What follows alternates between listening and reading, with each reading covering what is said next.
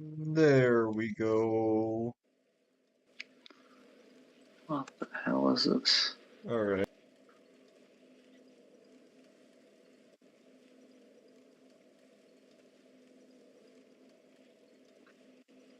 Yes, you enjoy yourself. Oh, it's for the breakers, oh. I thought that was for Sparking Zero.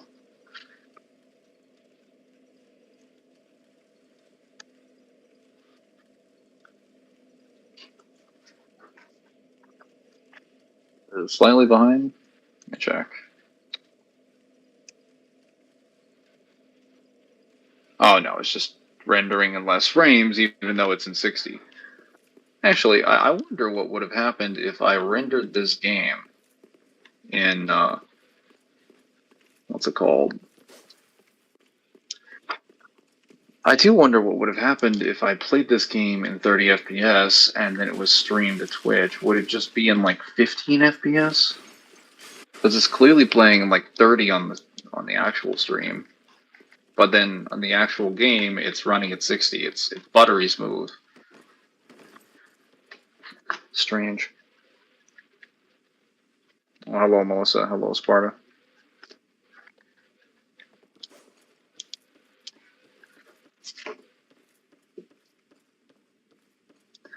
How you guys doing today?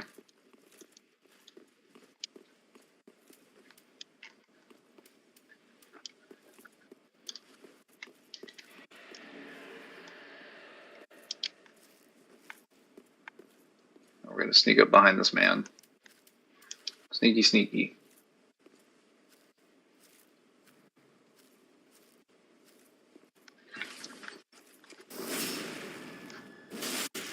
He thought he knew what was up, but he didn't expect me.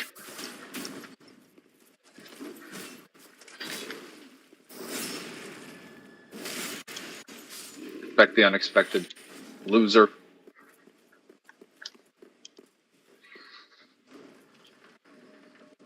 Alright, you? I'm doing fine.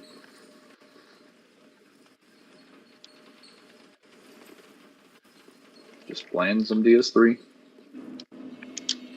I got a little bit further in Ninja Gaiden Sigma 2 the other day. I don't think you were around for it because you might have been asleep or doing other things. But that was interesting Ninja Gaiden. He was expecting you. He just wasn't expecting to get stabbed in the back. Oh, he was like, "I'm waiting for the player."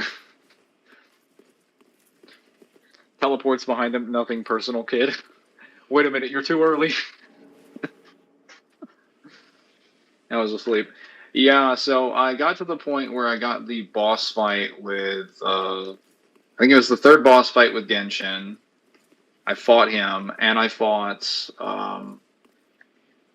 Elizabeth, and that was a good boss fight. But like, why the hell does she get sucked down a toilet, like a blood toilet? Like that thing was functioning as a bath, and then she just dies in like the silliest manner. It was kind of funny, but at the same time, I was genuinely confused.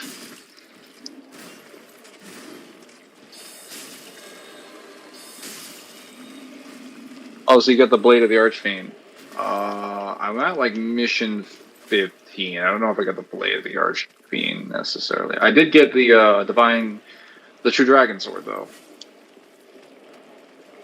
and I have upgraded half my weapons to +3. Also, the Lycanthrope sword thing is actually really good now. Oh, no. Not propulsive, man.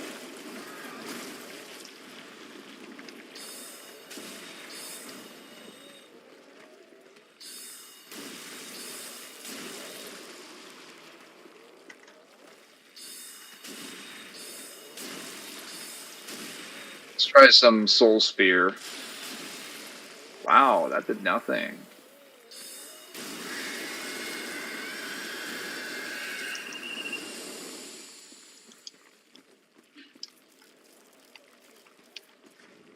Probably nothing under there that's too valuable, but at the same time, I I do want it.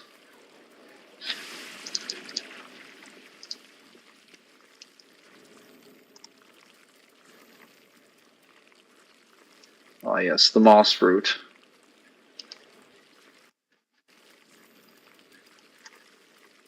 Why do I have no poison moss? I need to loot.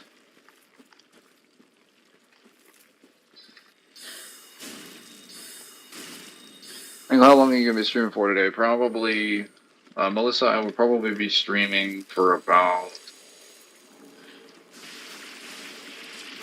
uh, oh, this is toxic. Lovely. That's what I wanted.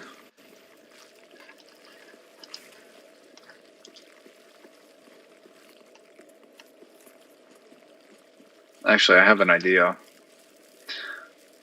I'll just use that divine thing.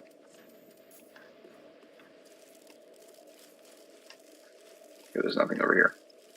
And then I'll cure myself.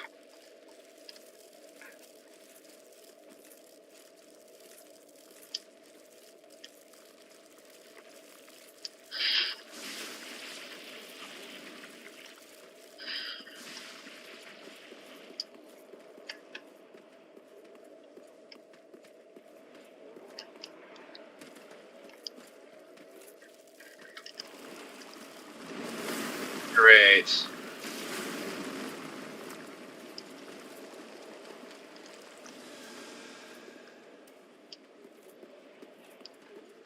Let me kill this guy real quick. He's a nuisance to society. Oh. He had an elevator. That was not what I was expecting.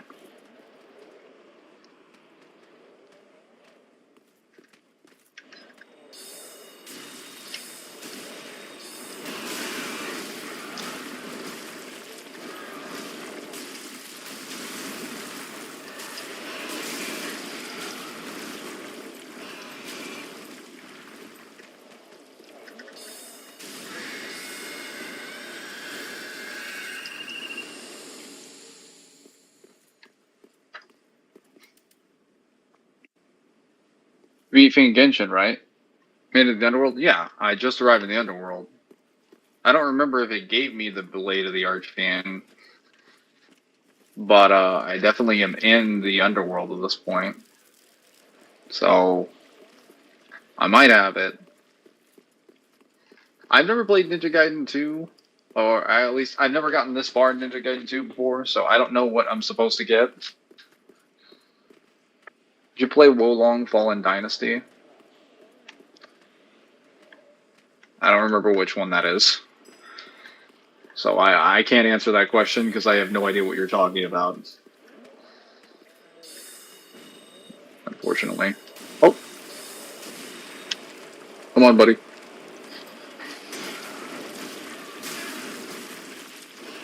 You stop hitting me with all the damage.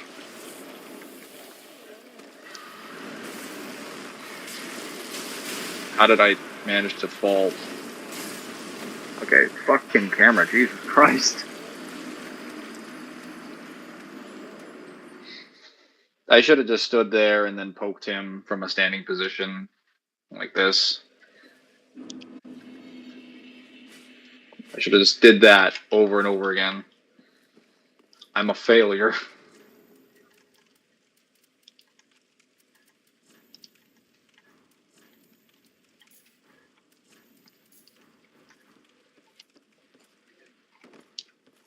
Oh, wait, I should probably,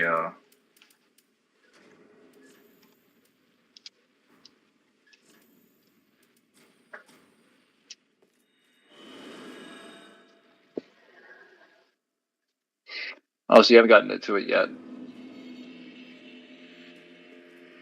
It's just... I have an Estus flask. I think the way I determine these Estus flask distributions is that if I have somewhere around 100 FP, or is it? I think it's like 200 FP. I only keep around 2, and then if I have 100, I keep 3 Estus. or three Ashen Estus flasks.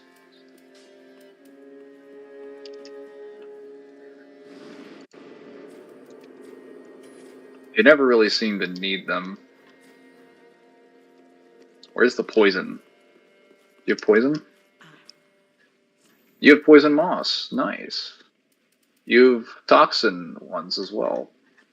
Also, you still don't sell large Titanite shards for some reason. That's weird. It's a Dynasty Warriors meets Dark Souls. Hang on.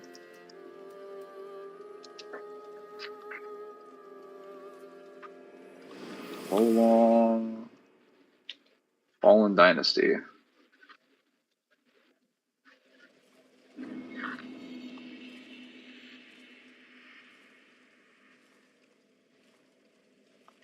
Oh, wait, this is the one that I think I played the demo for. Yeah, I don't think I like that one too much. I think I like the controls.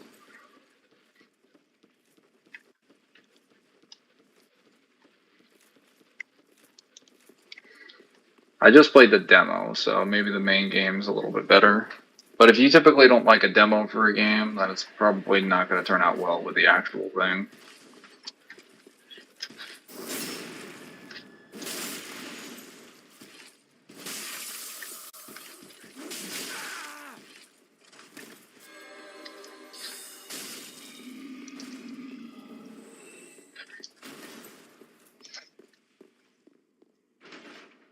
There's something wrong with the controls for Wulong. Might have reminded me a little bit too much of Nioh. I had issues with Nioh as well. To give off a small rant, like my problem with Nioh was mainly just that like the game just played the same way. Like it played like a watered down version of the Souls game. It was just like duck and or like roll or not roll. Have a very very very good evade that's not like punishable. Basic weapons. You get like no points for leveling up at all, and you really have to like grind to get a ton of materials and stuff. It's like Souls, except the points you put into your levels don't mean anything. Which was the whole point of Souls. Was to give good RPG mechanics. But like every Souls-like has forgotten that Souls is an RPG.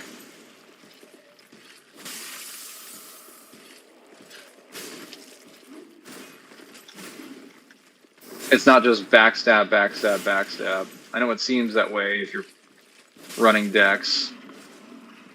But as I've demonstrated this entire game, you can use projectiles.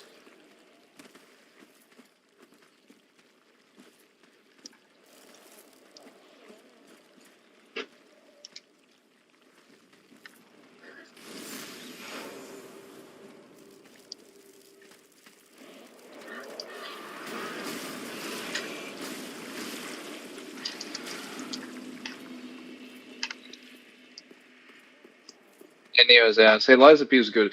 Liza P was good.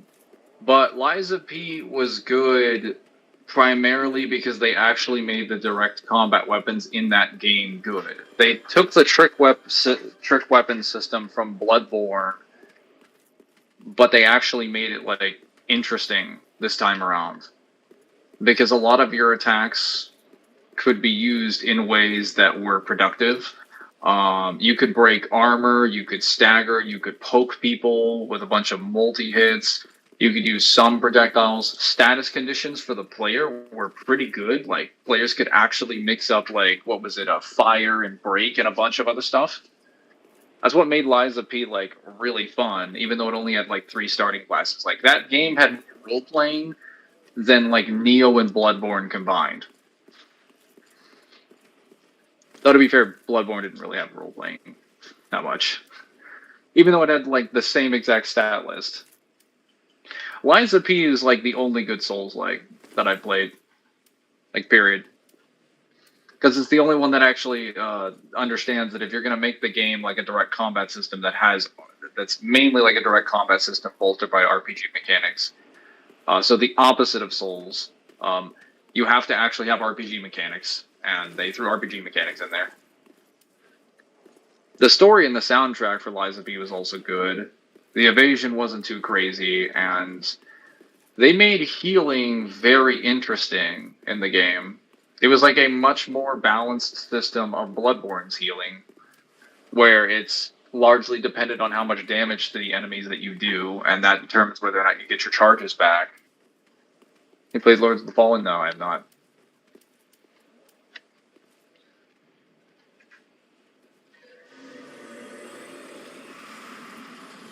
Oh no.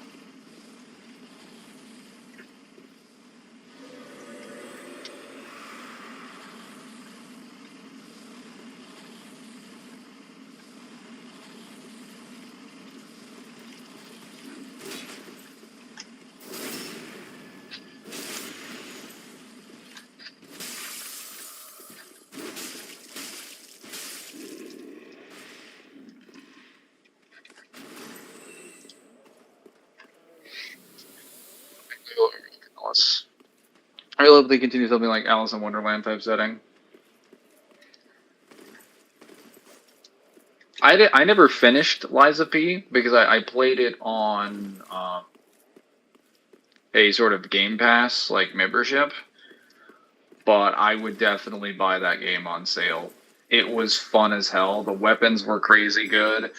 You actually had cool gadgets and things that you could use like Sekiro, but they actually did something. So even though it had Souls mechanics, it was like way more creative and inventive than a Souls game was. It had its own thing, basically. Also, killing enemies and leveling up was pretty reasonable. It was not like you always had just enough power. Usable items were very good, uh, and that's to be expected. So, like every asset in the game actually worked. Honestly, I just felt like I was playing. I just felt like I was playing Dark Souls 3 and Bloodborne's, a perfect fusion of the only good things in those games, except it's just bolstered by DS2's mechanics. And I was like, oh yeah, this is great.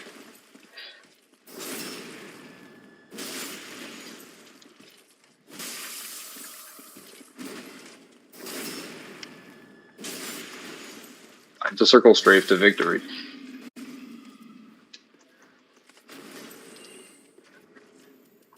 What did I just get? Magic damage absorption? Why would you even have this ring? You're not even using magic. You fool.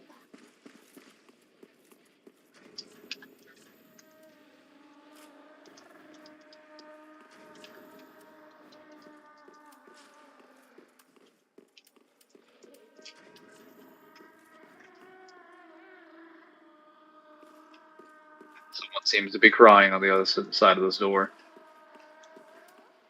Oh yeah, hang on. I need to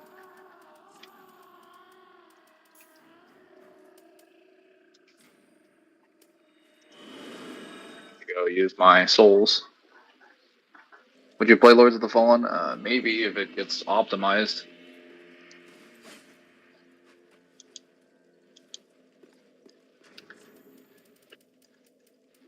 I've heard some horror stories about its Very well. Then ignore. it's what's it called? Farewell, Ashen. It's like performance. Ah?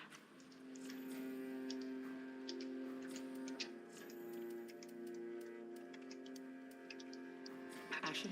Soul of the Dancer. Well, let's see if there are any weapons she has that can actually be useful to me. Pretty sure she's meant for, yeah, she's meant for miracle builds. I don't have any use in this.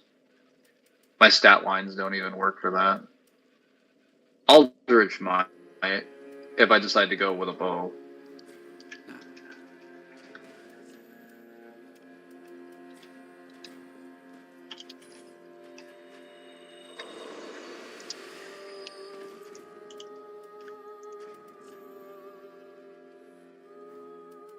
Well, very then ignore.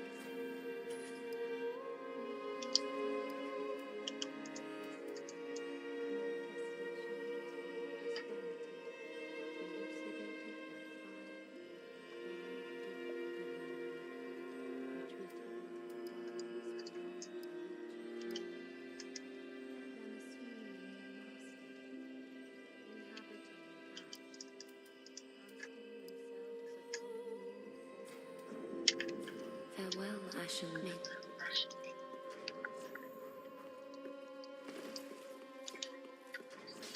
Damage is this thing. Do 150 plus 116. I need more. Give me more.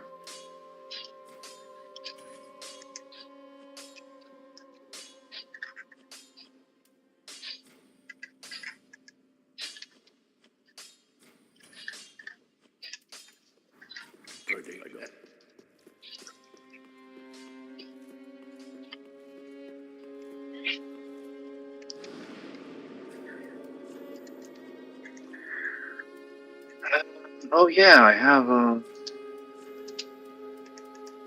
these.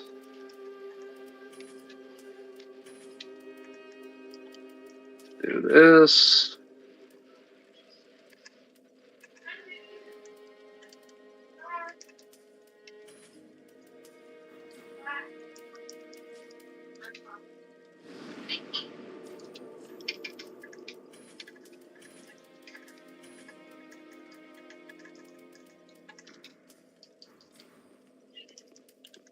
Expected this thing's gonna be on. Oh, serious.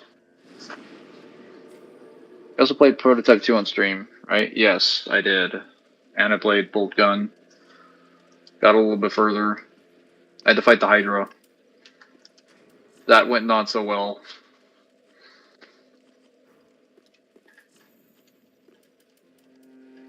Zoltunes? Yes.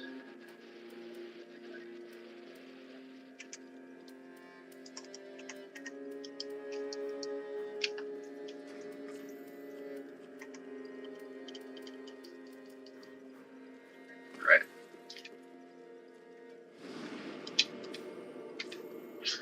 Okay, well, serious.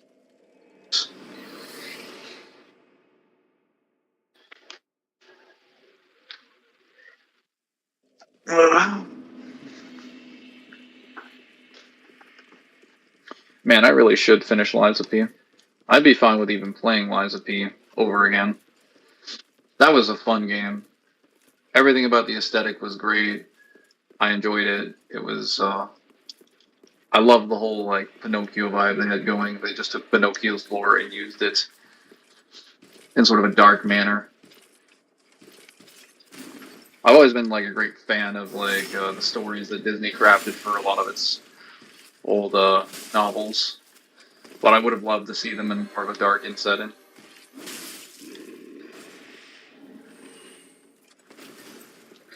Those folk tales are, quite interesting. Okay, well, I gotta go to sleep. I'll talk to you later. Take care, man. Have a great rest of the stream. Oh, yes. You too. Have fun sleeping, I guess. Oh, is that what my shield looks like? Wow, that looks really beat up. Those textures have seen better days.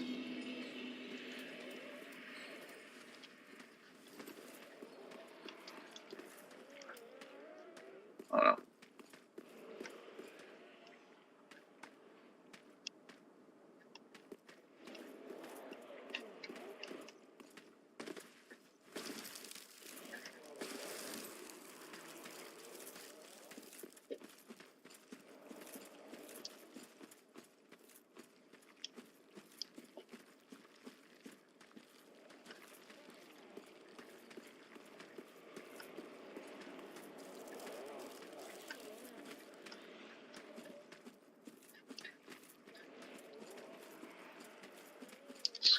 This? Ooh, another chunk. We love ourselves some Titanite chunks. Human pine resins. Oh no. Is he coming my direction?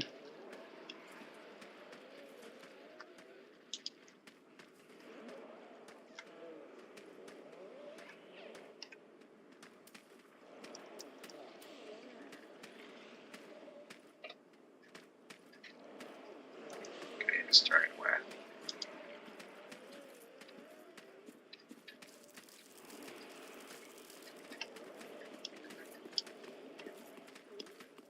There we go.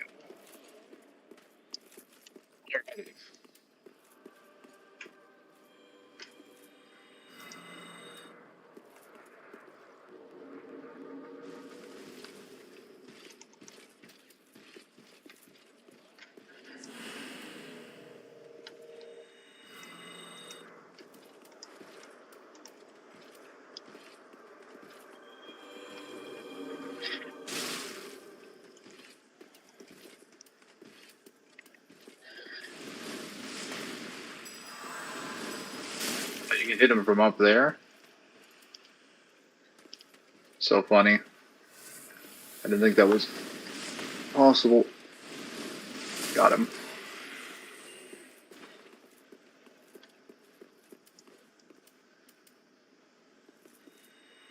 How do you still have that buff?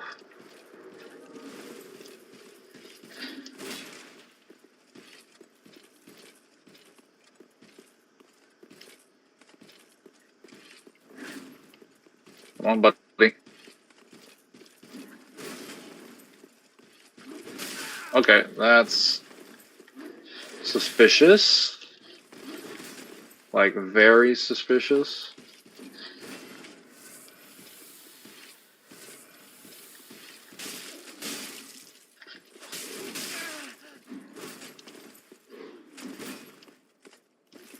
I'm trying to backstab you. I'm trying to backstab you. Holy shit. Okay. That just doesn't work. For some reason.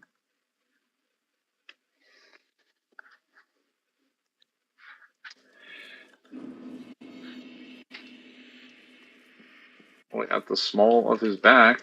But okay.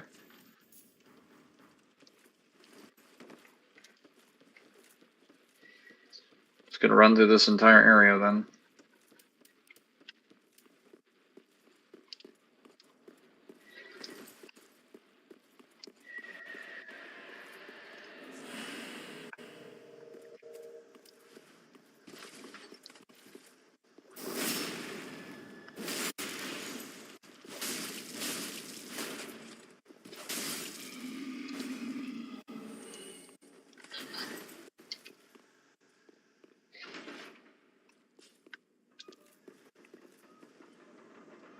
Mangler difficulty are you playing prototype on? I am playing it on normal.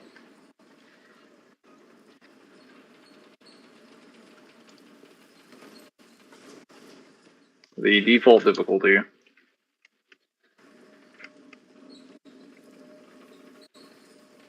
I'm not that good at it, but I have had a lot of practice since normal prototype, so I'm feeling decent enough to play the game. Plus, they made the controls a lot better in prototype too.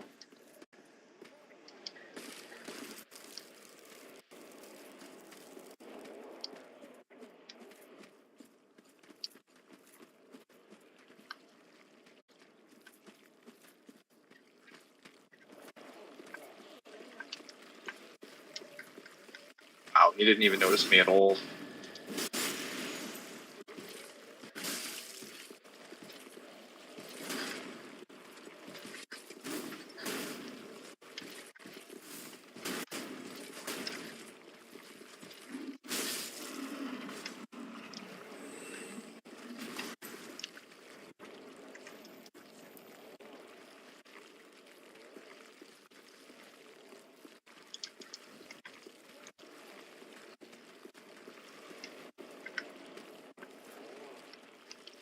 These pusses of man just being a nuisance.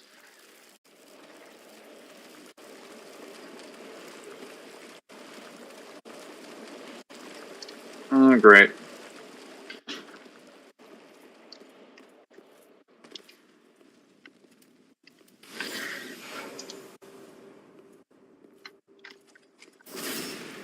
I see that time actually worked for some reason.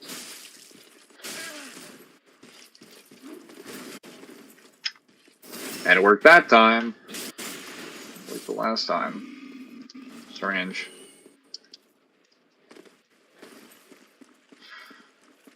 Now, let's see how much damage I can get off of you. Because you don't have the ring anymore.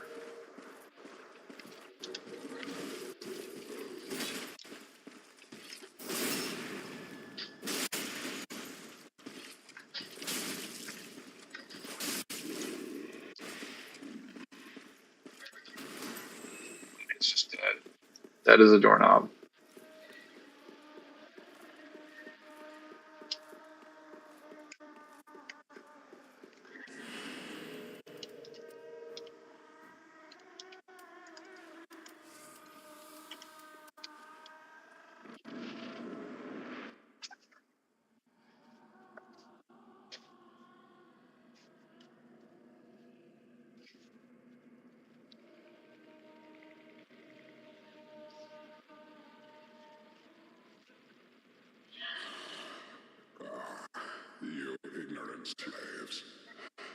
finally taken notice, have you? Of the power of my beloved Ocelot, child of dragons. Are you insane?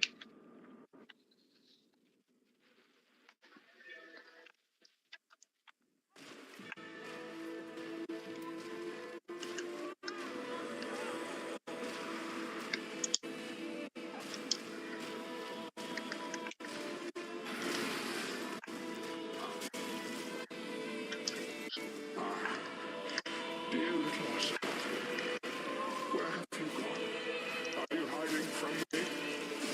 Come out. Come out. Don't be afraid. You were born a child of dragons. What could you possibly fear? Now, show yourself, Ocelot. My dear little Ocelot.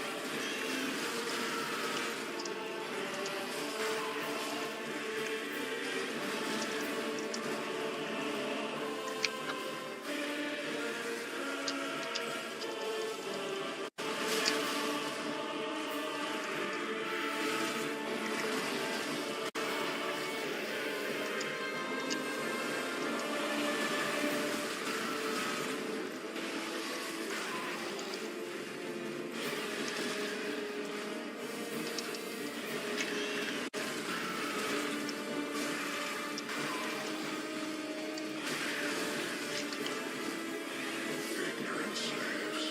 How quickly you forget. Not quickly I forget that this guy has problems.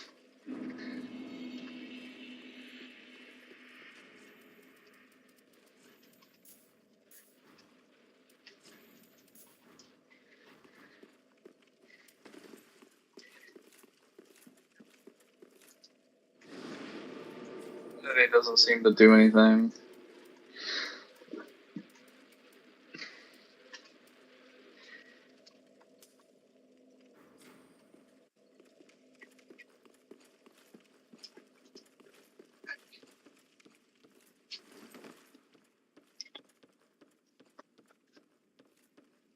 Invisible, immortal demigod baby of Guinevere. Is that what he's ranting about? Because I'm pretty sure he's just insane. Like, I'm pretty sure the whole point of the actual, like, him believing in the series is that he's gone completely mad and he's not, like, what he's looking at is not actually real. He thinks he has a child and he's looking around for his child, but his child's not actually there.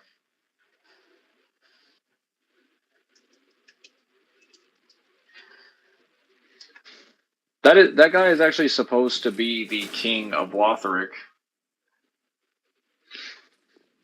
if I remember correctly. He is the king of this castle. He's the king of this land, basically. He's Prince Lothric's father.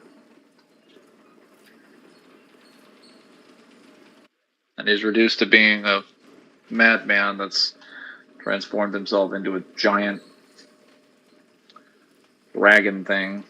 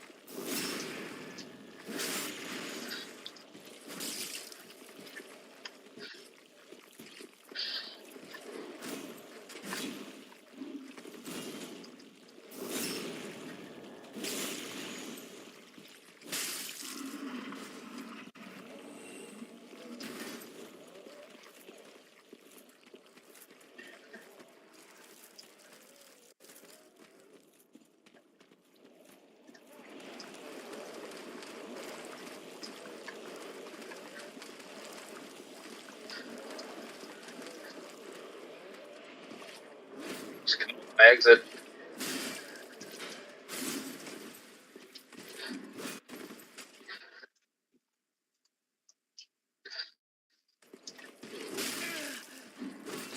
It's sad we can't save the baby. If there was an actual baby, that'd be kind of sick.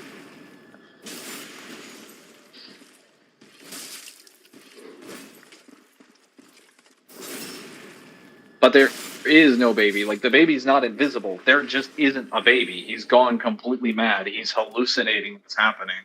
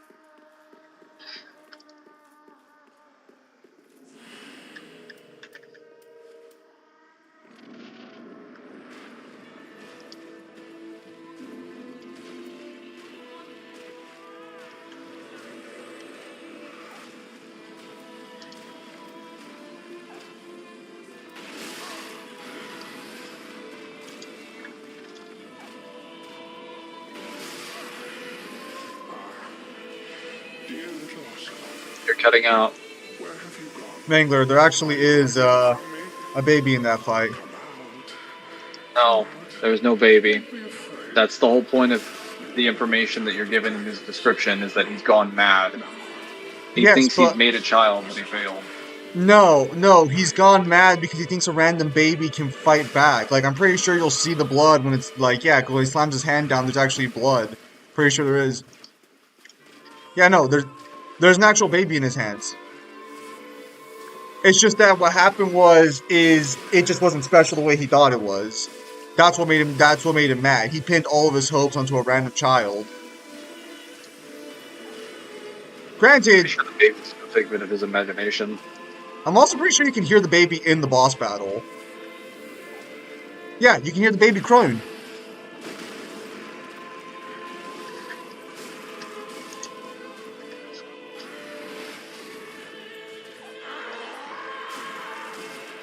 Watch. Okay, now we got some damage, finally. Yeah. Well, now He he's just ran Yeah, he just killed it. the corner. You literally see the animation when someone dies when he fucking slams his hand down.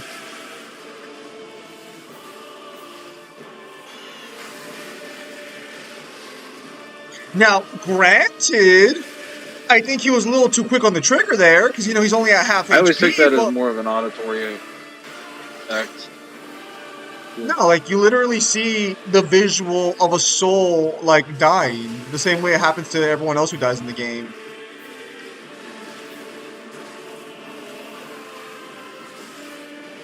Yeah, he's not mad because there's no baby. He's mad because he's a fucking tool.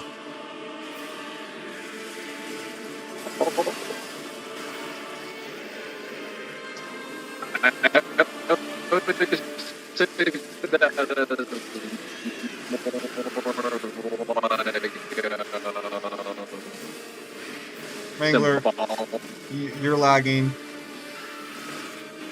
But don't worry about it now. Do the boss fight, then we can talk about it afterwards. Thing than an actual child dying. I mean, if you're claiming it's symbolic, it's literally the only time in the whole series they've done something like this for symbolism.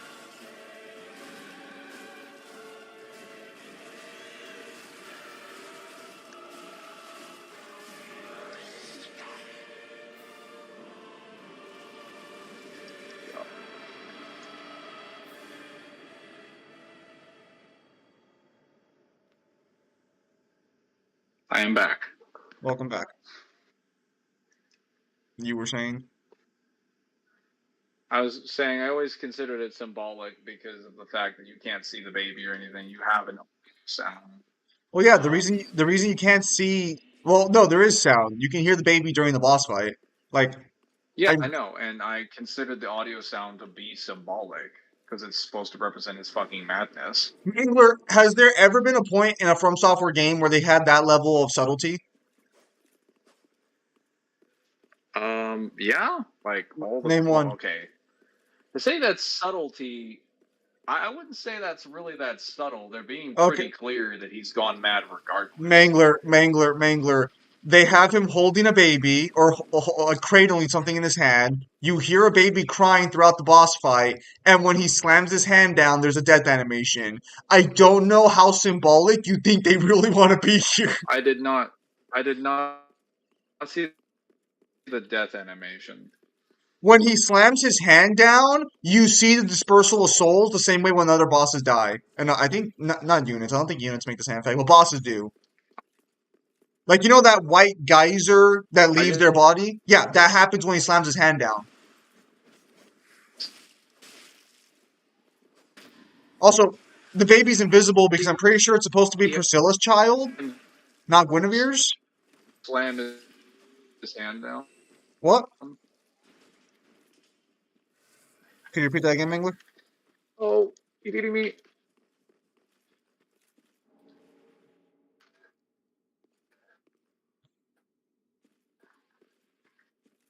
He Oh, slams his hand down during the phase transition, if that's what you're asking. he's just slamming me down. Mangler, you're lagging again. Mangler, why can't you get a decent connection to Discord? Is it my fault? Am I the one lagging? Am I the baddie?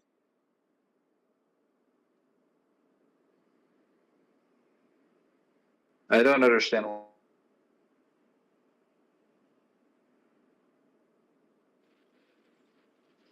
Oh, I'll be right back.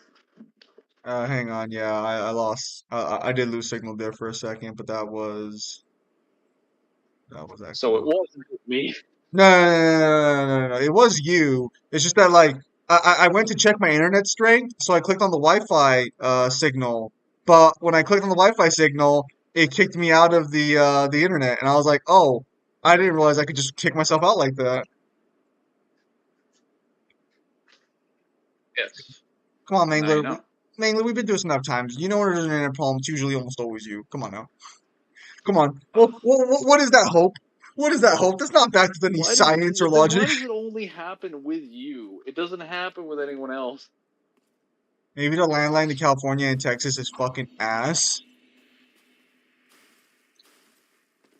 I How think I've many had these times are you problems with streaming Cypher and though. talking to someone at the same time? Like in a call.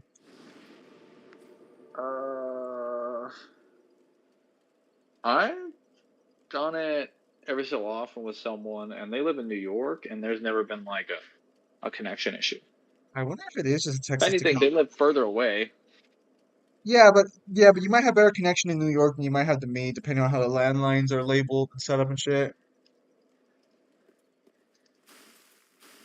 Oh, yeah, it's time to run back through the copy pasted area of the tutorial section.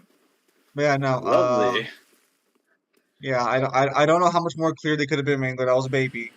But if it makes you feel any better, this time you didn't kill it. What do you mean this time I didn't kill it? Well, because like this isn't like DMC where you did kill Moon's child, and I refuse to believe that baby survived that fight in general. Uh, so it's okay. This time you didn't kill the baby. I stabbed it though. No. The baby doesn't die because you stabbed it. The baby dies because he fucking kills it. He gets upset it's not winning the on the no. He gets upset that it doesn't instantly kill you, and he kills it in rage. That that's why during the second part of the boss fight, he's on all fours fighting you because he's killed the baby and run off. Technically, if the fight goes on long enough, I believe he does start calling out for the baby again because he forgot he killed it.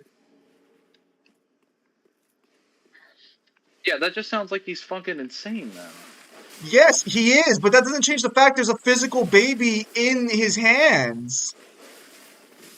Also, again, like I don't know if you heard this part, but I'm pretty sure you can't see it because I'm pretty sure it's supposed to be Priscilla's child. I don't think it's Guinevere. Someone said Guinevere. I don't think that's correct. It's supposed to be connected to Priscilla. I know that much. Unless fucking Guinevere had another baby with the dragon that we just aren't aware of.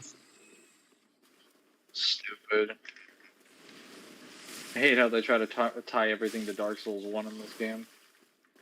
I mean, like, that's kind of what they do.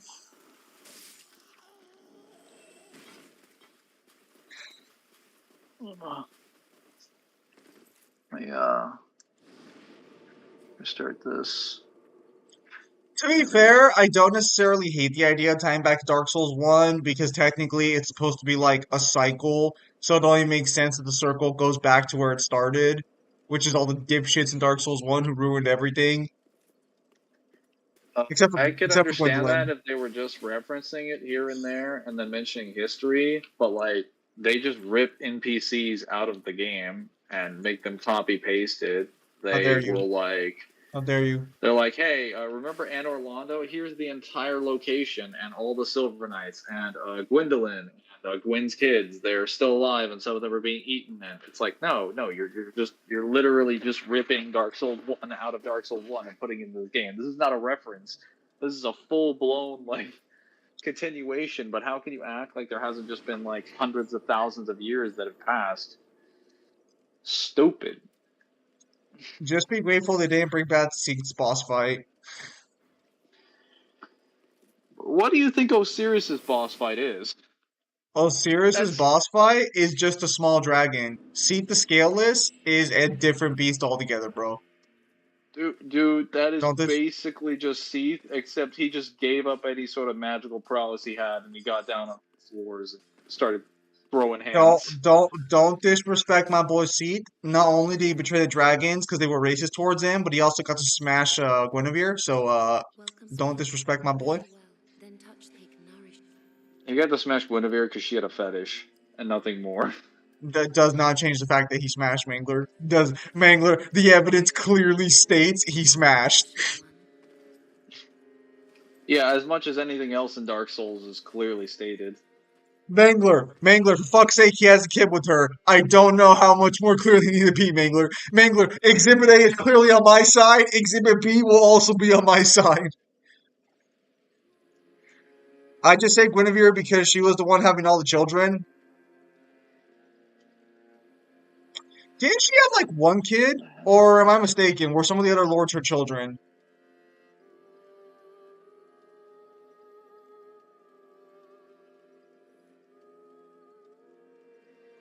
Mangler, where did you go?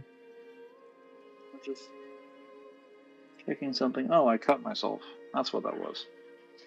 So I actually got kind of annoyed yesterday. It didn't happen while I was on my shift, but apparently some random guy was just bleeding out in the card shop. He was bleeding on the floor, but he didn't tell anybody about it. So they found a massive pile of blood on the floor they had to clean up, and it was such a pain in the ass.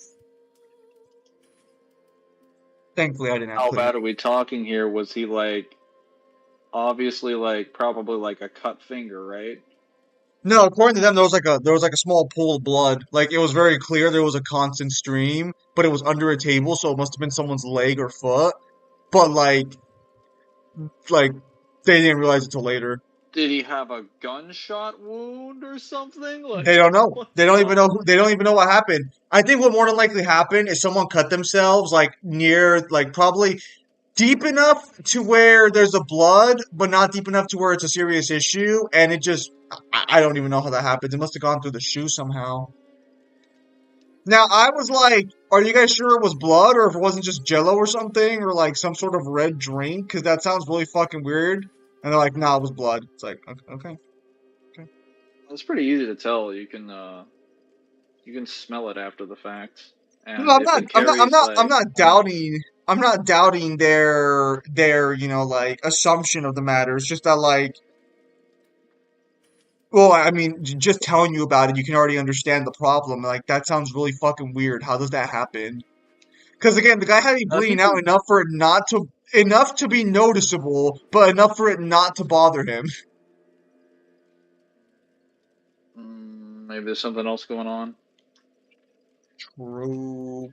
Yeah, no, that was a little silly that I had to deal with yesterday. Little silly issue. Silly, silly. Yes. I mean, to be fair, like, I'm assuming by the time I showed up, everything was good to go because they cleaned it up. It was all gone. I'm assuming the guy probably like washed his hands like 3 times over just to be safe. Probably had like heavy duty gloves on and shit. Just silly, silly. As someone would bleed out on the floor like that. Silly. Yeah, how dare they? I gotta take a break from buying cards for a little bit unless prices go down substantially because I need to start saving the money again. Also, with Prime Day coming up, I intend to buy my shirt press while Prime Day is going on so I can start making custom t-shirts. Yays. Nice. Yes. Now that I basically have Thursdays off, I'll have to talk to my boss today just to make sure, like, hey, what are my days gonna be looking like going forward? Because, like, I know that they've had some issues with the other employee. The guy keeps telling me that I'm good, everything's fine. But like I just want to make sure, like, hey, listen, bro, if there's an issue, we can just talk about it now. I don't need the 2v1 boss situation. I don't know about you, but actually, well, no, you've only worked the Chick-fil-A job, correct? Or did you work another one? Not any corporate ones, no. Well, It's been what I was getting at was like I don't want to be in a position where I've never liked the sort of situation where you're stuck in a room with 2 different people. That dog fucked you over.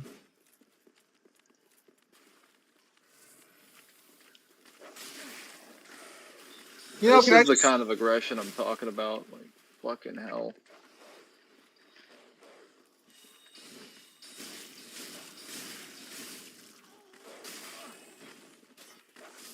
can I Jesus just Christ. can I just say that dogs have always sucked ass in this game? Like they've never been a fun, enjoyable like creature to fight. They've always been fucking annoying. And then they just got worse with time, I think. I don't even think they got better. I think they just got worse. They only got better in two. Because in two they changed their turnaround animation to be slower and their tracking was worse. So you could actually deal with them in two. Oh, so They were not across. enjoyable, but they were acceptable. You were on last night's stream, And were you, Across? I don't think you were.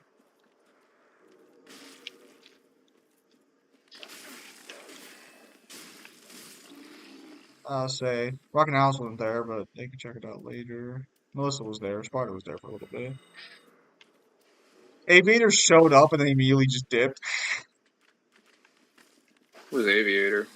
Um, he was a regular on some of the streams, but he was a VSB guy, but I think he stopped doing VSB. Never heard of him. No, you have. We talked to him before on streams. I have? I'm pretty sure you've been there He for those must not show streams. off that very often then. Because I remember pretty much everybody who does. You know, Including the bots. it might be a case to where he might have only shown up during my streams at night. That might be why you don't know him. Yes. Well, maybe you're just a bigot. Oh Don't make. no. Instead of one crystal lizard, there's two.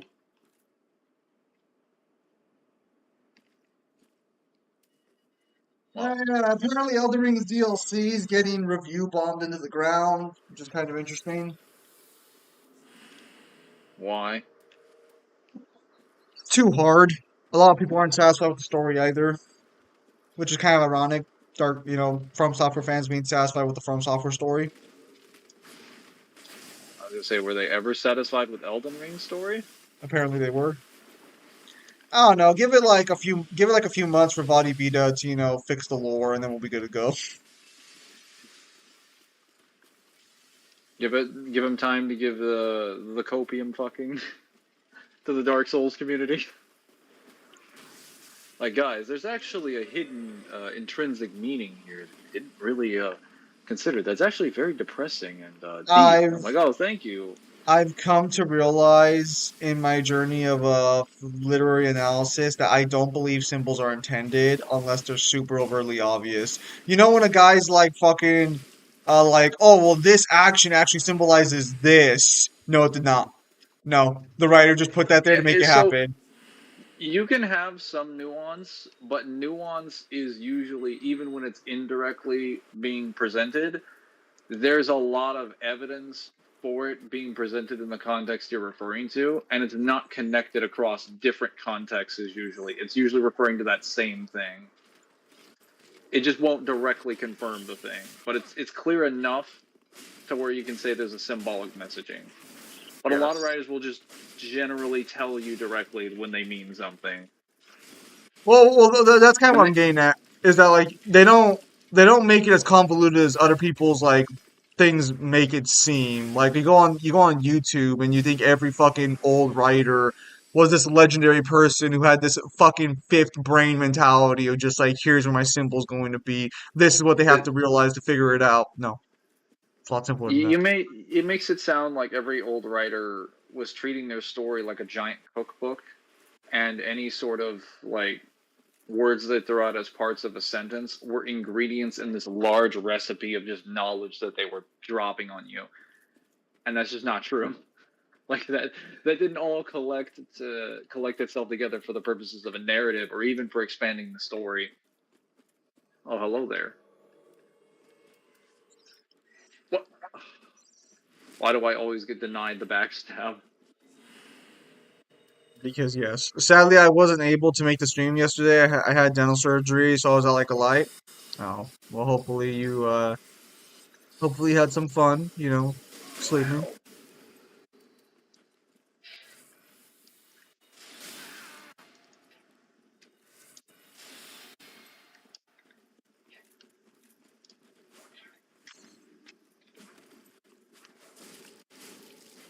And away she goes. I am the best that there ever Incredible. was. Two mages in Dark Souls 3 going at it. What an intense battle.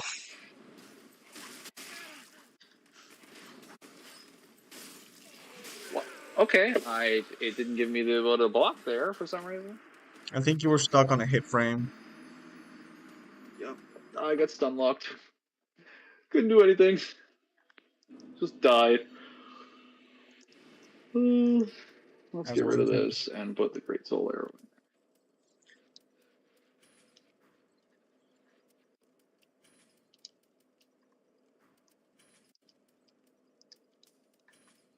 There we go. Yeah, but I gotta take a break, spending so much money on cards. Gotta just chill out and be like, all right, we'll relax for now. Later on, though. Later on. Actually, I have to check my messages. I also I'm gotta just check gonna and see if chill my for a moment. diploma showed up too. Because if my diploma and my transcript showed up, I gotta go to the school one of these days and try and get into uh a fucking substitute position to work that shit out.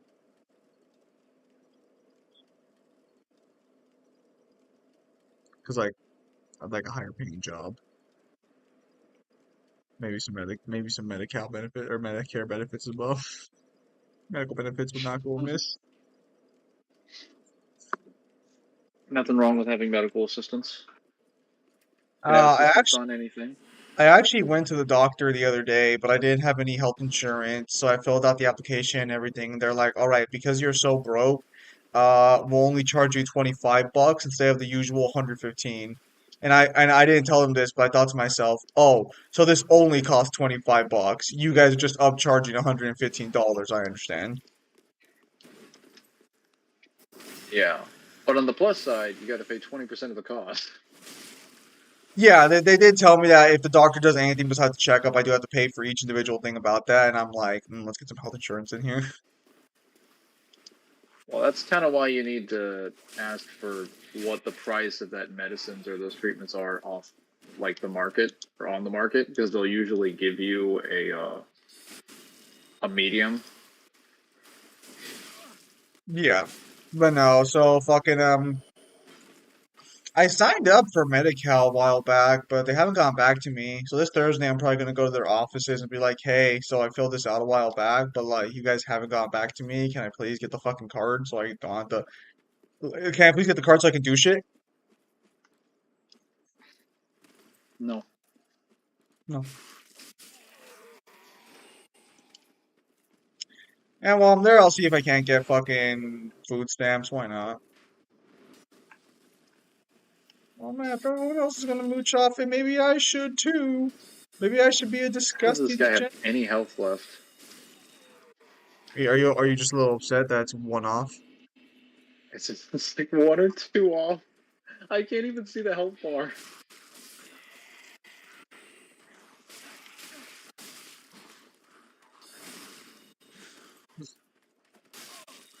Wow, okay. Random fucking knife shit broke me out of a. Oh, okay. That's incredible.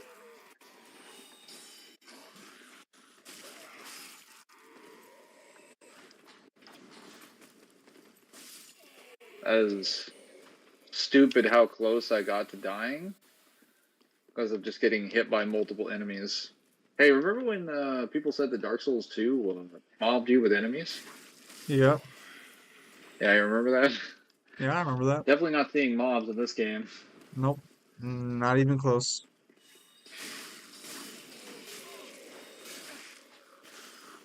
Or surprise sneak attacks, getting flanked relentlessly, No, non-stop aggression. that would be bad game design. But Dark Souls 3 don't have that. That'd be silly. Uh, Are you in the but I guess Abyss? since no, I don't think so. I'm literally in an area just behind one of the castles. Then why the I'm not fuck sure is why it it looks black like out this. there? That's a great question. I thought this might have been the Abyss, but I don't think it necessarily is. You have to be in the Abyss. This fucking scenery doesn't make sense otherwise. The Abyss isn't the only dark place in Dark Souls. Mangler, it is a pitch black void out there. Do not fucking gaslight me. Also, heal before you start the boss fight. What the fuck are you doing?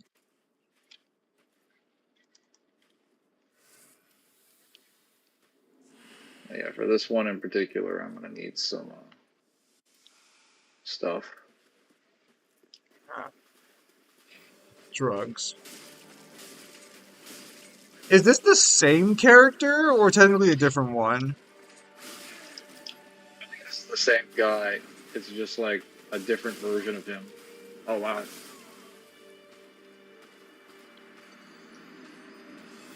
Wow, he fucked you up. He did.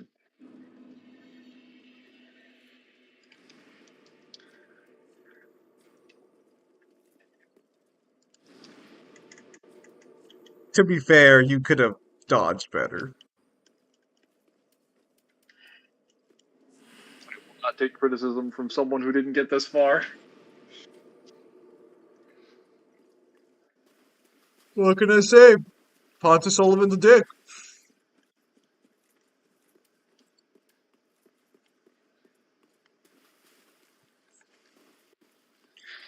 Let's see your Elden Ring performance.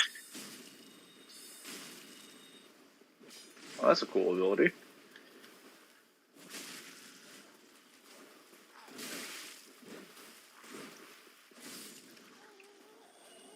No. No. Oh no.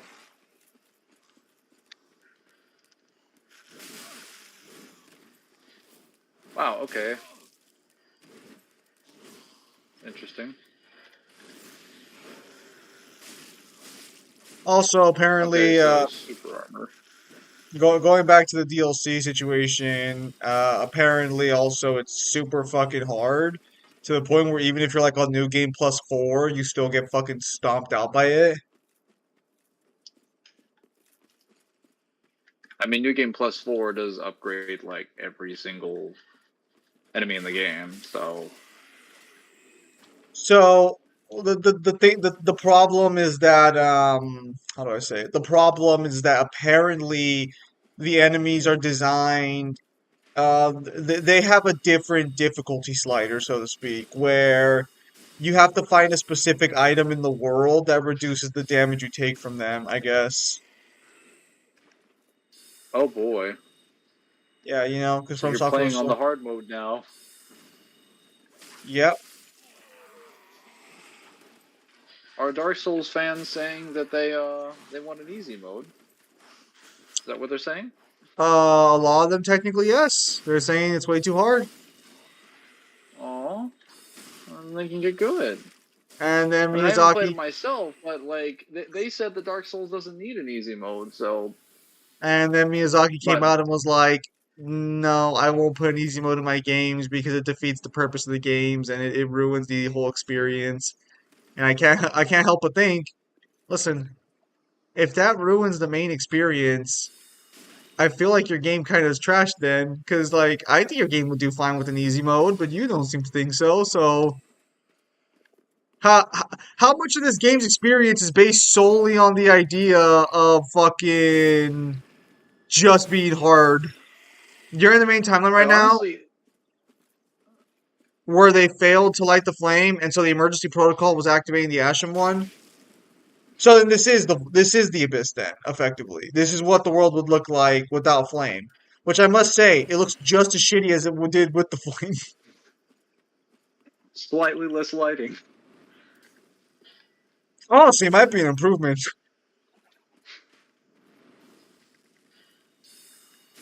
Maybe we're a little too harsh on this not no on this lighting the flame situation. Maybe we should rethink our priorities here a little bit.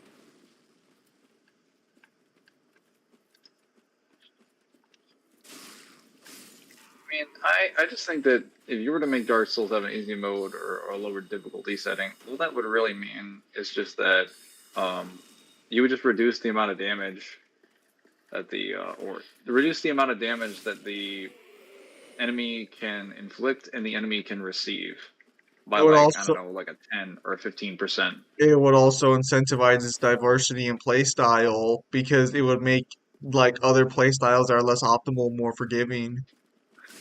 Yeah, you wouldn't have to change aggression in the game. You wouldn't have to change hitboxes. You wouldn't have to change enemy placement. You just do a stats nerf, and that's it. Like, I don't know why that's so difficult for him. You could even make a harder mode if you wanted to, or like it does. You take 20% more damage, Also, I and guess players, and you even get more starting items at the beginning of the game to make up for it, also for a or DLC more that took over souls. like 2 years to make, I guess there's only four bosses, or maybe there's only four bosses with cutscenes, and people haven't uploaded the whole boss list. I'm sorry, what? 4 bosses for 2 years? Damn. Does that mean Dark Souls 2 produced more flesh out bosses for half of its development? Well, actually, for most of its development cycle? That game started in 2012 and it dropped in 2014. It only had 2 to 2.5 years of development. I'll have to double check. I could be wrong about the boss count, but I've only seen four bosses on YouTube, so I don't know how many bosses there actually are. That would be funny. If that were the truth.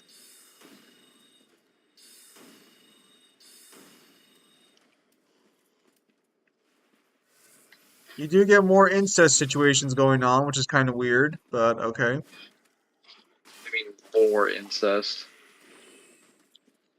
Oh, yeah.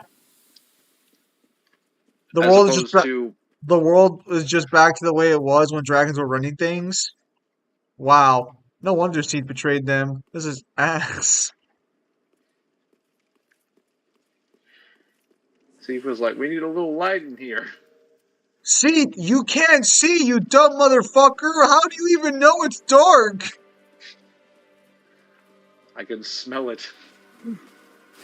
I can smell the lack of bitches. Dude's like fucking Riku in Kingdom Hearts. I can smell the darkness. That's kind of weird.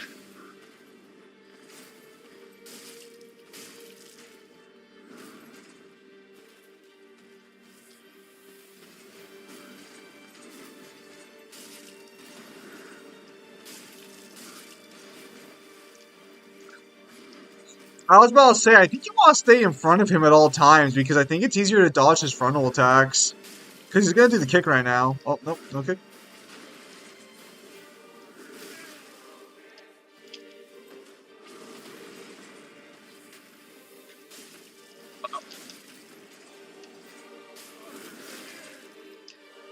So this boss fight is a lot easier in 60 FPS for the aggression form, but the normal part of the fight doesn't really seem to be that different. He's still fast as fuck, boy.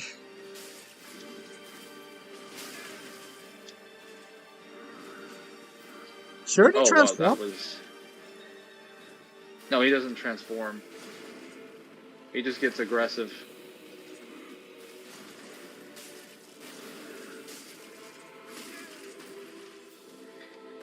That's weird. That was a weird frontal kick.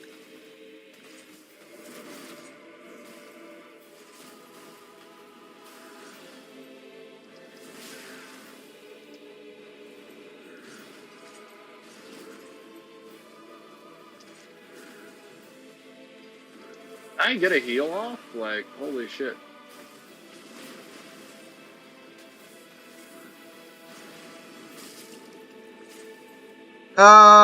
I think I probably asked this question before, but like, is there any way wow. Oh, that was bullshit.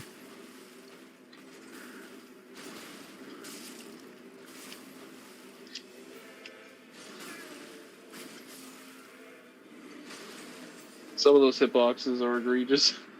That little fucking right, that like uppercut he does with the base of the fucking weapon is so fucking bullshit. That should not have hit you the first time. There's a few things that should not have hit me. Though there's also a few things I should not have been able to dodge.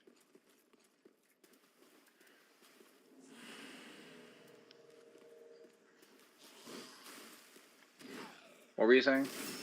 You were Oh. asking me a question. What the fuck was I asking you? I don't think I was asking you a question. I think I was gonna tell you that like you fucked up your fucking healing window a while back during that fight.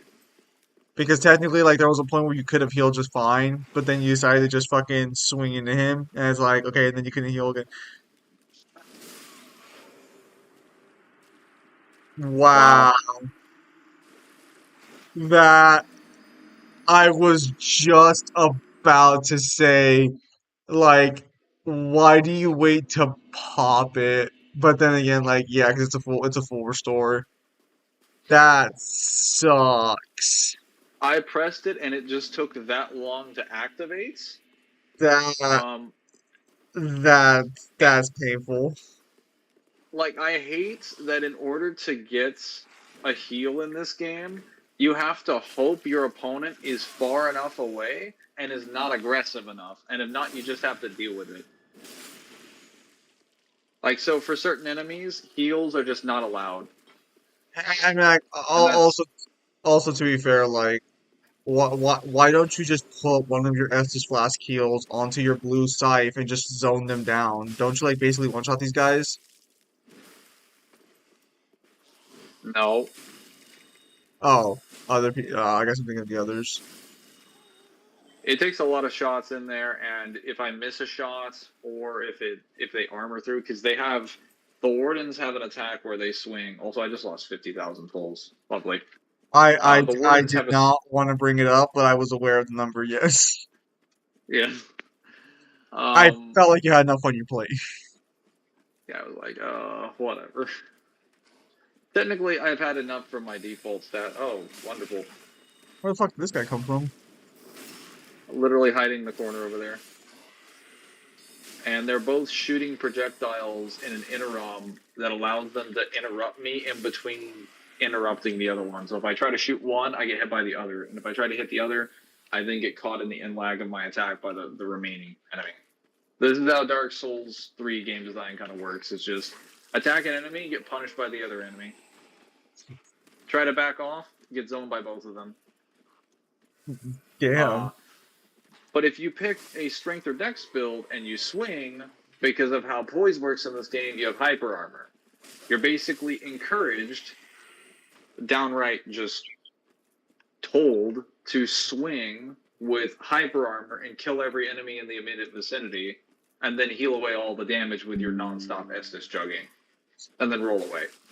Does anyone remember if the DMC gameplay mod is still available to be downloaded for Dark Souls 3?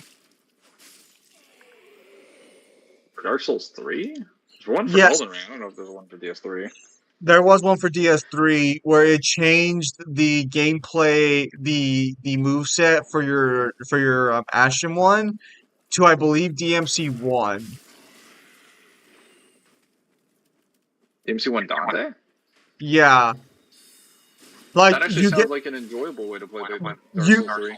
the stamina bar still exists though, but you get the jump, you get the dodge, you get the stinger, you get stuff like that. Dude, if I get the jump and the stinger, I'm sold. Like I'm ready. Hang on, let me see if I can't look it up.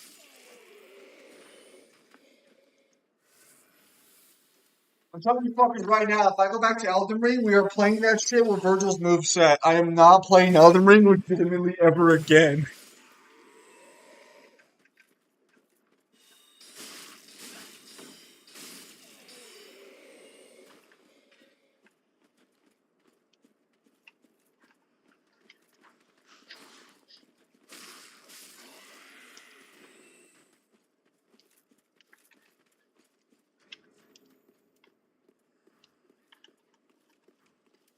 To be clear, that is not cowardness. That is me just being fucking honest about the bullshit in that game.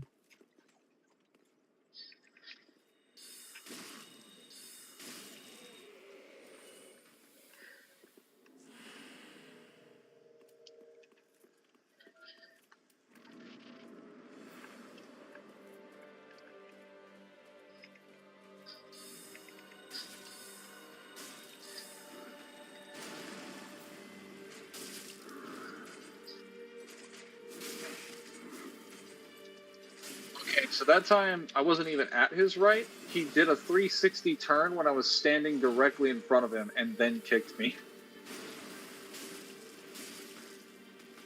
That is not a properly programmed kick.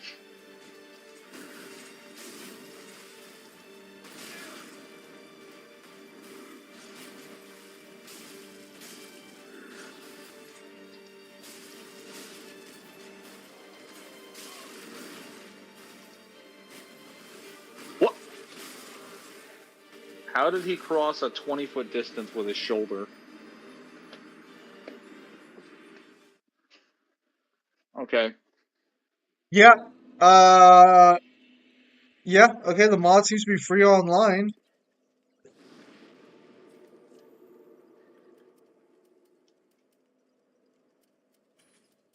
It was made 2 years ago. I don't think Pestilent Mist will work on him that effectively, but we're gonna try it anyway.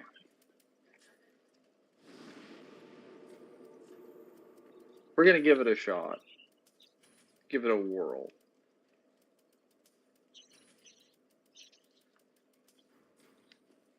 Here, let me.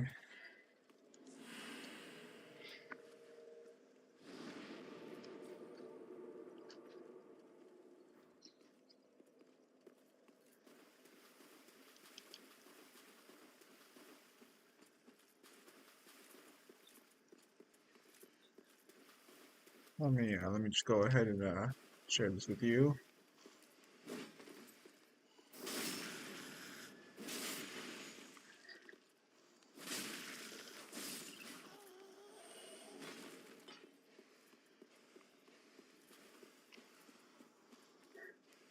There you go, buddy, old pal.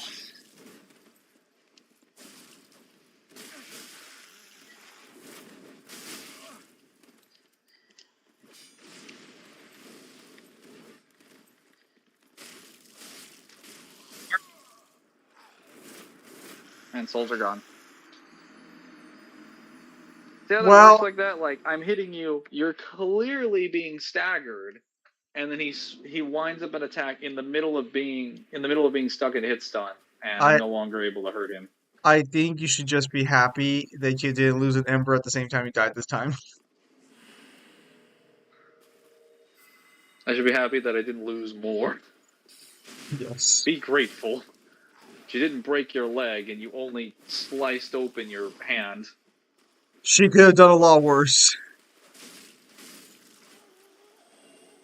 When you get a chance, go check out the video I sent you on Discord for the DMC mod. Yes. I'll try that in a moment. Alright, good sir. Prepare to die.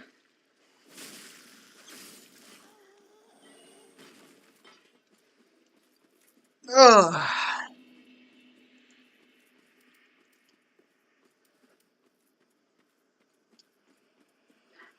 There should really be a bonfire here. I do think there should be because like you have to backtrack a lot. Oh god. This looks ridiculous. Something wrong, Mangler? He did speed it up since the last time I saw it, but yeah, no. It's got the move sets. Got the moves.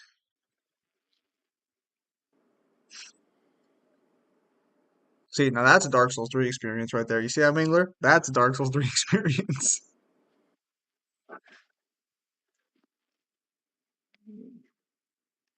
Man, if that's what Dark Souls 3 actually would be, that'd be fun. Like, they really should have just made Dark Souls 3 like Liza P. They should have just been like, you know what? We're not actually going to make different builds. We just want to make a direct combat system that involves you poking things. We just want to make that different ways. I would have been like, okay, then it's just a different type of Dark Souls game.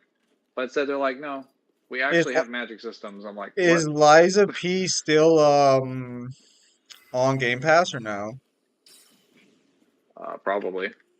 Most likely. I'll say because you keep talking about it, so I feel like I want to give it a shot one of these days. Hang on, give me a moment. I'll check. Oh,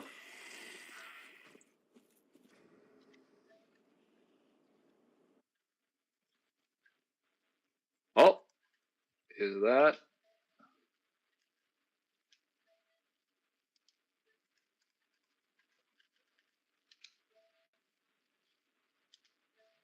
Yes, it is.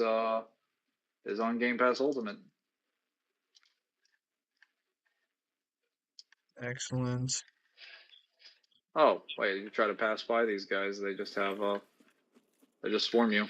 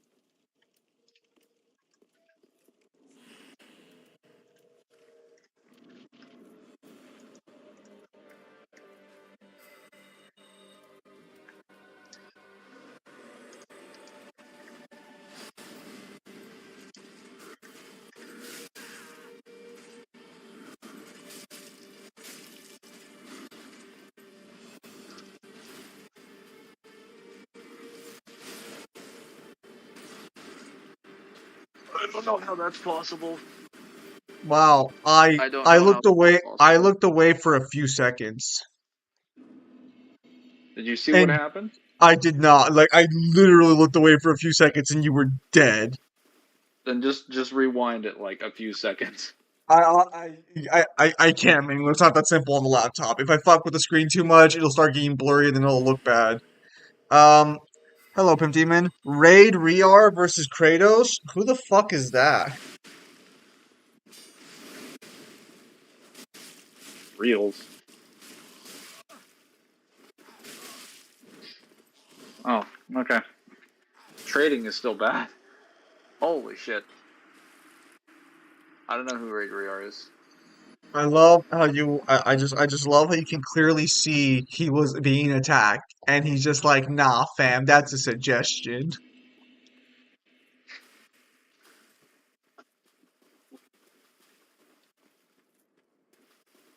Ragriar, the antagonist from Infinity Blade. Oh. Oh, the guy from Infinity Blade 1 that's speaking a completely different language than you, and then for some reason he's speaking English in, like, the sequels. I've never played Infinity Blade. Good game. It's a different kind of game.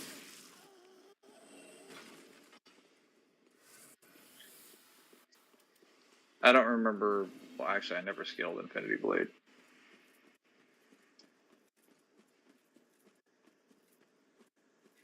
Well, I can't answer that question.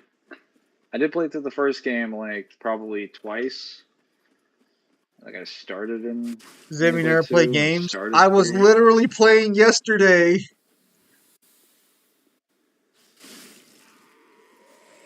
Not good enough. Bruh.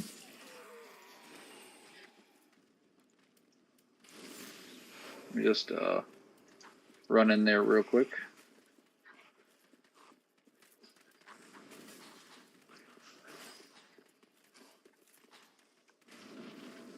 Yeah, this is the main reason people like this game is that you can just run past the enemies.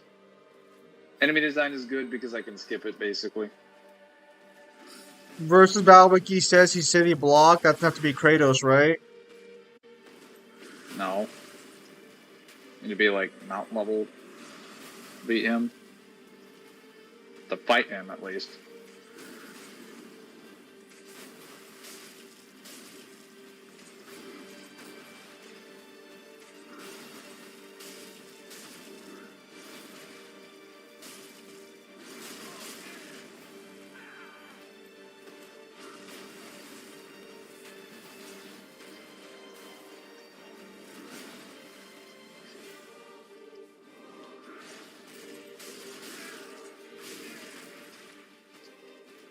Like,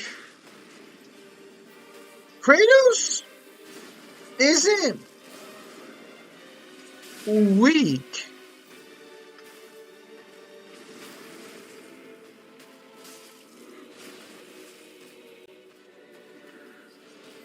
Hang on.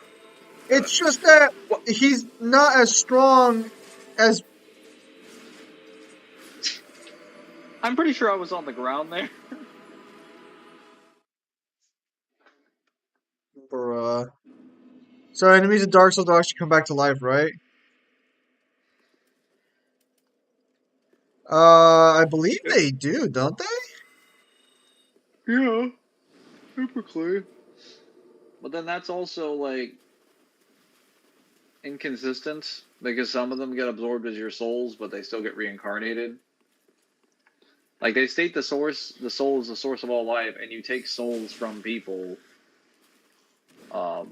when they die, and hollows can get souls from people when they die, but then hollows still get reborn at the bonfire, which makes no sense.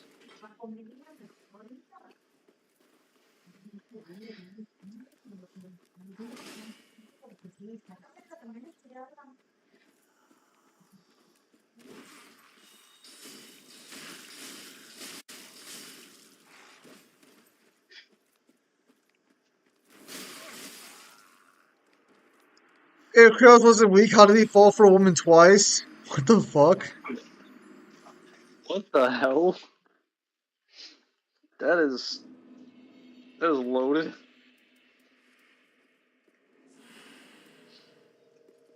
Kratos isn't weak because he's in like the mountain level range. That's not a bad range to be like anything above superhuman is not weak. He's just not as strong as people thought he was. They don't know how to read.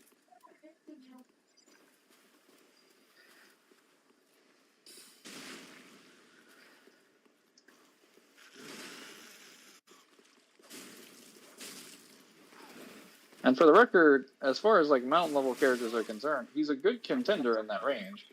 He has decent speed. He's got decent abilities for a character in that tier. You do not want him at higher tiers as a character, or he gets absolutely just bodied.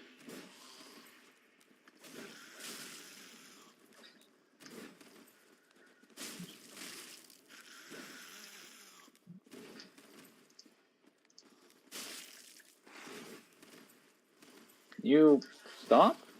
I think it's funny they made Kratos marry the Norse version of Athena.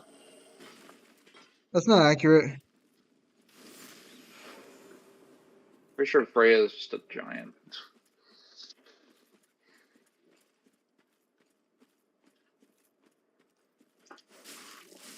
Or not Freya, Faye. My bad. Or Karen Page, as she's called in Daredevil.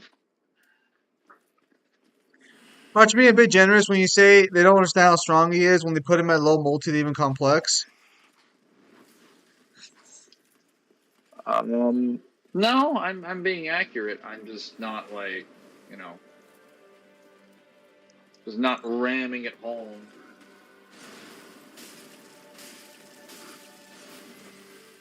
He's not being overtly rude about it. Yeah. I could say, like, you know, they're all trash Daimler and Chase garbage Salda. for thinking that. Or I could just say they don't understand.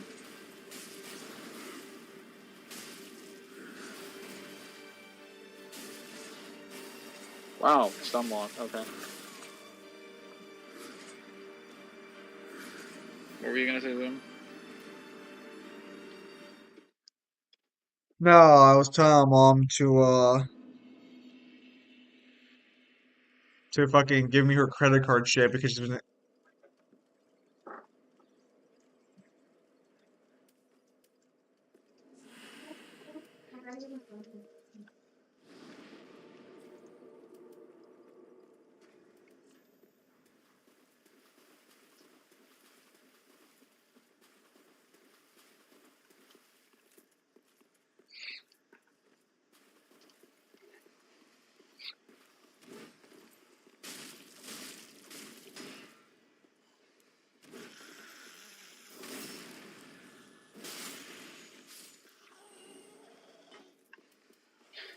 the bearer of the curse while one-shot champion Gundyr.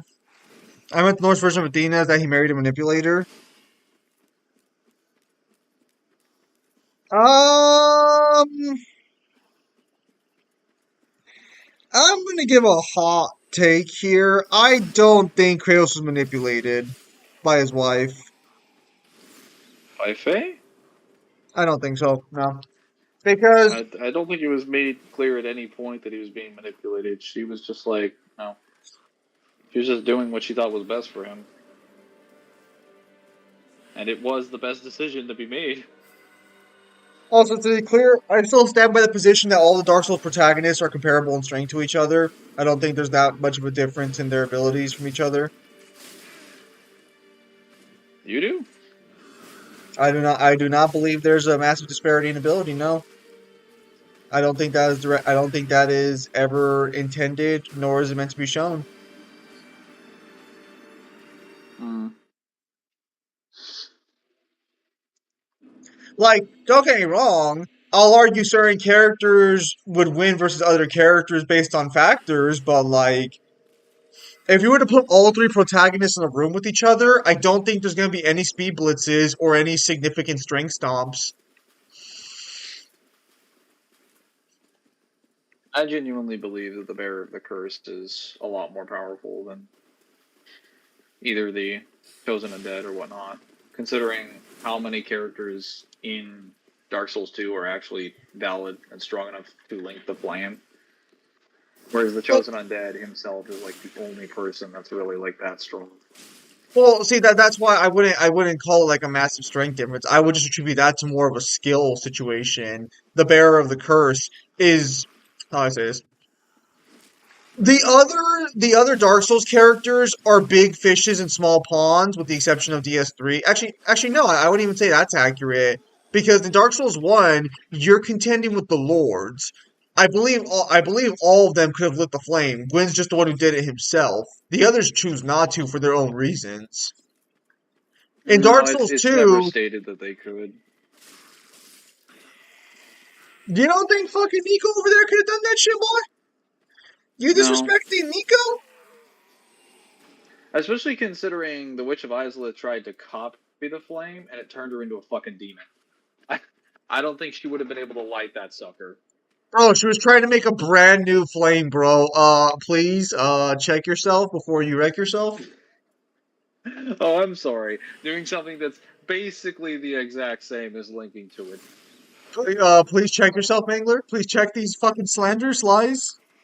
Whereas, like, there are multiple characters that are not only strong enough to link the flame in DS2, even the people who are servants of the guy that want to link the flame are strong enough to link the flame. Source. Or, like, how about all of the DLC kings? Like, literally all of them are strong enough to become the true monarch. Again, that'd be more of a big fish in a small pond situation with the others, but even then, I feel like we're kind of glossing over how powerful the lords are in reference. Don't get me wrong, I do think the Dark Souls 2 protagonist wins off experience and just more, like, applicable I don't skill. I don't know if we'd really be glossing over that, considering the souls of those lords are reincarnated into bosses that have great souls in the main game, and they're still below the rest of the other lords. Yeah, but that reincarnated soul's a fragment of what the original lords could do. I think even the description even says it's like a piece of a once great soul or something. Even then, they'd still be better, because like we're dealing with like every single one of them are confirmed to be valid enough to be monarchs. All of the DLC kings, and it's not like Hang a on, test of hang on, skill. hang on, hang on. What about the fucking Atlantis King or whatever? Dark Souls, where everything is The trying to kill Atlantis me. king. Yeah, the king of the for underwater the cavern city, the first DLC, the fucking poison guy. Yes, Yeah, no, he was not worthy to link the flame. he was worthy. That was Motherfucker, like all he the became confirms the all of them fucking, were he worthy. became the rot. Yes, all the confirms all of them were worthy, but because their Source, kingdoms fell, they they failed. source. Because of prevailing circumstances, they did not get the chance to. Listen, listen, listen, listen, listen, listen. I will agree with And you, that the there are Ivory characters in the King main could link the game flame. that I'll are agree with you on that one. I don't know about these other two slackers, though. I don't know about those two. they're literally confirmed by Aldia, who's done nothing but study how the flame works. He's called the scholar of the I'm first going to sin, need a and more he's like, credible, yeah, these are I'm going to qualified. need a more credible source than the hobo who lives in your fucking bonfire. A hobo that's done nothing but study how the flame works. He knows better than anyone, including the idiot who decided to link it to the curse. I'm gonna need a source for these claims, bro. I'm gonna need a source. The game is named after him. I'm just saying, bro. I'm just saying it's a little suspicious, I can bro. understand the position of like the Dark Souls 3 protagonist being weaker because you can't truly scale like an amalgamation of like Stenders of the Lords. Well, Well, like, are we really I gonna have would that discussion I about would like the just I would DS2 just protagonist being the argue same level of strength? I would just argue that's not even the soul of Cinder is not stronger than the other lords. It would just have all their skills. There's no reason to believe that flame got stronger when it's already on the verge of fucking dying. No, no, no, no. I don't believe for a second that it is because he's made of nothing but cinders. He's made of fractions of their strength. I mean, yeah, the flame dying obviously probably contributes to its level of strength, but like I'm just saying that what he is more than just like while it is more than skill, it's clearly a fraction of the original proportions of whoever contributed to it. That being the original Lords of Cinder. Your mistake Because, there was when the guy jumped down. Instead of attacking him, you should have just healed and then gone for the attack. oh, thank you for I know. letting I me know. know where my failures lie. I know. I know. I'm here to help you learn. You might have Dark had a Souls, point when if it wasn't everything for the is trying to kill me. Oh, you what might is have it? had it. You might Oh, have had so a point if everything it you know wasn't is for the trying to kill fact me. that Bearer of the Curse absorbed all the power of those beings. As for the fragmented Lord Soul, we do know it's talking about the Lord's Dark Souls 1 or pre-Dark Souls 1. The fragmented Lord Souls are Dark Souls 1 characters. They are not pre-Dark Souls 1. That wouldn't make sense because, again, the events of Yeah, Dark there Souls is 1 no. happened. Well, they're technically from before Dark Souls 1 because they are the Lord Souls. No. But, Mangler, you get the Lord Souls in Dark Souls 1 by killing the Lords. You don't get, like, false Lord Souls. I just assume the Lord Souls are one with the actual souls of the guys who took them at this point. Because when you understand that when you take a soul in, it becomes part of your soul, right? So here's the problem. Like it's Technically, in the canon of Dark Souls 1, they go into the Lord Vessel. They don't necessarily go into you. yeah, but the Lord Vessel is designed to take them out. No, no, no, no, no, no. That's the whole purpose of The it. Lord Vessel is supposed to absorb the souls of the lords in order to open the gateway to the flame. Yes, So in canon, you never absorb the souls of the lords because they should go into the Lord Vessel. yes, for the chosen undead. Yes. Can Hang you on. please What die? was the lord this boss you are fighting? He's a champion and he has a halberd. I believe he was another person who failed to link the flame because everybody fails to link the flame in this game. See, so that's the major difference between something like this and two. Two is literally about an example of a bunch of guys that were candidates that could have linked the flame, and their subordinates who were also candidates that could have linked the flame. But they died for other reasons. It was never because they failed. And then DS3 comes along and is like, there's an entire list of people who actually did fail. They just suck. They got all the way there, and they fucking died. I would I Whereas DS2 is like, they're enemies that did not fail. They just died for completely different reasons. Why false is this even in the discussion? false. The Ivory King did not die. False. Fake news. Actually, none of Well, the kings died. technically, he did die corrupted by chaos. No, did not die. None of them died. I mean, if you want to be fair, none of them died. But like, what I'm saying is that they're out of their original states. They've been removed from like the ideal state of existence that they wanted to be. The person they wanted to be is gone. I'm just saying they're confirmed to be true monarchs if they could have taken the throne. That's just if they went over there, they would have taken it. Algia just points out that they didn't because of a set of circumstances. Which, again, it's explained in the game what those circumstances are. Yeah, the Ivory King got The Rotten smashed. basically, what's it called? The Sunken King basically gives in to his greed for things and gets corrupted by his wife and becomes the Rotten. And then his kingdom gets sunken in poison. The Ivory King decides to retreat into the old chaos to stop it from consuming his world, and that corrupts him, and he gets trapped in the old chaos. And then the what is it? The fucking not the Burnt King. What is his name? The old Iron King. Yes.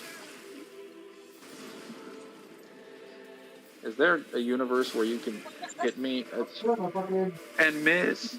Oh my god. I hate Champion Gungnir. He's so fucking stupid.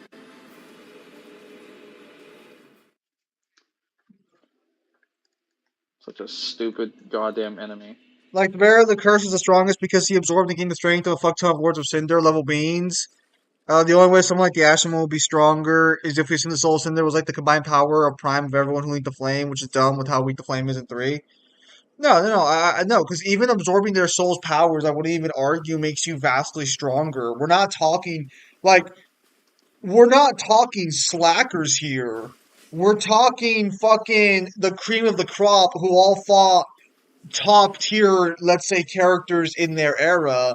The argument you'd have to boil down for now to be clear, I do think the Bearer of the Curse wins the free for all, but I don't think he wins because he's vastly stronger or faster than the others.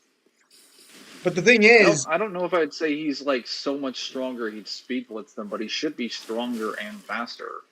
I don't think it'd be by a substantial margin, not by one that would matter. Because again, in order to assume the premise regarding the other kings, you would have to assume those kings are superior to the lords in their semi-prime state. Because I don't know. Would you say it's fair to call Nico and Seath in their prime during that battle? I mean, like Nico, I don't think gives a fuck about Which the flame, battle? right? Well, when you fight them, the Witch of Iceland, okay, Um, she's doing her own thing, but like Nico and Seath, I feel like are fair game. Nico probably is because what's his name? Fromp does say that some of them have gone to madness and some of them have just turned away for other reasons. So like Nico abandoned his post. Seath has gone mad. Yeah, but Seed would have gotten stronger from his prime era because he gained the immortality. You're still fighting a Seed who was strong enough to kill dragons. Yes, but most of what he did and most of what he experimented with was a way to become immortal due to his lack of scales. And we found out what that immortality is, and it was him tying it to a giant light bulb in his room. Yes, but he would still have the same strength he had when he fought, at the peak of their power. The, Probably, assuming he didn't get lazy. the point I'm getting at is I would unless you have more of like a confirmational statement, I would find it very unlikely that the lords are vastly weaker than the people who could potentially link the flame. I feel like there would need to be a more substantial piece of evidence for that claim. I'm just assuming the lords in general aren't worthy to link the flame I know because they're Anito, but never who the given fuck is statements. Nico? Did you just escape? Did you not even? Nito, my bad, sorry. Nito, not Nico. Okay, so what were you saying, Mangler? I'm sorry. I'm just saying that there isn't any statements given that Seath or well, the Witch of Izalith or the Four Kings or Nito are worthy or powerful enough to link the flame at all. I forgot Whereas about they're the given Four explicit Kings. statements that all the monarchs are. Yes, but I don't think necessarily. Yes, but I wouldn't call the differences in their power substantial.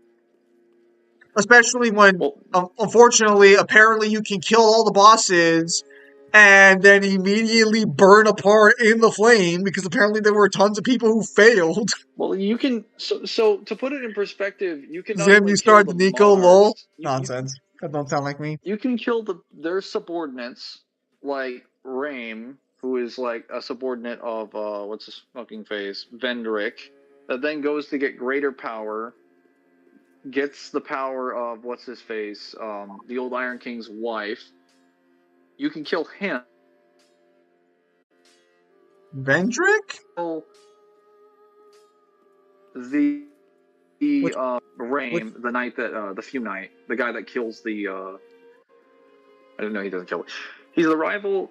Rame is the rival to Volst. What the fuck is his name?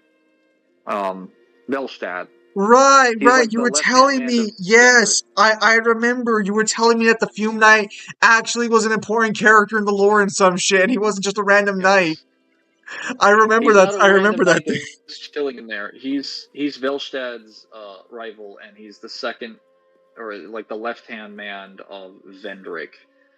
He leaves to go get greater strength, and then he goes into the old Iron King DLC, and I'm pretty sure he hasn't succumbed to the Hollowing Curse or the Abyss, and they pointed out that the reason this is because of his strength.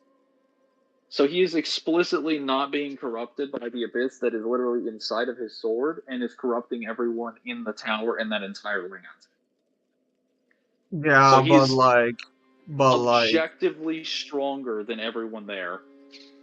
yes, yes. I'm not saying he's not. Well, no, because that would imply you think he's stronger than the samurai guy, and I don't think that's ever. I don't think that's correct. The samurai guy, we're never given statements for how powerful Sir Alone is. He's just kind of chilling in his I own I I room, I guarded by his guys, and you come in and just kill him. I think the fact of the matter. Well, actually, no. Isn't it, don't you have to kill him after the boss fight? Like you have to fight him after the Fume Knight, right? You can't fight him before. Um, I don't know, because Sir Alone's also like an optional fight. We're not really like. Yeah, but like just because it's optional doesn't mean that like it depends on when it becomes available. Because like if it becomes available after the fight with the Fume Knight, I'm gonna call him stronger. But even then, I'm pretty sure there's statements that he would be stronger because I believe he's stronger than the Iron King. There, there's never any statements that he's stronger or any statements about his strength. Zim, All even we if the have are lords like, are on the level to link the flame, it doesn't matter when the DS2 has like twice, if not thrice, that number of beings. Thrice, thrice. I'm probably saying three times wrong. Okay. uh, Let's break this down. Let's break this down as honest as we can. Okay, let's assume, with the exception of Vendrick, or would you say Vendrick could link the flame as well? well, yeah, he Okay, he literally confirmed that he could. Like he just source, didn't. source, He just source, literally didn't want source, to because he source, felt like it was an source, inevitable cycle. That was the whole point of the source. reason why he didn't when he went into the undead crypt. Sounds like weakness to me. Sounds like Also, in order weakness. to go link the flame, you literally need his soul, Source, and he's stronger than everyone else in the game. He's source. also weakened, like massively weakened. Okay, so this also gets actually we're gonna have to have a discussion later as to whether or not souls can be weakened if not stated otherwise, because like No, no, I'm no, pretty no, sure Game no, no, Ventrick's not soul. not the soul being weakened. I mean his physical body is weakened. His soul, he doesn't actually have his That soul. that You have to get his soul that from his little. motherfucker literally cheated and bounded himself to some bullshit where I had to go back in time, kill a bunch of fucking giants, and then I can hurt him. Yeah, I literally had, in order to beat Vendrick, like you never beat him at his full strength. And that's a weakened, decrepit version of him that you had to nerf literally like Souls. dozens of times over to make him weaker, like 64 times weaker than normal, and he still didn't have his soul. You go get his soul later, and then Chandra's like, "Thank you for providing me the the soul bearer of the curse. Now sleep for eternity." And then Pretty you kill her, fucking. and then Aldi is like, ugh. I'm pretty fucking sure you are told like that there's a magical reason why that is. It's not a strength one. I'm pretty sure there's another reason why you need giant souls. Yes, because the giants reduce the strength of Vendrick. Now, I don't think they're doing it primarily because of their power. I think the reason why is because their hatred for Vendrick is a curse on his strength, and the more of them that you get reduces his strength. I'm not talking about how Giants powerful the woke giants up and are in this decided to game. be extra hard haters that day. Well, they point out that there is a secret to the giant souls, and the more you get of them, the weaker Vendrick becomes. The whole point of them is that they're spiteful that he basically took something from their land and then killed a bunch of them after they came to get it back, To be rightfully fair, so. they squared up and they lost. That's all I'm saying, bro. Okay, so how many people would you say in Dark Souls 2 could actually link the flame? Let's so you So claim the four the four monarchs. the four that were definitively confirmed are Vendrick and then the three DLC kings. Those are definitively confirmed. There are characters that might be able to link the flame, like Raim. Um, for sure. Okay, so this character wouldn't be able to link the flame, but they're strong enough to kill someone who is, and that's the what's his face? Hang on, The hang on. Smelter Demon. Because the Smelter Demon kills the old Iron King. He's literally the reason he gets turned into that giant demon. Wasn't the old Iron King killed like not in direct combat? It was more so like the old Iron King just went mad with his own power and corruption, and No, the no, Smelter Demon no, killed. no, no. The Smelter Demon killed him and chucked him into the lava. That's how he becomes the giant old Iron King demon. He's killed by the Smelter demon. Okay, I think being checked on the law was a bit of a different story than being killed by the other guy. Listen, I'm saying I don't think you'd really be able to link the Smelter demon up to it because the Smelter demon's like this weird construct thing. I don't know Which how smelter the flame demon? would burn him. It was every smelter demon. They all ganged up on him and tossed him out. Soul of Vendrick, King of Dranglake, this The red great one, soul. the red one, Hang not the on, blue one. hang on. I don't know why there's a blue one. That one. This great soul beckoned the dark, overwhelming the king. Perhaps the king who once ruled the world of man was a lacking Soul vessel of for the true Vendrick, throne. King, Draglake, the Great Soul, Beck in the Dark, overwhelming the king. Perhaps this king who Motherfucker. once ruled the world of man was lacking a vessel for the true throne. Use the soul of he who would link the flame to acquire the numerous souls. Yeah, so it literally says, perhaps this king. Hang on. Perhaps this king who once ruled the world of men was a lacking vessel for the true throne. Now, to be clear on that one, Vendrick had other priorities.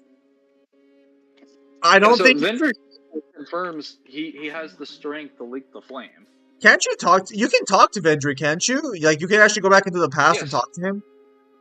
you can talk to him, and after you go to the monarchs and complete the quests, he gives extra dialogue, and he talks about the reasons for why he didn't link the flame. He feels his reasoning is mostly that he feels incredibly trapped. That if he links the flame, it's a pointless cycle because it's just going to burn him away, and there's eventually just going to be it's going to fade again. There's no point in doing it. So it's not that he doesn't have the strength. He's just like, there's no reason I should do it because it's futile. It's gonna cost there's no point in it. The one thing that Gwyn didn't get, and that's why he's trying to basically focus all of his efforts on creating a cure for the Halloween curse. Because the whole point that people link the flame is to stop the Halloween curse. It's to stop the Age of Dark. But if he cures the Halloween curse, they don't have to sacrifice people to the flame anymore. So it's not that he wasn't strong enough. He explicitly was. He just didn't want to go about it that way because it's not the solution to their problems. How? If that makes sense. Wait, can you hear me? Yeah, I can Or hear no? you. Yeah. Okay. So I would say we have the Smelter Demon. It's probably strong enough because he literally killed the old Iron King. Rain most likely would be, but that's a maybe for Rain. We can definitively confirm 4 people are objectively strong enough to link the flame, and then I believe aside from that, there might be like 1 or 2 other people. I mean, how do you define Maybe. someone being strong enough to link the flame, though? If they are given a statement that they're able to link the flame, I would assume they are powerful enough. Because you have to, the flame in particular has to burn you. So for you to be able to survive it, you would have to be powerful enough to like withstand the flame. Okay, so then you would not then you would not then assume someone who could fight like a lord on their own would be strong enough to link the flame then? What kind of lord? Is Well, it a person who has a like would you lord would you say soul or a Solaire? lord of cinder? Would you say Solaire would be strong enough to fight a lord or no? Or just like actually no, I take it back. Solaire Solaire could link the flame. literally, Solaire literally stops the cycle in his own world. He went so when someone went into the files of the game and checked Solaire's inventory for when he actually shows up to help you against Gwen, which also he shows up to help you against Gwen, who's literally a Lord Cinder. Granted, he's burned out, but he's linked to the flame. Solaire can help you fight him, and if you check Solaire's inventory, he already has an item that confirms he already beat Gwen. I believe he confirms he has like his soul. Like Solaire already won. Yeah, no, He yeah. So succeeded. yeah, so Solaire actually, yeah, I forgot he does have Wynn's soul in his fucking Yes, inventory. he literally was like, "Man, I'm just so strong. I just need to get nerfed." And apparently, he forgot to link the flame, and he decides to show up in your world. And is like, "Hey, You want some jolly cooperation? You're like, didn't you just kill Gwyn? Like, yeah. Did you link the flame? Yeah. Solaire's world slowly burning away. Oh. Yeah, no, But no, yeah, like, no, no, no, no, no. Solaire So won. I'm reading Vendrick's He won lines, twice. and he says the crowns hold the strength of lords from time long past. Yes. See, so yeah, I would just say that they're just comparable to the fucking original lords. But hang on, let me continue reading his lines. Did you read Aldia's dialogue, though? I'm reading Vendrick's right now, but I'll go through all of the others in a moment. Aldia confirms they'd all become true monarchs, but unfortunately, they didn't. They could have become true monarchs, but they failed. No, my position is not that they couldn't be true monarchs. My position is that I don't think their strength is that different from the lords of Dark Souls 1. Like, I don't. How do I say this to make sense? I don't think a person who can link the flame is vastly superior to the original lords at the start, like in Dark Souls 1. At least in comparison to their souls. If you want to argue, like, they weren't like the prime situation, that's fine. But I don't think I the mean, power how you much of gain a from a difference lord would there soul even is different be? from a power you gain from these guys. How much of a difference would you even be talking here? Like, less than, like, what? Times? Negligible? I would say the difference will be negligible. I will tell you, I can agree with the idea that the monarchs in Dark Souls 2 are stronger than the lords in Dark Souls 1, like even like a soul to soul level. Like I can say that. I don't think that's an issue. But I don't think the difference is substantial enough to where we're gonna argue that the DS2 guy is just fucking over here like way superior in strength to the other two. Also, Maybe three. my issue is that if each one of them individually is stronger and then we're cumulatively adding up all of those people, after a certain point, the difference is probably going to become a little bit obvious. I would say like if I had to put a number on it, let's say the protagonists are all flat one, and then we'll go by points to determine the differences. I would say Dark Souls 2's protagonist, let's say he's like a 1.5. I'd say Dark Souls 1 is like a 1.3, and Dark Souls 3 being generous is a 1.4 or 1.6. Because I do have some issues with Slave Knight Gale and the scaling there. Like, I would never say the differences are so substantial to where like they would be so, like enough to warrant in the discussion, unless you want to be a fucking degenerate and say Dark Souls 3 is just way stronger because my fucking soul cinder.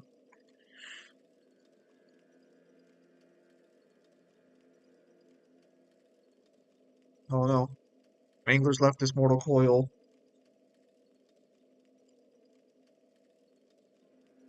I'm not left to this mortal coil. I was making a sandwich. I don't believe that the Soul of Cinder is, or even the Dark Souls 3 protagonist is stronger. Like, I think he's the weakest protagonist out of them all.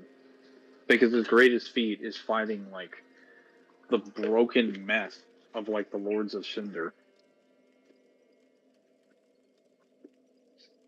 Well, he's essentially.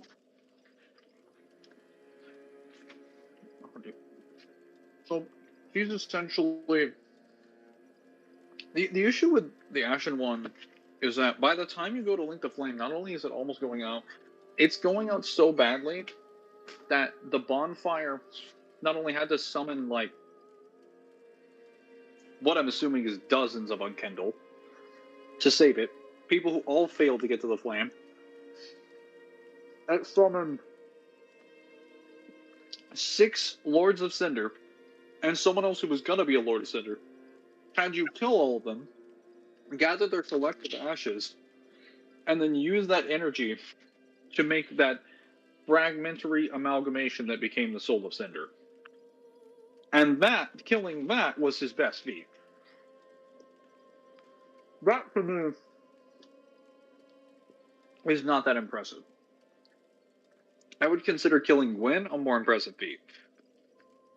Now, granted, In an equalized scenario, I think the Soul of Cinder is a way more impressive feat because he actually has the skills and the abilities of all the other characters. But no, power-wise, he should be weaker. Like, say what you will about Gwen, but Gwen already had the strength of like a lord and was more powerful than like most other people, and then he linked to the flame. So while he's burning out at this point, he still should be stronger than most characters in the series. Who, Gwyn? Yeah. Save for the other people who can obviously link the flame. Look. I'm just saying. Like, if there is a disparity in strength between these characters, it would not be massive, since we would be assuming, in order to assume the premies would be massive, we would have to assume that every Lord of Cinder is vastly superior to the Lords, or we would just assume the Lords could also link the flame. They just chose not to. And I think that makes sense. They all fought alongside Gwyn. They were all on his level when they fought the dragons. We're never told that Gwyn is massively stronger than the other Lords. Well, We're all to be told they have fair, the strength of Lords. the way they fought is very different from person to person. In the case of Nico, he spread miasma and plagues. He did not go around swinging. No, that's technically Whereas, not true, but I mean, like, yes, don't get me wrong, he had a favorite attack, let's not lie. listen, he obviously has hexes that I know that you can use for combat reasons. So a lot of people are like, yeah, he was throwing hands with the dragons. But that's not how he's described in the The, actual the, cutscene. They the explicitly point, point out he's listen, bringing living listen, units. listen, listen, listen. Just because Gwyn's cutscene shows him shamalama dancing over there, producing miasma for all these dragons to get Dude, fucking ruined. like the disparity between Nito and Gwen is so massive. It's not even like fair to call it the same battle. Gwen's over here chucking artillery lightning bolts at these fuckers from like miles away, You're right, you're right, you're right, and you're he's right, teaching you're his right, you're silver right. knights and his Nito? armor Nito is knights to making do the that same shit thing. look, you're right, Nito's making that shit look easy. Gwen's over here putting work in. Nito's like, it's another Tuesday, bro. What's They're up? not even doing the same thing. He's shooting actual lightning bolts at them. This guy's And just poisoning them. Nito's like, square up, fuckers. I'm coming in hot. I'm Yeah. coming in. I hope your healthcare plan is fantastic. And they're like, no, it isn't. The game Guess we'll doesn't, die. the game never differentiates the strength of lords. It literally says that the strength of lords was born from the flame. We're never told that these lords are massive in disparity from each other. I understand. Well, first of all, when they say the strength of lords, they're mainly referring to the lords of Cinder, not the lords who hold the Lord souls. In the original Dark Souls game, they're directly referring to the lords of the Lord Souls. They're referring to the original group. Now, if we're talking Dark Souls 3, we're not talking about Dark Souls 3. Dark Souls 3 can go fuck itself for now. We're not talking about that right now. I'm just saying that Nito didn't kill them with physical strength. He poisoned them to death. I'm just saying, unless the Dark Souls guidebooks or something, Pimp Demon, you can confirm you own one, claim otherwise, I would just assume all the lords are on par with each other. If you want to argue some are stronger than others, that's fine. I would just say the difference is not substantial. So, I'm just saying he's not contributing physical effort and power to it. He's poisoning people. I mean, if we're gonna make that argument, how do we take like miracles that should be below their power? Because technically, Gwyn's knights also So had the power to split the dragon scales apart. yes, but they do point out, at least Hawkeye Gal points out, that for every time they tried to actually fight a dragon, they lost like 1,000 of their own men. So you could just argue their lightning bolts are weaker than Gwen's are. Actually, so this raises a better question then. Do we assume that the dragons are on the level of lords or not? Because they were able to fight Gwyn and them. They They lost, but they. probably are. They probably are because the dragons are consistently the strongest things in Okay, all the pasa trabajado, games. no? And and Que estás con tiempo. the guidebooks for 2 So, confirm that anyone who becomes a dragon, like the Dragon Shrine soldiers, are considered like transcendent beings that basically don't exist as part of the flame anymore. Whatever, like I'm sorry, they're man. no longer affected by the Halloween curse. Mangler, could you repeat that again? I'm sorry, my mother's talking to me. So the dragons are not only consistently like the strongest things in the game, always. Like, they're the biggest pain in the ass to fight, and they're the strongest enemies all the time. They have the best feats because they really fought Gwyn's entire legion. They essentially did the same thing you did. Killed still Les dije que like traigan extremely las strong. cosas. And No, in cállate. Dark Tú no me Souls los fucking 2, mozillo para fucking hacerlo. in Dark Souls 2's what's Hang it on. called? Hang on. Okay, In its okay. So just to guidebook, be clear, that I heard you correctly, you're basically saying that the dragons have the strength to link the flame, or at least they would be comparable to people who can link the flame. Is that they'd be correct? comparable to people who could lick the flame because they were fighting the lords at their strongest point, and these people needed like not just full armies, but like Hmm. every single possible advantage to fight them, and they also needed a traitor because Seath betrayed them from the inside. He would have given outside intel and information needed for them to kill the dragons. Okay, so So I'm hearing that you're claiming that the dragon slayers that could actually fight dragons would be on par to link the flame. So that I now propose. you now propose what? I now propose a base take that Gwyn's four knights could also link the flame. Maybe not half. Maybe Which not knights? half. I would say so. Technically, this would include Havel, Ornstein, or yes, I believe Ornstein, Artorias, And and Hawkeye. yes. So I would propose that they could also link the flame Hawkeye since they were strong enough to fight the probably. dragons. Hawkeye could probably either get strong enough or probably is in the realm where he could because he literally shoots a dragon out of the air, like in the Artorias of the Abyss DLC when he's.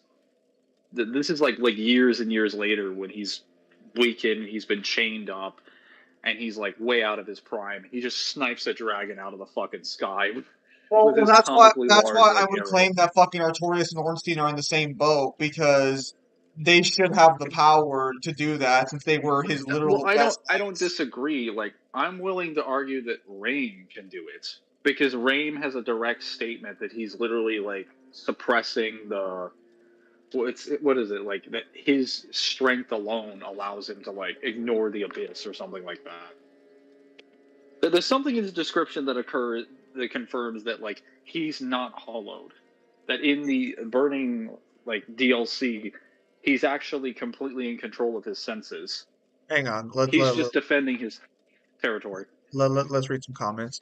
Well, the nameless king will stay to be Gwyn's equal because he inherited everything from his father. Would Nishandra also be considered to be on level with someone who can link the flame due to being confident to take on endgame bearer of the curse, which would mean the other daughters? She might just be I don't delusional know. or also that She could powerful. be delusional, but she's also a fragment of Manus, Gwyn literally so we don't split know his soul like. before linking the flame lulls in Buddy Gwyn did a Sparta. That is true, but if we're going by that logic, actually, yes, that is true because that's how Seath got a Lord Soul. But I mean, if that's, I mean, again, I would still just argue No, he's not stronger. that's how the Four Kings got a Lord Soul. Oh, right, the Four Kings, those dipsh.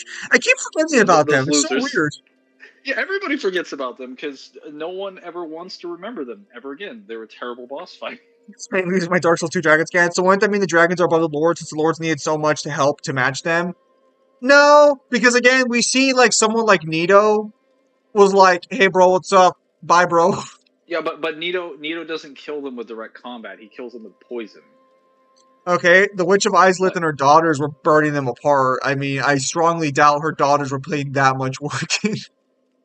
I mean, they were putting magma, and we see what they were doing. The, They were the, burning the their grounds, problem and where is they were that sleeping. the quote unquote help the Lords got, with the exception of Gwyn's Knights, as far as we know, was granted by the Lord themselves. Like, Gwyn's artillery blast is not multiple people on Gwyn's level. It's Gwyn granting them some of his power so he has more shots at the fucking dragon.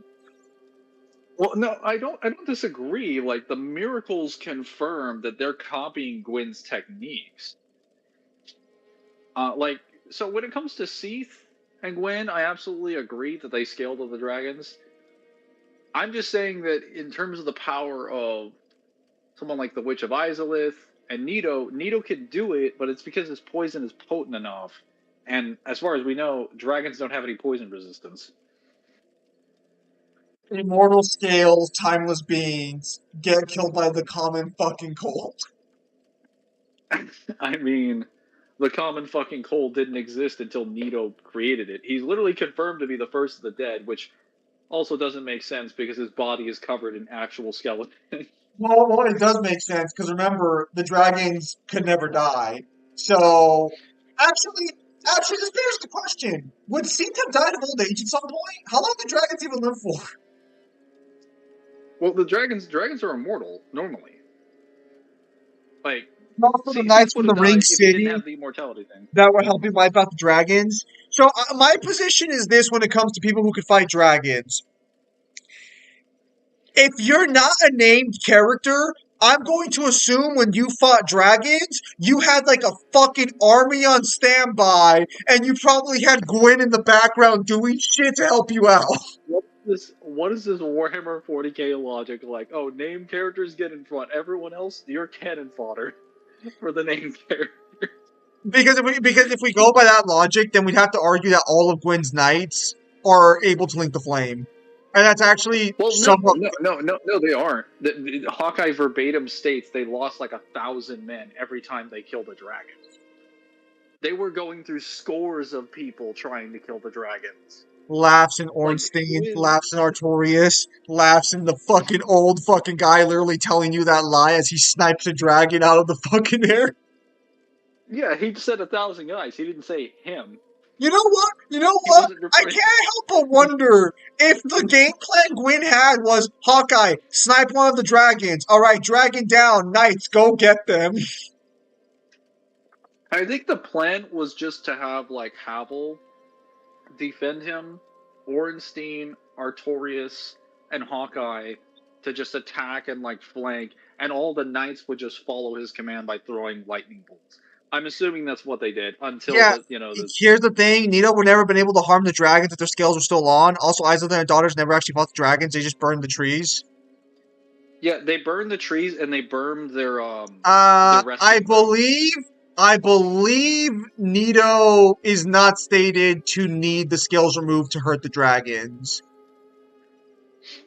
He doesn't because he just poisons them.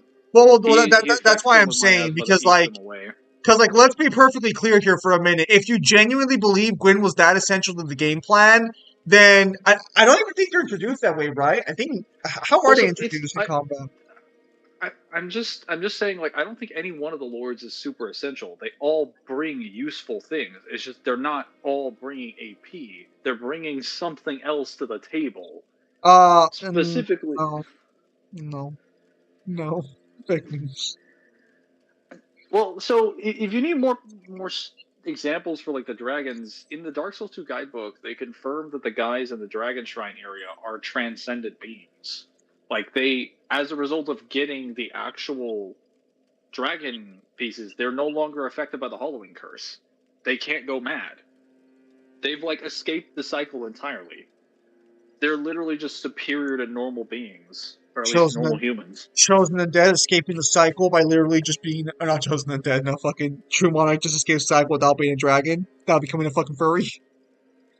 Yeah, well, the Bearer of Curse is built different, and he's like the only one that's built different because everyone else is a failure apparently. Haha, I gave you Actually, that speaking of scan which, lol. No, yeah, the souls of lords. Yeah, there's no reason to believe the lord's souls are different in power. They just have different abilities. But let me see this intro trailer. Except for the furtive pig. Furtive pig was a weird guy. Yeah, with the strength of Furtive Pygmy lords, is they strange. challenge the dragons. Yeah, and then Gwen's like lightning bolts, Yeah, Gwyn's mighty Seath, bolts peeled apart their stone scales. Nito unleashed a miasma, The the witches Witch of weave great Izalith and the Daughters of Gaia. firestorms. Yeah, and you see her burning areas in the background, which Nito was unleashed the miasma of death and disease. and then Seath betrayed his own. Yep. Again, like their whole plan was a tactical one. They were wreaking havoc and devastation on them. The whole point was a genocidal like war against them. Like it wasn't just that they were directly fighting them in combat. They were making a direct attempt to destroy their lands, destroy their homes, and destroy everything about their way of life.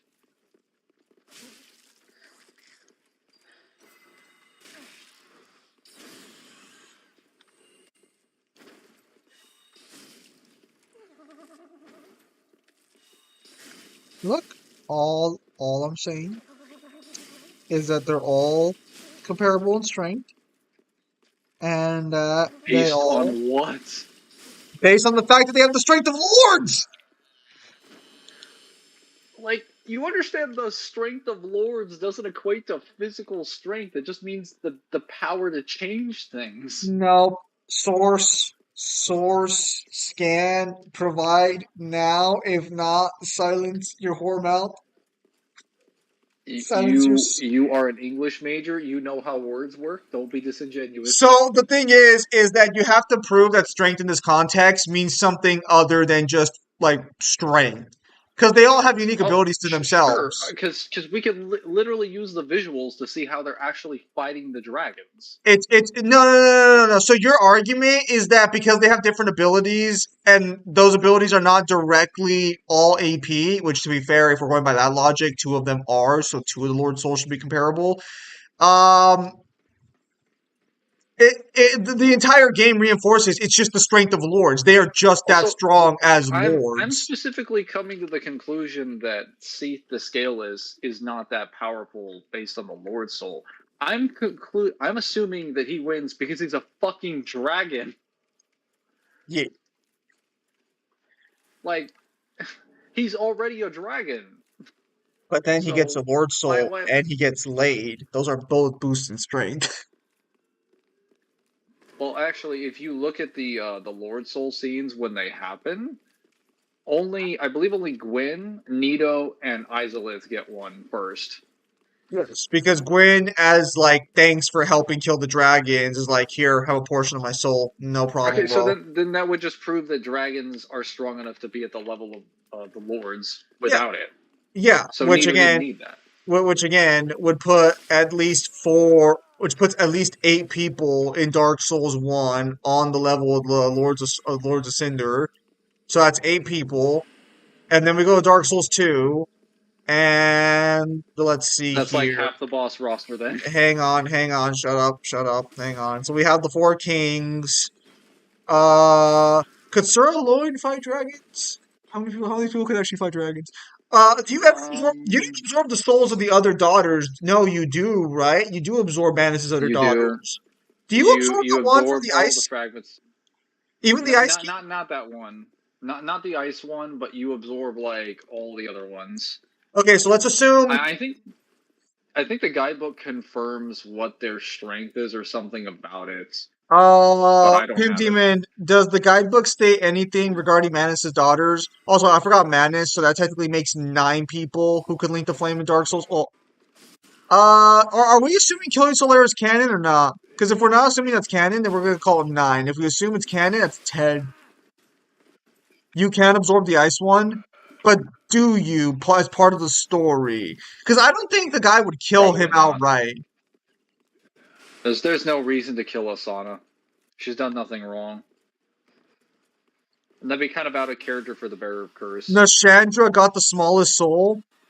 Are you serious? Why is she such a bitch then? Yes. Yeah, I was gonna say that the guidebook confirms that she has the smallest portion of Mana Soul, so she is the weakest one out of all of them. Why is she such a bitch?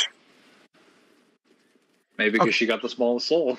not important, not important, not important. Okay. So, do we assume Sif could link the flame? Steve? No, Sif. The The dog. dog. The dog, yes. Is the dog. Well, Is before we ask that, we have to ask the more important question. What is the dog doing? Sam Bacon just made a video on Zeus versus Odin, and what'd he say? The furtive pygmy got the smallest Lord Soul, but it wouldn't matter because he becomes the father of the Abyss anyways, so we would just assume he's on the level of Lords. Oh, wait, I forgot the four kings. Fuck, I keep forgetting them. Do we count them as one Good. or two? They're all just one. Well, okay, they're four different people, but they share one Lord Soul. Okay, so we call it one then. Yeah, this is one. Who is Bacon? Like who is that? You know, Bacon. Well, like, do you know a power score named Bacon? No, I'm just fucking around. I don't know any guy named Bacon. Where is the green stuff?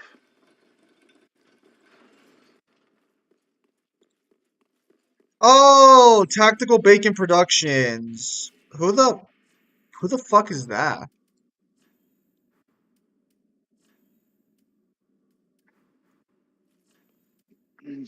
Are we going through DS2's bosses now? Or... Uh, Hang on, Pimp Demon's providing a list. Wait. That's not even what the video's about. It's who's the better God of War villain. It's not even a versus matchup that way. Hmm. Okay, so I thought Gwyn only gave fragments to Seed and the Four Kings, but then I read Soul Description. Soul of Gwyn, Lord of Sunlight and Cinder, who linked the first flame. Lord Gwyn bequeathed most of his power to the gods and burned as a cinder for the first flame, but even so, Lord Gwyn's soul is a powerful thing indeed. Okay, hang on. If what you're saying is true, that means that a fragment of the Lord's power is enough to link the flame, because Gwyn would have dispersed most of his power to the others before he burned as the Lord of Cinder. That just proves Mangler? because this dude gave up the majority of his soul in multiple different ways, and he was still stronger than the rest of them. No, no, Wait, lies, Zim can't accept it. lies. He Because just has to accept that you're you don't assuming they have couldn't the link the flame on dragon. their own. You're assuming they couldn't link the flame on their own. Fake news. What feats do they have outside of the Lord vessels when they first show or Lord vessel outside of the Seath Lord and the four souls? kings are not There's gods. Okay, who would fall under gods in this case? Because the lords are not gods. So who falls under gods here? Or are the lords uh called gods? just the people in Orlando, I think. Okay, so he doesn't even buff the lords then. He just buffs the people in Arlondo, which would be his daughter, his other daughter. Uh, what? His son and his other son. No. His daughter, two daughters.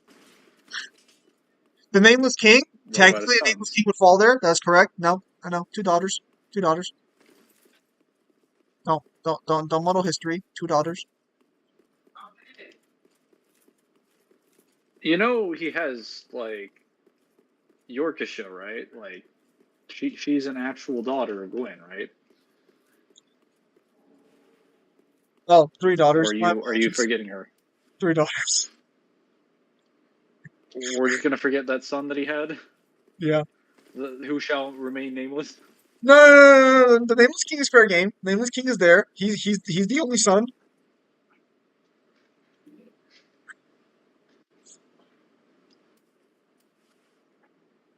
I think you understand what I'm cooking here. Yes. Okay. So can we move on to two? Okay. So let's do the final tally then for Dark Souls 1. That puts us at, let's say 12. I think 12 is a good number here, I think. Hey, where's 12 at? Okay. Four lords. Actually, no. Yes, there are four lords. Are there four? Okay. No, three lords. Let's not include Gwyn yet. Three lords. See, the four knights. That puts us at eight. Mm, Never mind. I think we're just at nine. Did we kill any other dragons in Dark Souls 1? Oh, we do kill a dragon, right? We do kill a dragon in the Toys of the Abyss DLC. You're cutting out. You need to leave and rejoin.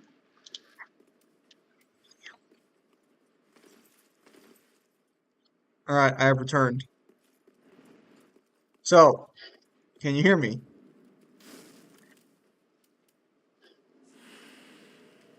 Okay, Kyle, can you hear me? Kyle, am I cutting out for you or no? No, you're good. Fucking Mangler. Okay, so that leaves the final total at 9. We're gonna call it 9 for now.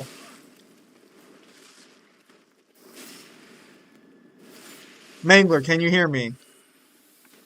Yeah, Okay, so we're calling the final total at 9 for I now. can. Hang on. Oh, okay. I gotta. You killed it. Body hurts.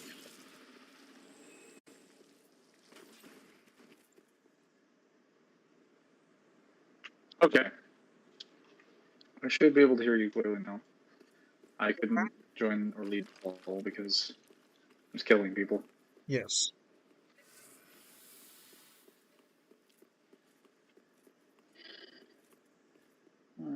So, yeah, okay, so where's So okay, we're so at 9. We're at 9.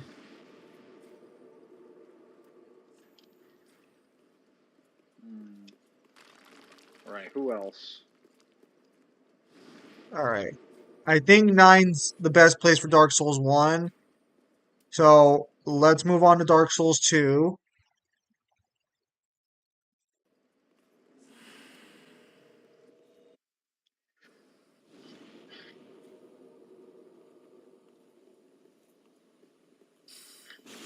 Gotta kill these losers. Then I can help you tally. Okay. For 2, we obviously have like the 4 people who represent the great souls, the dorks, the what's it called? Um, the lost sinner, the rotten, uh, the Duke's Dear Frasier, and then I guess who is the last guy? The old Iron King. Wait, Zim, can you still hear me? Yes, I can still hear you. Okay, and then the Smelter Demon can kill the old Iron King, so he's included in that. So that would be 5. Then we have the 2 additional, like kings. The Ivory. Well, actually no, because the Rotten and the old Iron King are the okay. So I guess we have 1 additional one.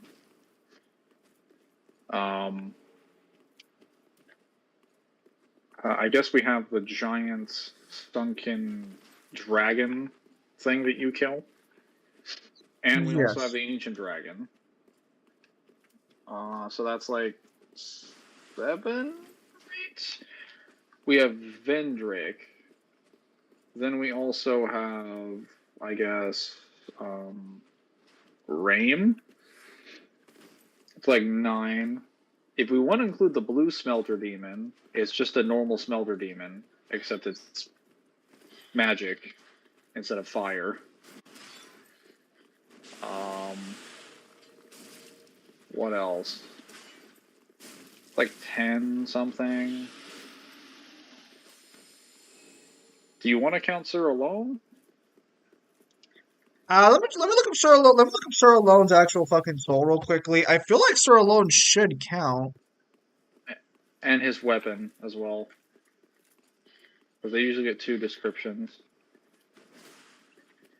Let me see. Well, actually, you should also count Velstad. Because Rame actually loses to him, and that's the reason why he leaves to go get more strength.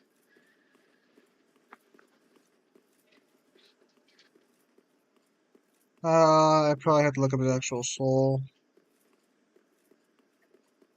So yeah, that's like 11 something ish.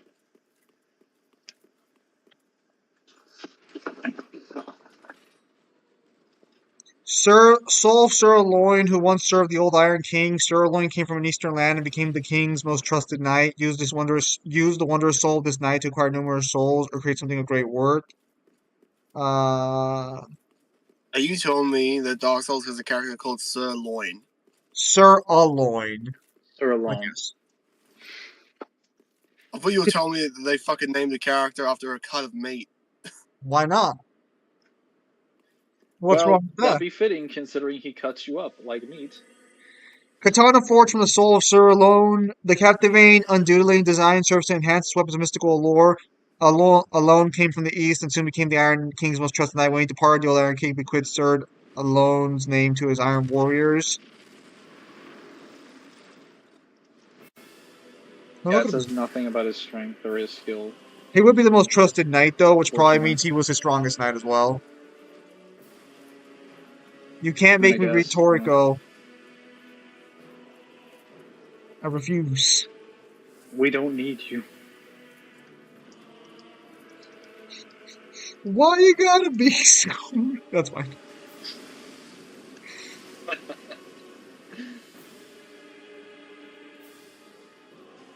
Yes, the gimmick boss. I mean, I guess that's not saying much because, like, a lot of Dark Souls, like, 30% of Dark Souls 3's fights are gimmick fights. Alright, guys, we'll be right back. I'm gonna take care of a couple things. You and Kyle keep them entertained.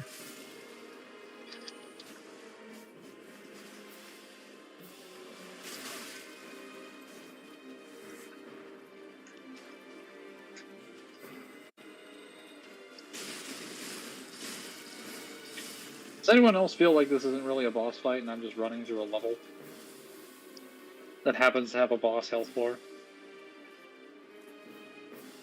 Also, hello, Kyle. Hello.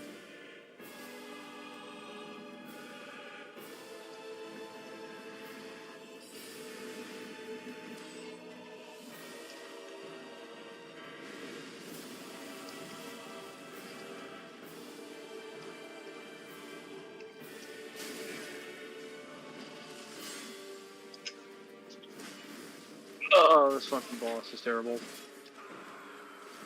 He is terrible.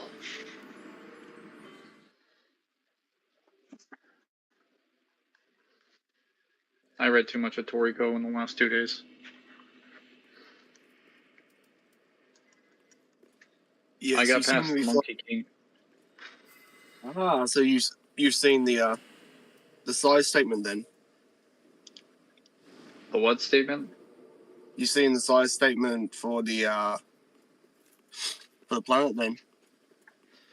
So what he states is that the volume of it is about 632 times, but I don't know if that's in reference to like what it was when it started, the current time, but it technically doesn't matter because it's already confirmed that the continent that they're on is like 1.5 times the size of the entire Earth. They verbatim state that it's the second large continent, that the actual like continent, the monkey continent, is the second large continent in the gourmet world, and it's literally like like 800 million or 800 billion kilometers bigger than the entire like than the human world. So it's literally like the same size plus like another 20 or 30% extra, and that's just one continent in the gourmet world.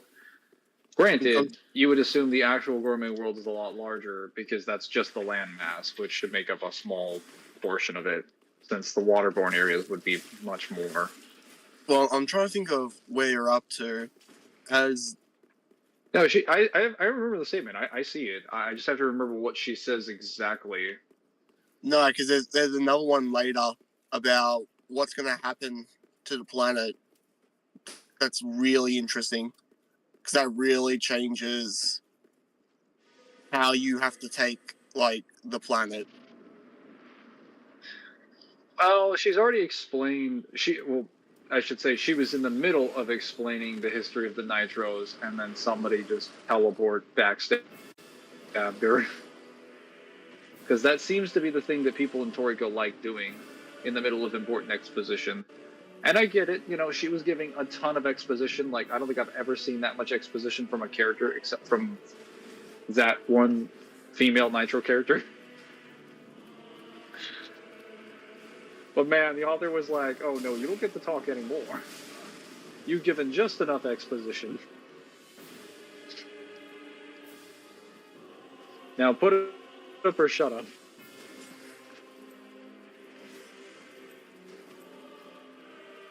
It was kind of sad, but it was also kind of funny that I'm like, man, I'm really interested in what you have to say, the author, and that's enough of that. Stabbed in the back.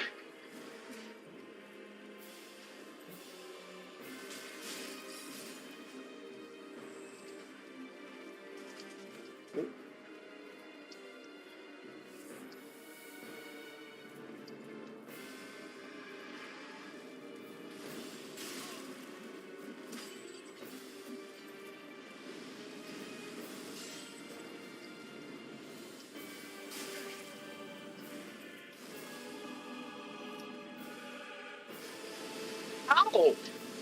What the fuck? Oh, that literally hit me up there.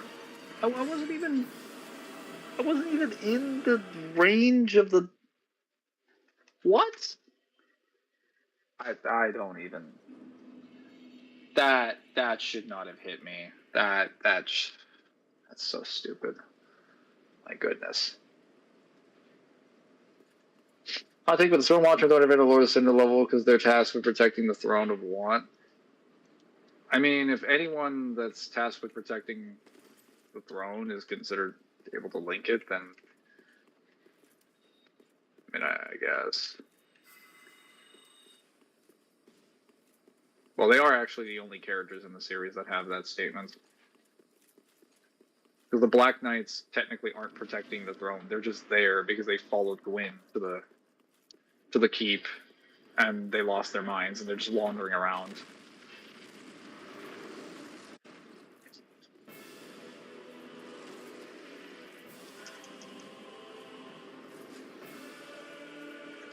Oh, I did see the food spirits in Toriko. Nice. You know, I kind of like that every time they get a piece of the... What's his name? Is it Acius? Or Acacius? Acacia. The Acacia. Every time they get a piece of Acacia's meal, they're, like, every single piece gives them, like, 4 or 5 new things. Like, I mean, his meal was literally just breath. It's like, oh, take some air. Except now, whenever you breathe in air, you can breathe it in for longer. Apparently, you can breathe underwater for hours or days at a time. And you can now sit in a vacuum or whatever because you took a breath of air. Also, you can now heal yourself. Have they eaten the one where they can basically see in the far reaches of space now? Yes. They just did that. He based... Oh my god, fuck off! Bro, how is the... I won't be able to run past them. I'm just gonna have to kill each individual lizard. Yeah, fuck this. Fuck this. Dark Souls 3 does not allow you to skip enemies. Absolutely a fucking lie. Massive fucking lie.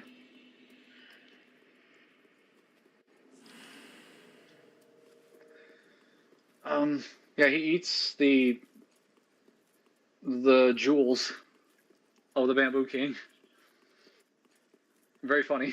And it gives him the ability to see into, like, the cosmos. I don't remember if it just improves his eyesight or if it does anything else. But, yeah, that was... is this really going to hit me like 2 or 3 times? Okay. It's wild. Oh, so how did you like the fact that the Monkey King skips a mountain that has 100 like G's than normal just across the earth for fun? It's funny. Oh my... Plus 50,000 souls! Holy... I hate this. I hate this so much. Oh my god. Terrible ass game design. Fuck. Dark Souls 2 is such a better game.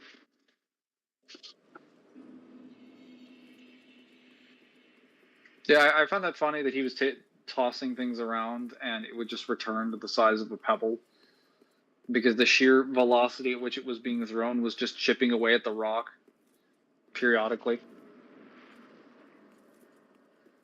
What did you think of the Monkey King's dance and the ability it gives them? I don't remember the dance being like anything like crazy. It was more so monkey martial arts that was actually valuable. Because they basically learned to control their entire body on the cellular level. Which kind of makes, you know, the control of vampires and stuff in JoJo's look like really trash by comparison.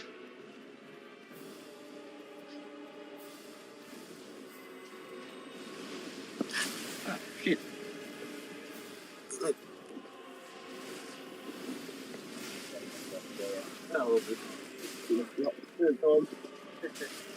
I jump in Ew. on the open. Fucking serious. The Monkey King's dance is the martial arts. No, it's not.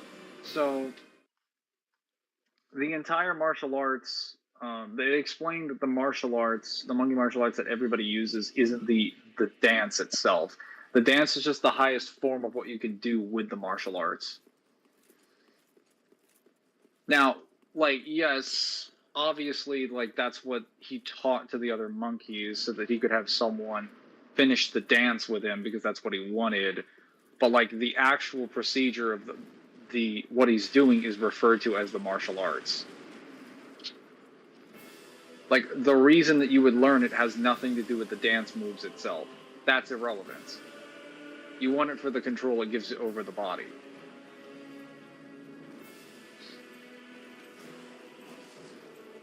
That's the important part. Oh my god.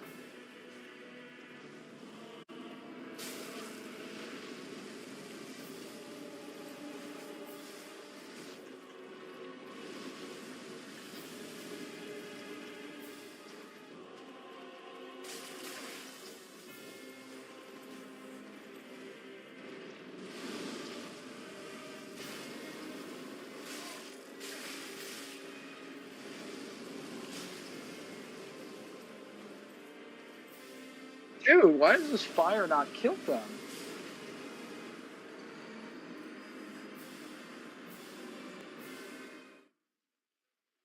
That is so stupid.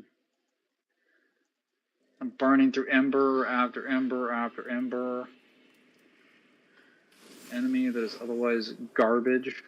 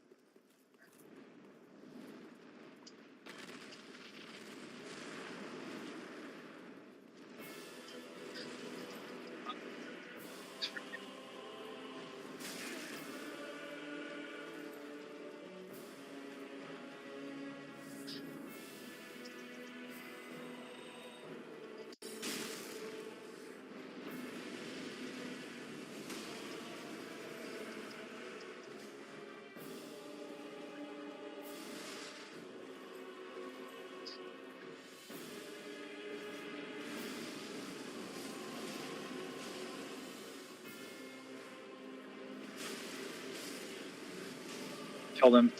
Finally. And I got toasted and roasted. I have the strength of flame, but I can still be burned by... What's it called? A, dragon.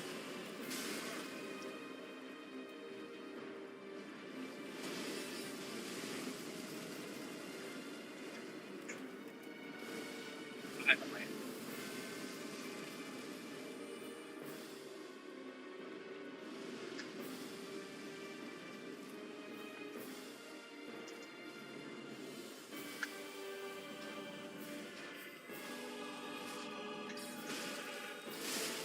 Chosen death by approaching me.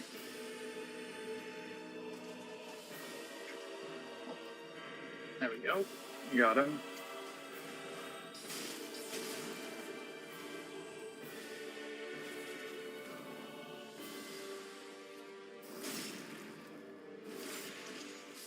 Hello, Cyber. I'm watching Yu-Gi-Oh! 5Ds, and man, the show is still amazing. Nice. Mangler, do you know that the Emerald Hilt, the girl has a statement that she has considerable power? Nice. I mean, I figured there was something in the guidebook about her.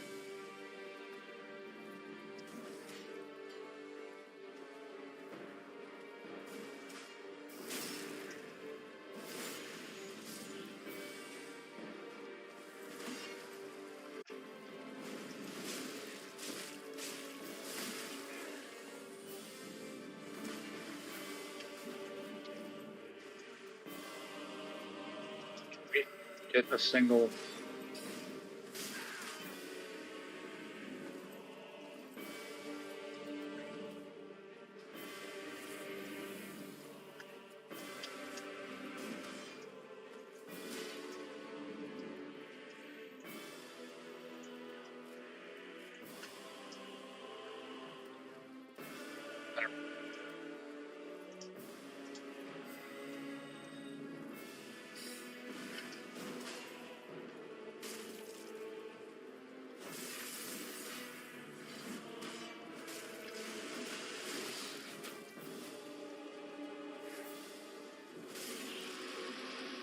Finally.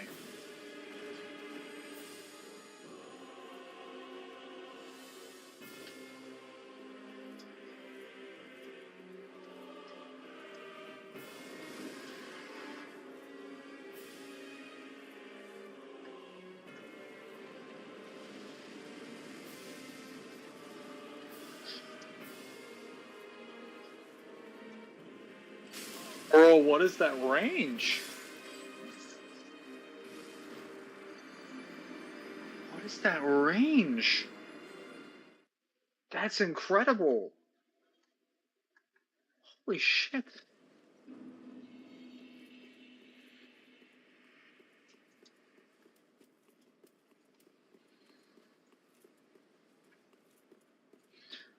Ah, damn. Miyazaki designed this level like someone kicked his puppy in the face. He's just expressing his anger.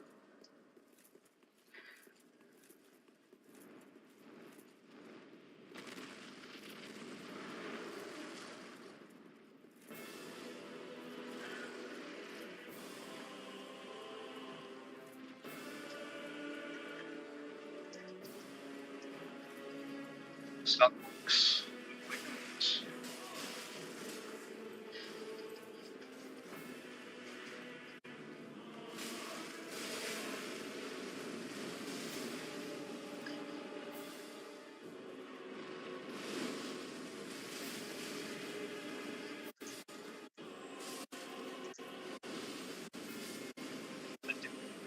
Rearc is always an upgrade to the characters in Dorigo. Yes.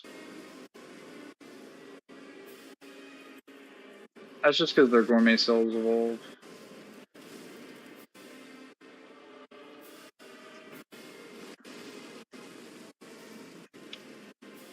That is kind of silly how they can heal by breathing now.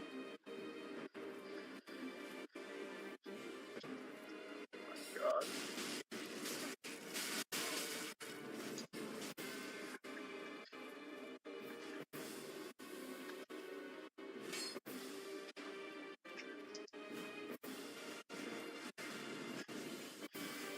Okay. I literally had it out, but whatever.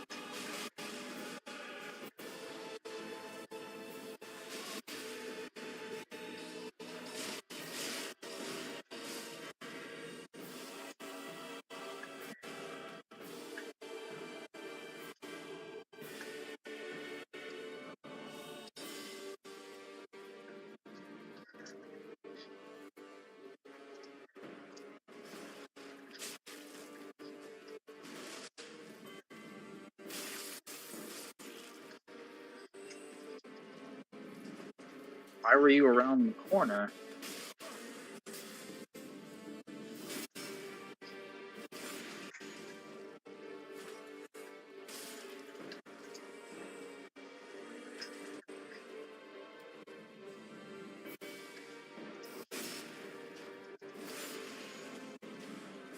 And the lock-on fucked me over in the roll. This isn't even a boss fight! Oh my god, this is not even a boss fight. It's literally just a level where they dropped a boss in, and you can't leave. God. I hate this so much. But I'm glad I'm playing this before I play Dark Souls 1, because I think I'm going to enjoy Dark Souls 1 a little bit more. Yes.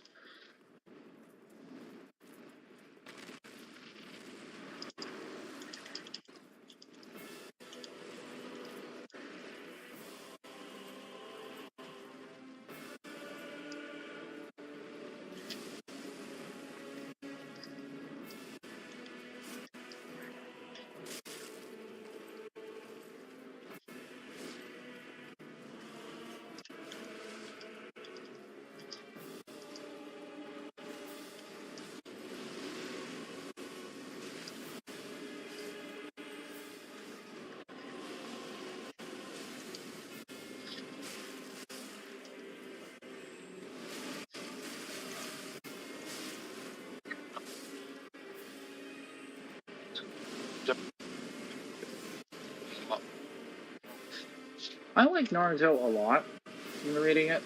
I enjoyed it as a story and with its characters. I enjoyed the world building. I just think the appeal is very different. Because, like, the thing with Toriko is that Toriko is not about fixing the system of the world of Toriko. It's more like sort of a grandiose idea of dreams and things that people want to accomplish, the way that One Piece is, except it doesn't have any of the problems of One Piece's story. Or I guess it's actually One Piece's world. So, like, it has the dreams and the ideal state of the characters. This thing is loud. In that they all have a dream, they all have this sort of situation that they want to accomplish as a result of their goals and their background. But there's nothing wrong with the world that is preventing them from reaching those goals, other than their own ambitions. Whereas in One Piece and in Naruto, there are constant barriers to people's ability to go and accomplish their goals. Like, One Piece and Naruto, I think, are a lot more grounded in some kind of reality, whereas Toriko is a bit more happy-go-lucky. But at the same time, like, Toriko actually has a lot of risks. Toriko has, like, gets pretty dark at times. I just think the way they handle the setting is a lot more positive. There's a better start, and things get rougher along the way. Like, you would not watch Naruto for the same reason you would watch Toriko. At least I don't think. And they actually have, when you're going through the Toriko manga, they have interviews after a certain point with Kishimoto, the guy that wrote Naruto. And he's actually, I think he's sitting next to the guy that wrote Toriko, and they're both answering questions about their own manga and the appeals of their manga and Dragon Ball. And they talk about this specific thing that, like, there's different reasons for why you'd want to, like, Toriko's a lot more similar to Dragon Ball than it is Naruto, because of how Naruto, like, treats its cast of characters. Because, like, Naruto is not a pleasant world to live in. Even when it does have its own pockets of happiness, the next arc immediately hits you with something that's depressing as hell. Not just, like, a goal that people want to accomplish. It's usually something that's not positive. Like, oh, this village was attacked, they kidnapped their leader, and then killed a whole bunch of people. And they've upset the balance of power in the world. Like, in Toriko, that would be, like, several arcs.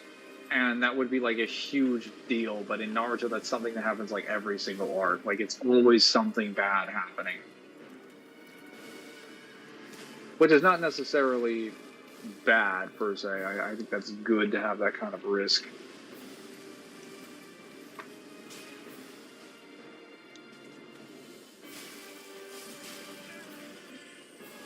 Okay, where is this guy?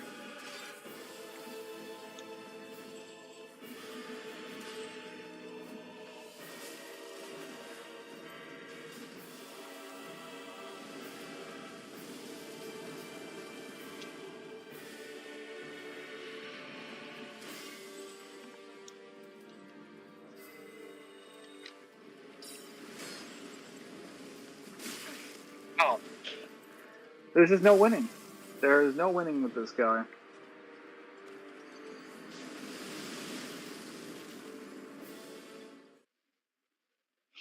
The Dragon Knights in the Dark Souls 2 are transcendent with the Barracudas killing them when there are like 20 of them. Give the current Barracudas incredible power.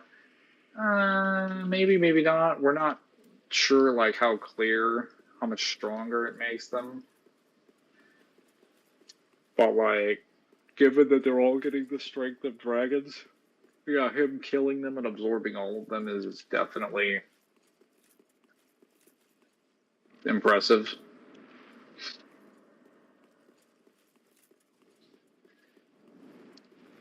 Well, if you think he killed all of them, for sure, it's definitely more impressive than anything I want. Because it's like, he kills dozens of them, if I'm not mistaken. You don't have to, though, and given the situation, you probably don't. But you totally could. Because you do kill one of their best fighters.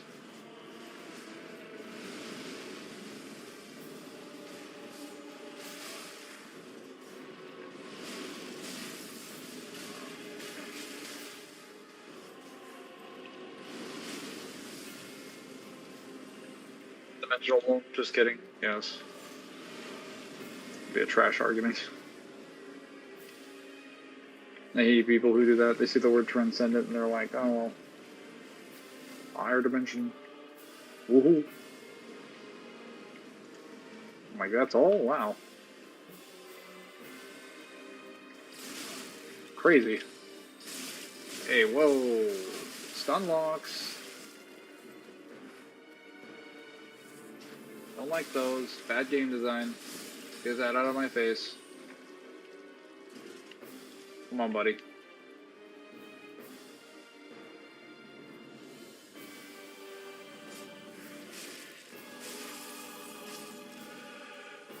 And the serpents weren't good in Sen's Fortress, so why would they be good here? Who actually thought that this was a smart idea to bring them back?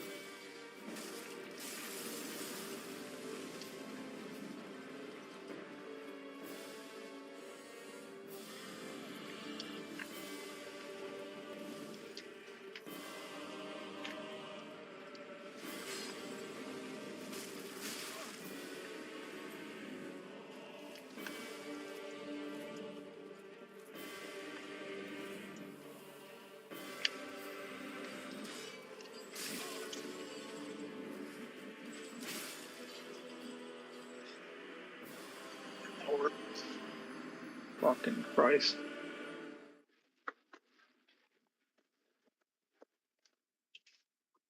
This is so bullshit. God. You know what?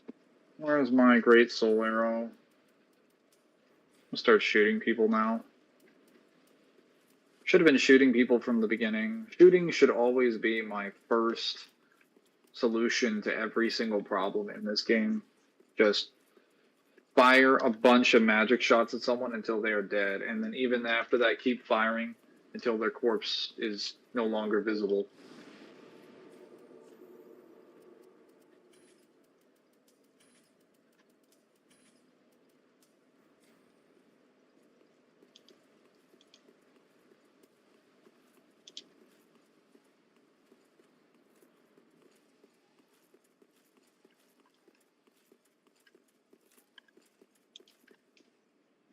I need to use the restroom. Quit the game for a sec. There's no overkill, there's only open fire and reload. As long as we only have the light of the enemy, it's all set up for me. Oh, maybe. Western time.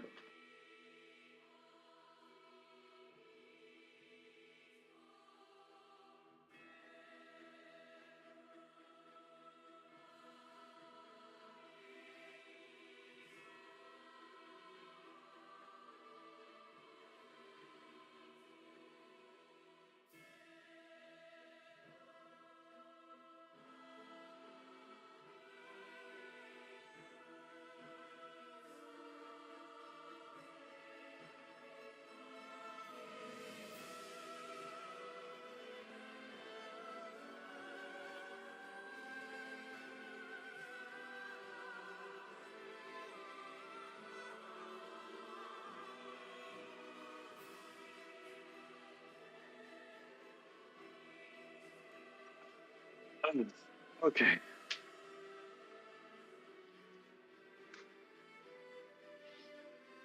We're better. We're back now. And we are better for it.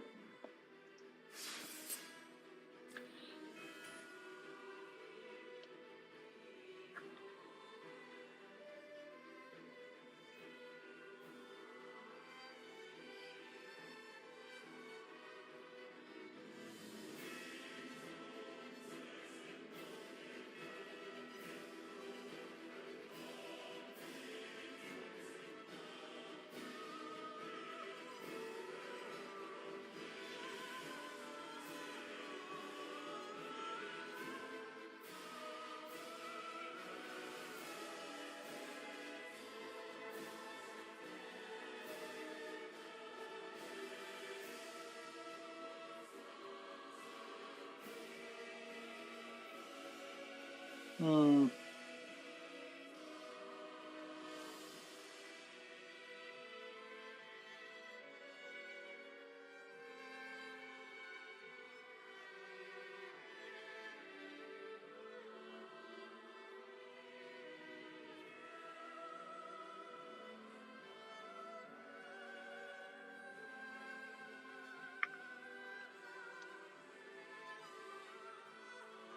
Now, back to shooting people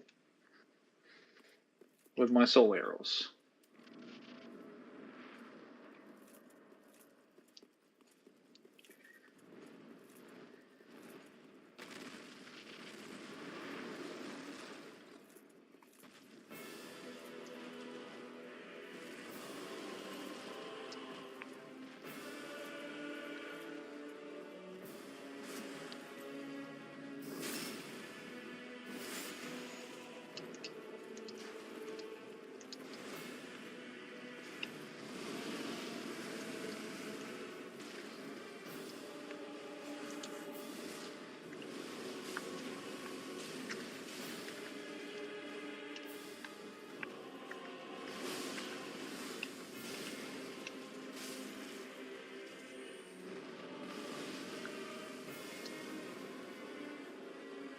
I'm so glad I. Oh my god.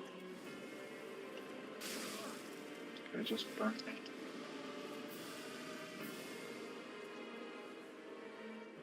Bro!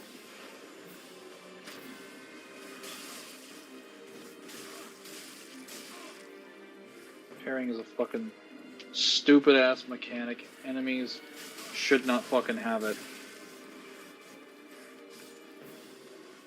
It's dumb. No.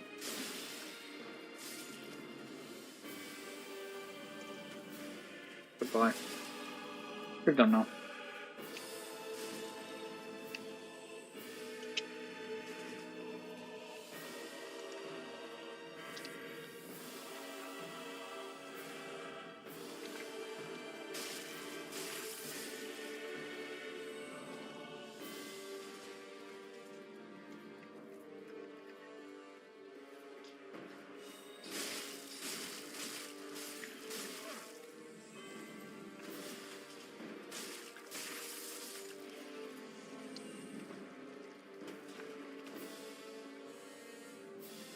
How have I lost 3 Estus already?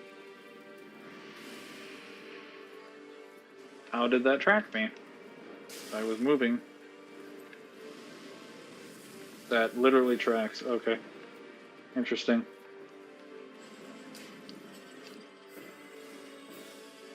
Yep. Fuck this fireball that is firing at me from literally like 20 miles away. Oh, he can hit me through the wall. Okay, that's interesting.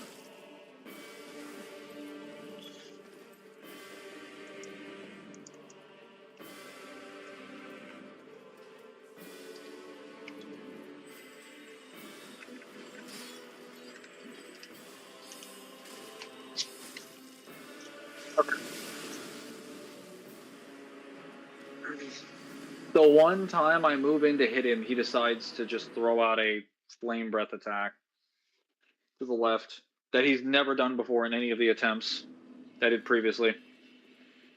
Great.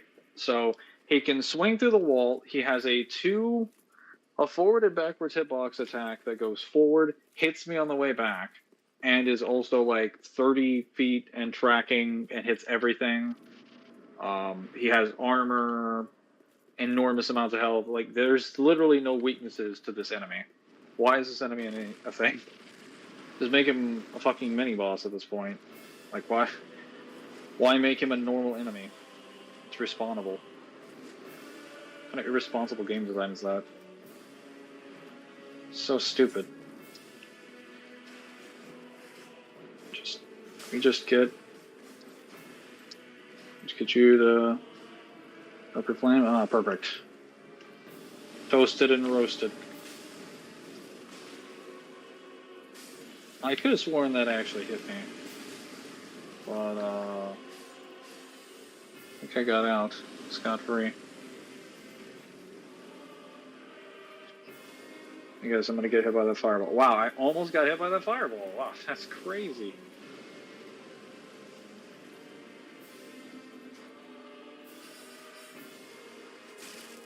And I'm stuck because of his hurt box. Incredible.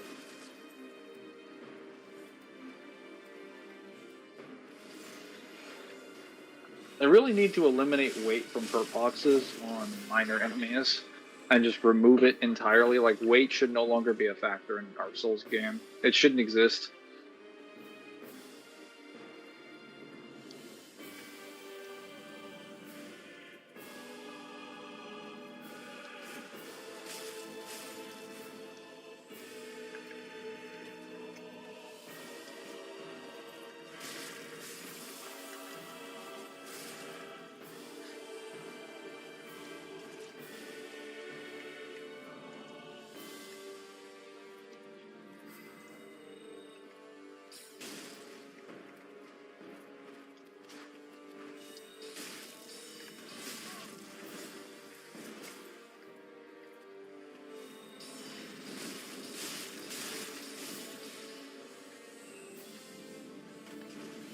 There we go.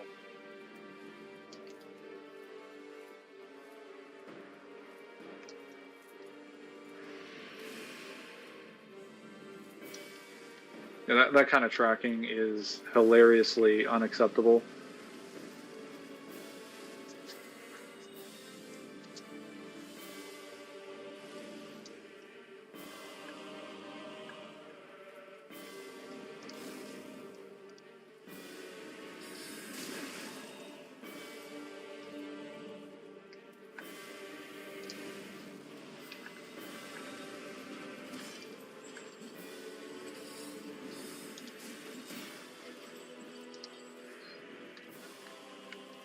Oh, so he can actually ping off of walls, he just doesn't do so when he's actually supposed to.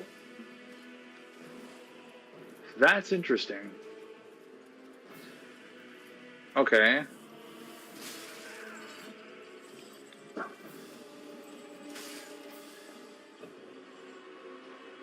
Through the wall. God, man.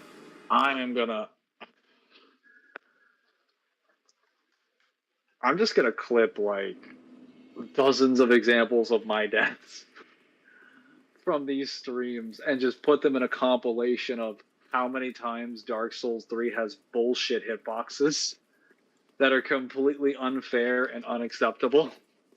I'm gonna put them in a compilation, and I'm just gonna either post them to YouTube or just probably just keep that in my back pocket. Anytime anyone ever talks to me about DS2 having bad hitboxes, I'm gonna point them to this example where this character can swing through the fucking wall from 20 feet away and still hit me. But then their hitbox still pings off of other walls for no reason. And seamlessly cuts through the wall to kill me.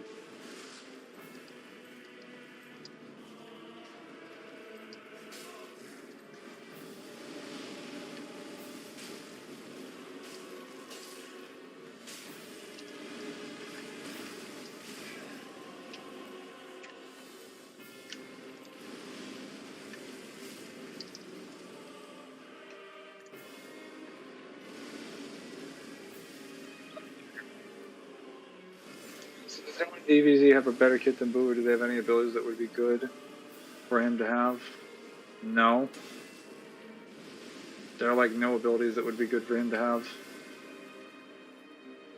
Because he probably already has better versions of them. Something like that. Let me just stab him. Stab. There we go. Fantastic.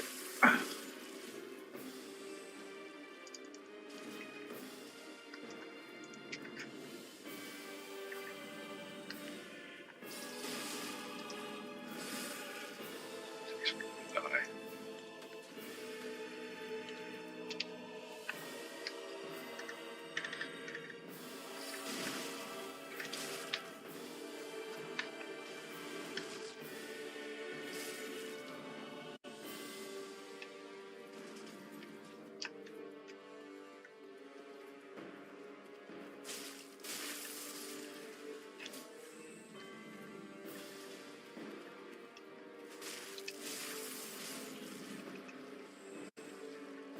Oh, on the bright side, I have a lot of souls.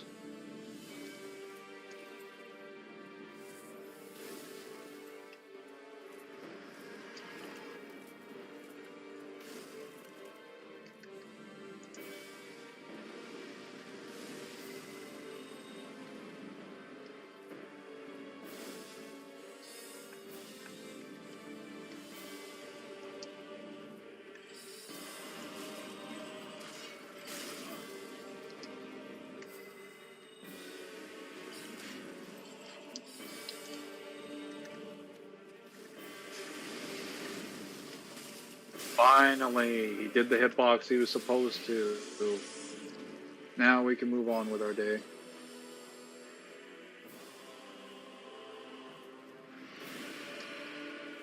Alright, please burn him.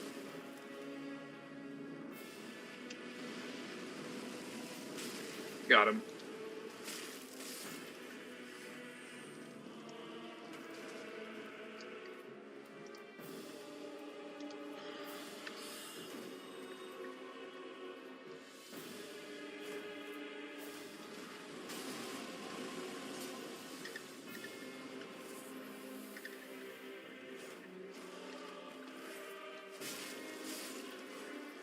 Okay. I killed every single one of the lizard men.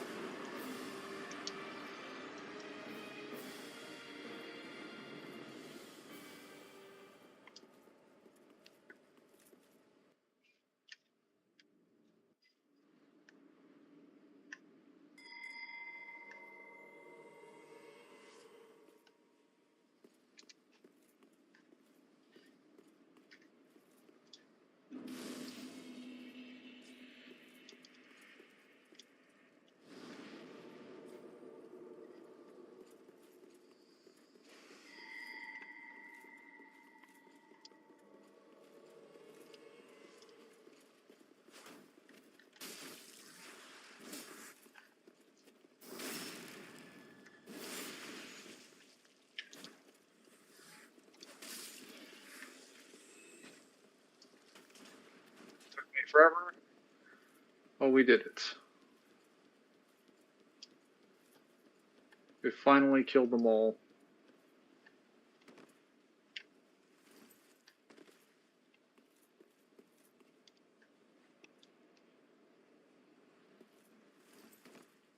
Where is...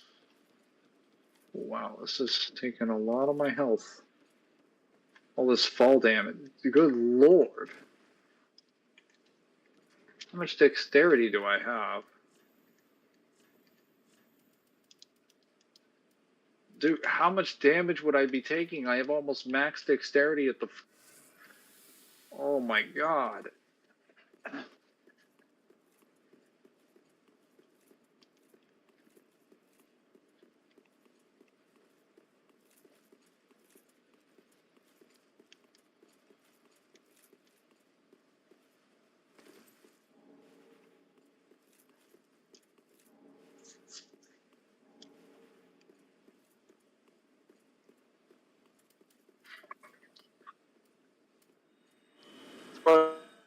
If a family ends up in Tortico, how much fun do you think they have? And what do you think they do? I don't think they would really...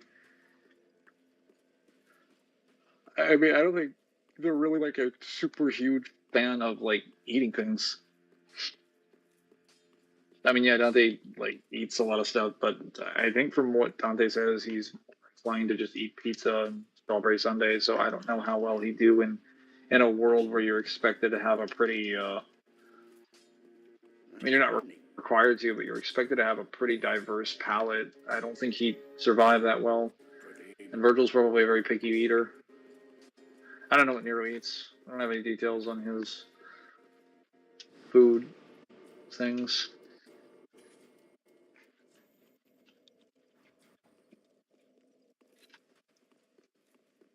Sell some weapons.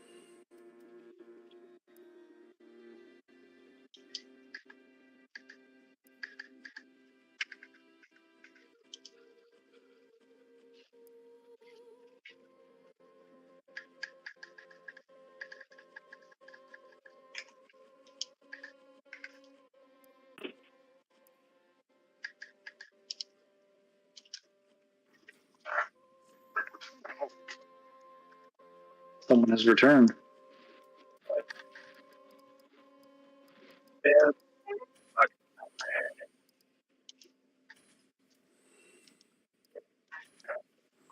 Ashen. That's nothing. Coming. That is wasn't it?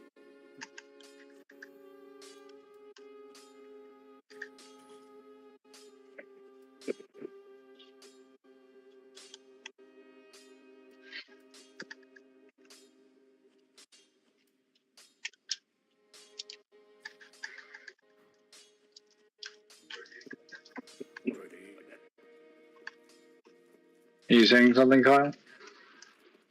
Welcome, speak. Very well.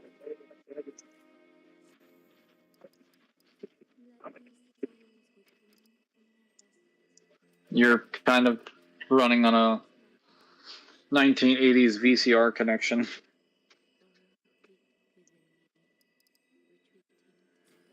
I'm not really doing anything at the moment. Oh, there we go. That's better.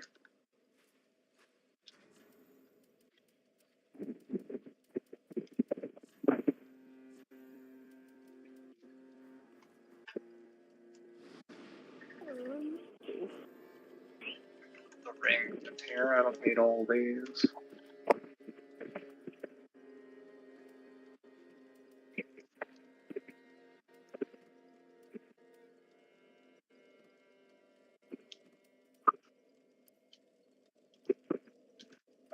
Definitely don't need this.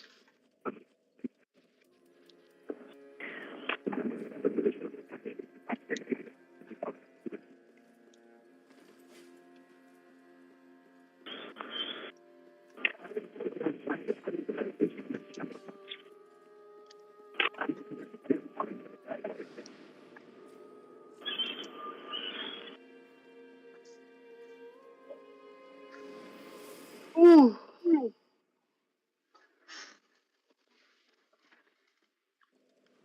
That dragon was annoying.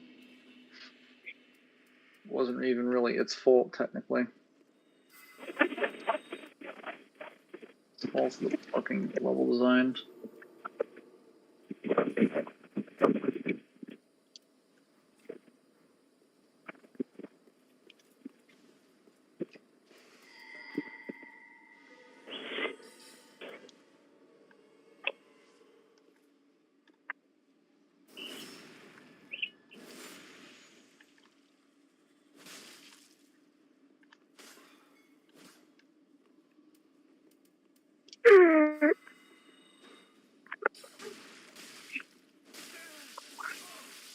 Great. Oh.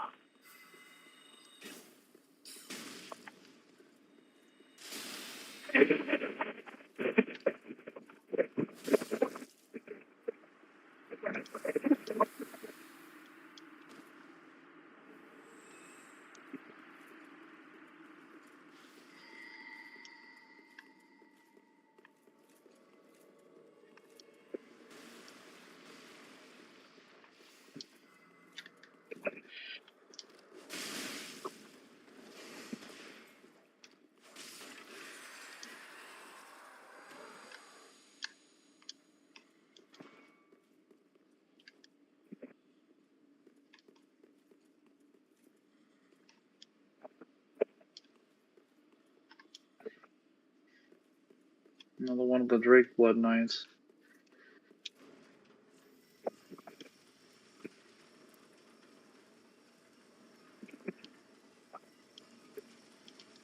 Oh yes, now it inflicts magic damage. For some reason.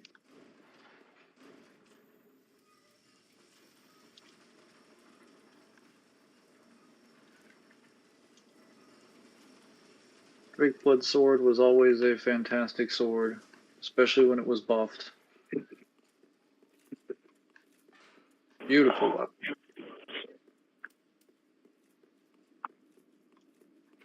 Have you started Prototype 2 yet, or are you still taking a little bit of a break? Oh, I've been playing it on stream. Oh, how do you like it? I like it better than 1, as far as controls are concerned. They fixed the only 2 problems I had with 1, which was that they slowed down the rapid fucking acceleration of jumping through the air,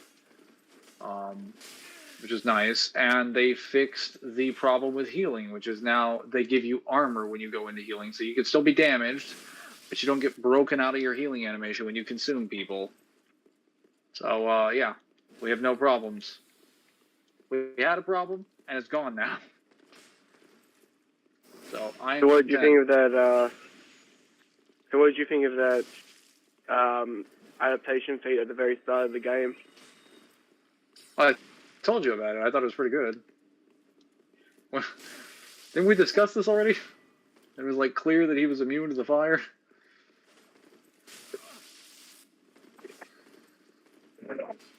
Oh, wait, what is this? What do you think you're doing, buddy? You got no chance. Okay, he's dead.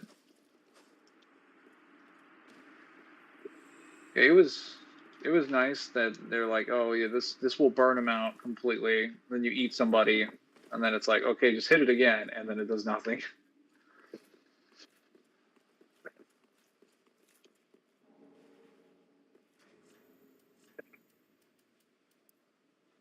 Are you still in the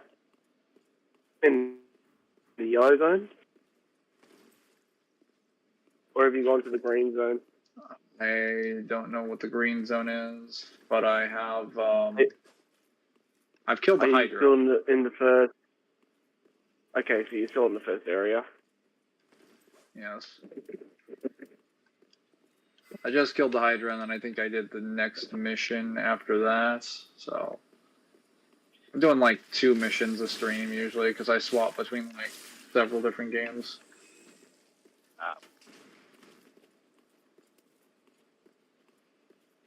So usually every like, if I'm fast, like every 4 or 5 streams, I finish several games. The you know the the big Goliath at the start of the game. Yes. Do you want me to tell you a really silly feat for it, or you want to experience that when you go through the GMC later? Is it in the guide or is it in the actual like game? It's in the art book. Oh, you can tell me if it's in the art book. So it states that it attacks with lightning quick attacks. Oh, nice. Well, lightning quick is usually a statement referring to like something just being really fast. But like, I mean, I guess that doesn't really like change anything for most of the feats that I would give Heller anyway, because I just scale into Alex, so it doesn't really matter to me. Well, this means that like James without the black light could already move at lightning speed to be fucking nuts. Because the charge like I attack said, counts as an attack. Lightning quick isn't referring to something moving at lightning speeds. Lightning quick is a phrase referring to something just moving really fast. I'll see if I can get the actual statement for you for what it says.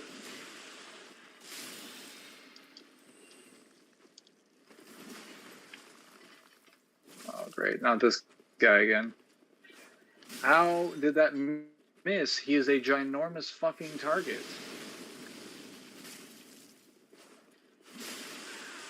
Yeah, that doesn't make sense.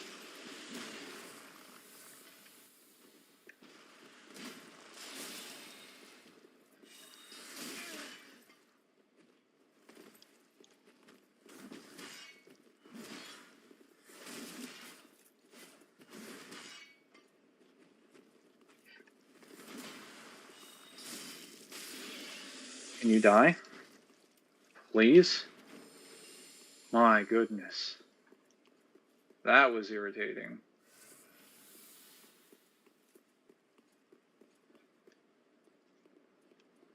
That guy just could not kill himself with a thunderstone plate ring. Nice. I am gonna actually need that. And I took damage from that fall. Okay. Interesting.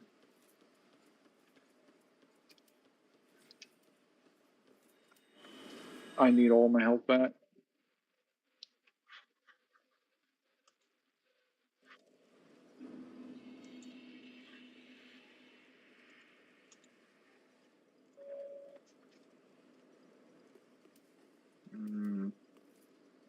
Where's my homing soul mast?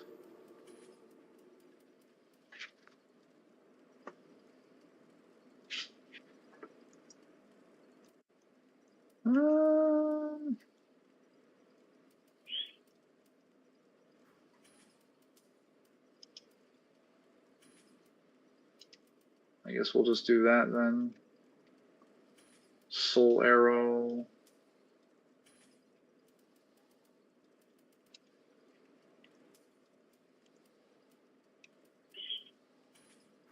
There we go. Fantastic.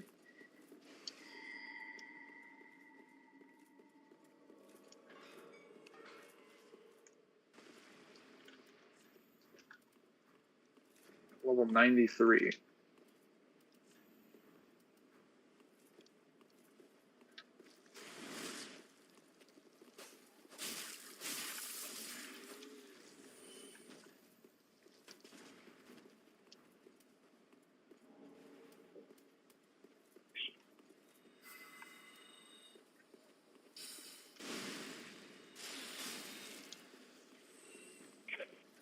Look at this man. He's fallen and he can't get up. Fool. What's this?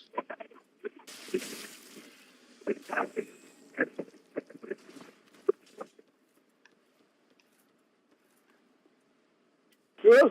Okay. I feel good. Good, please.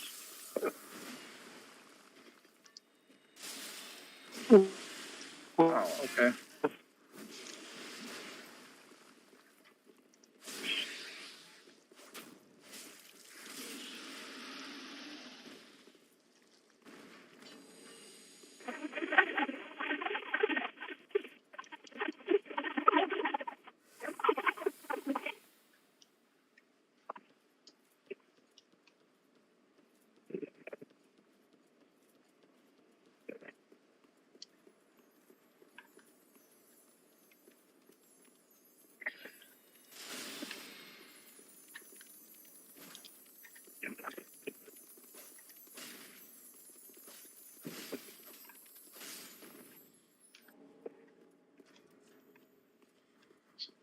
Titanite.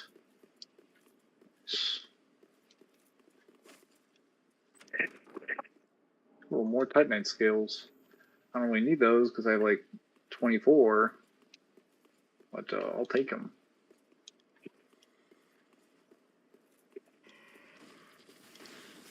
Oh my god, and now I'm getting stuck in corners.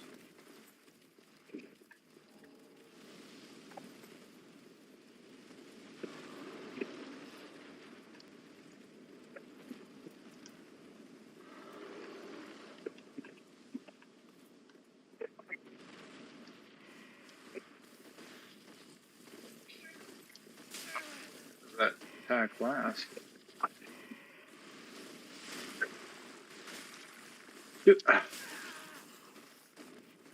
Yeah, this is questionable.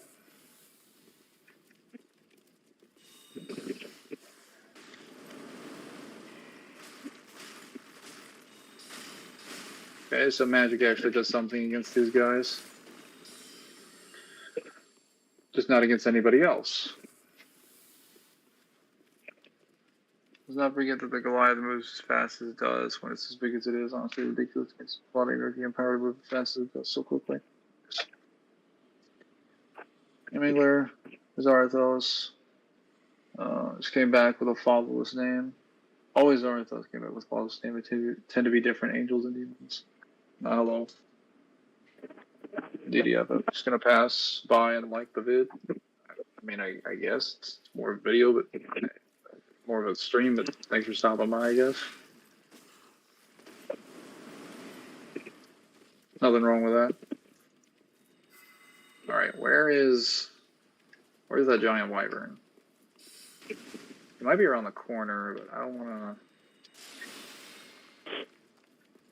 wanna piss him off. Okay. Now.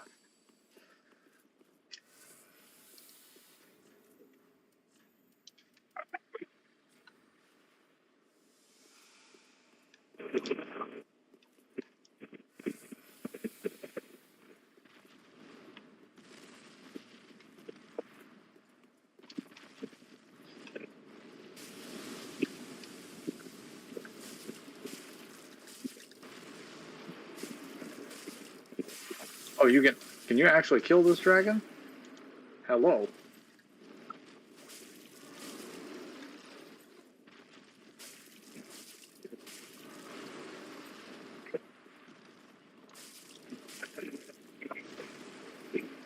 Camera's kind of freaking out.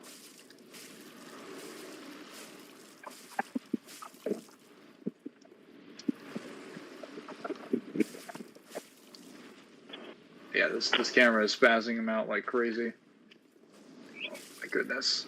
Oh my goodness. Okay, that one actually hit me.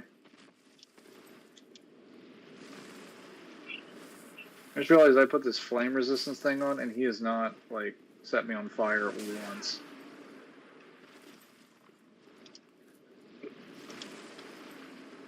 Oh, and I'm assuming that's the good thing.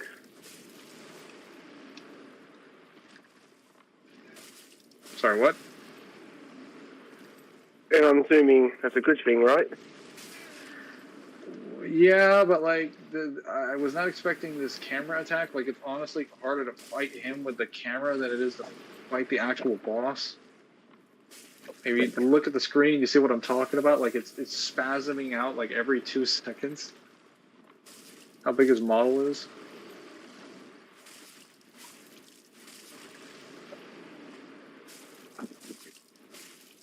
Oh wait, I think I caught him.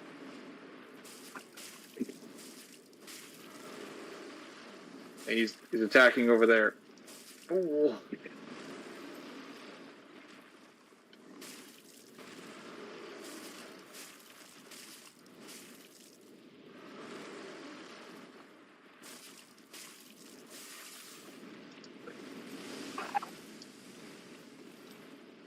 I thought he was actually leaving for a second. I was like, no, not all my hard work.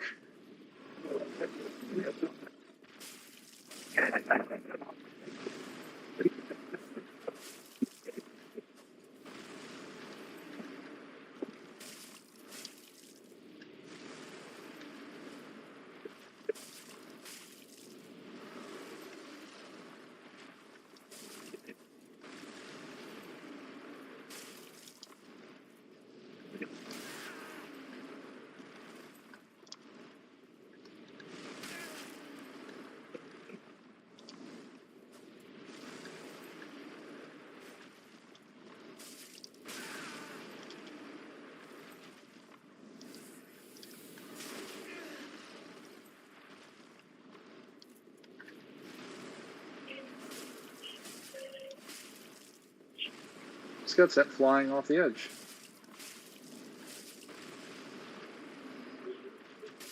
Oh my god. I literally almost got sent flying off the edge again. But I killed him. And I got all of his scales and everything, so hell yeah. I don't think I've ever done that before. And now I know I'll never be doing it ever again.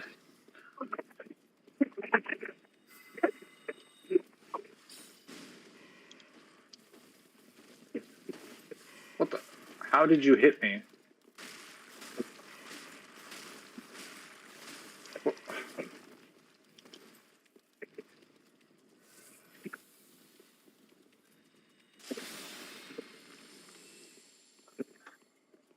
Tried to go to the bathroom, and an normal direction was called. My head went to the house ceiling. I thought, oh, there's really been a draft prisoner. What in the world?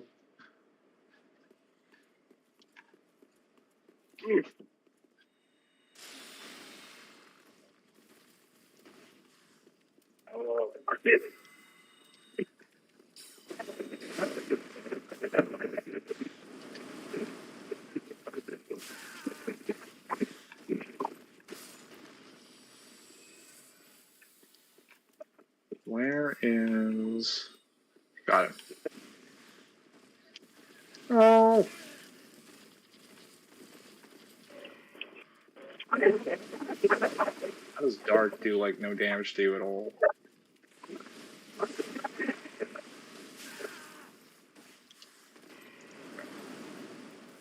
try this.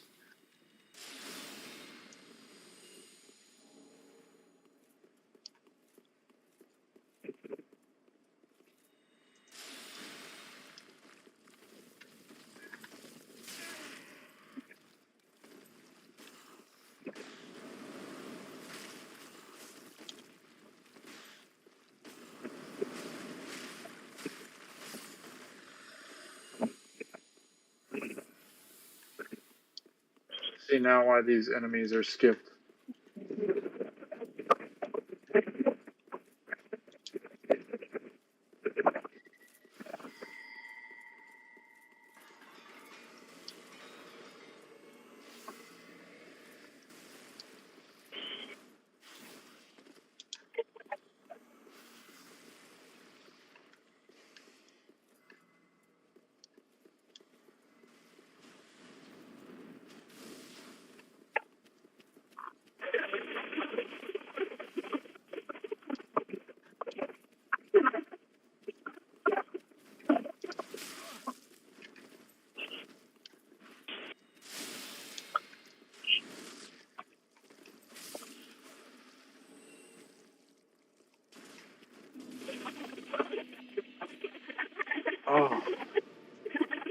Healing. You pass that dragon? Yes, I killed it. The camera's having a seizure, but I killed them. So now I don't have to worry about that dragon again. Unless you were asking about the previous dragon, which I killed him too.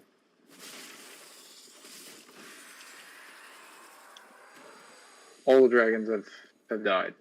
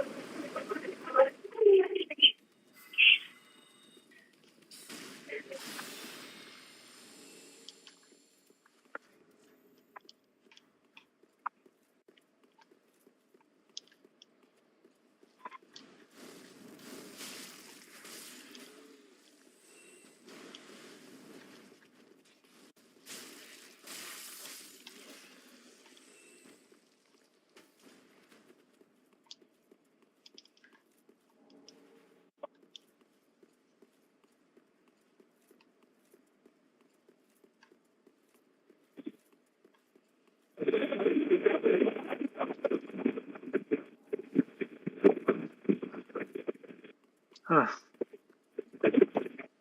Yours in if he tried going to the bathroom? Yes. That would be a problem for him.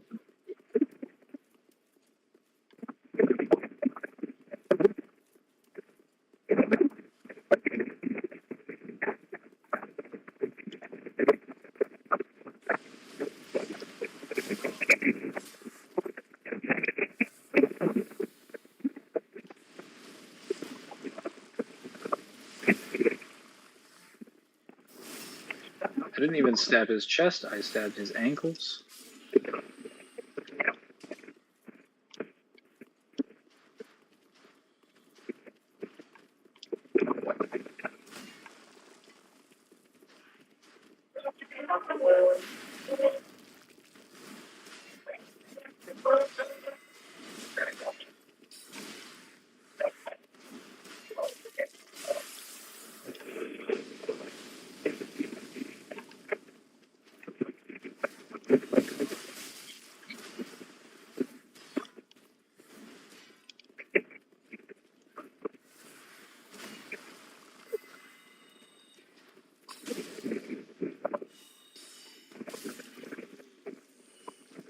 Okay.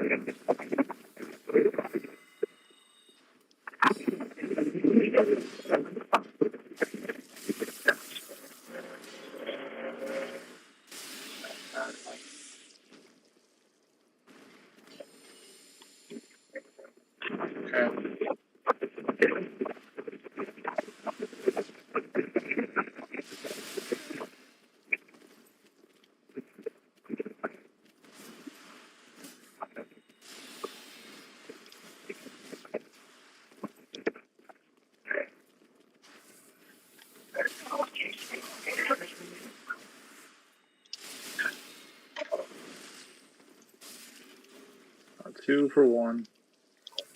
I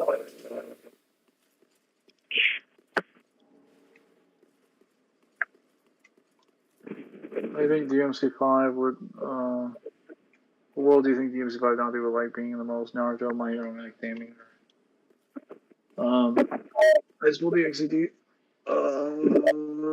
Definitely not a place where he doesn't have access to, like, you know, modern tech, so. Oh no, fuck it.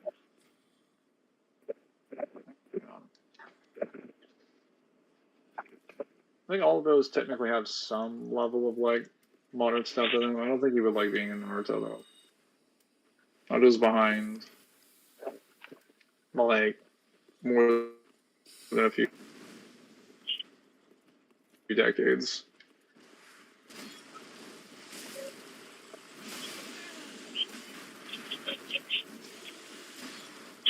Also, the nature of Naruto's world would also be very irritating for. Oh.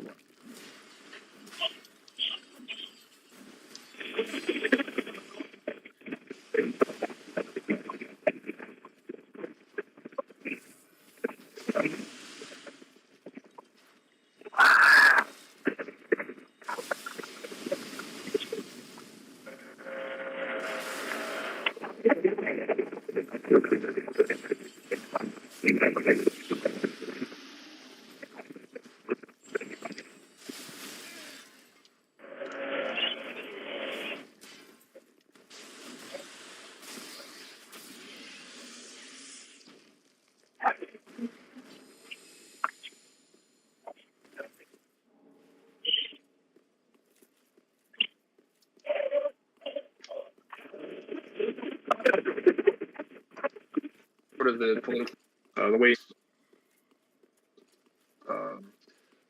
I guess their mercenary contracts and stuff like that would not fit well with Dante's scope of living. He'd have to be killing people nonstop to get his way.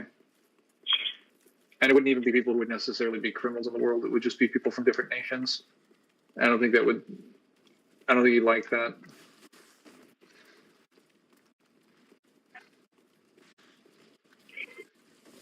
I don't know anything about High School DxD. As far as My Hero Academia, I know next to little about that. Next to nothing about that.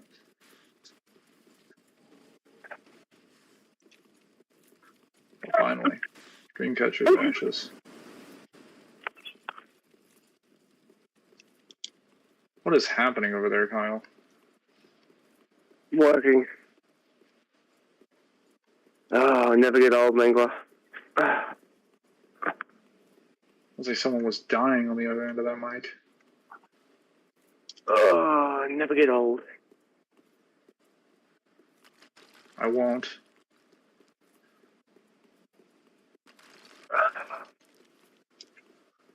Kyle still here? Yes. It's just fading away into the abyss. Slowly.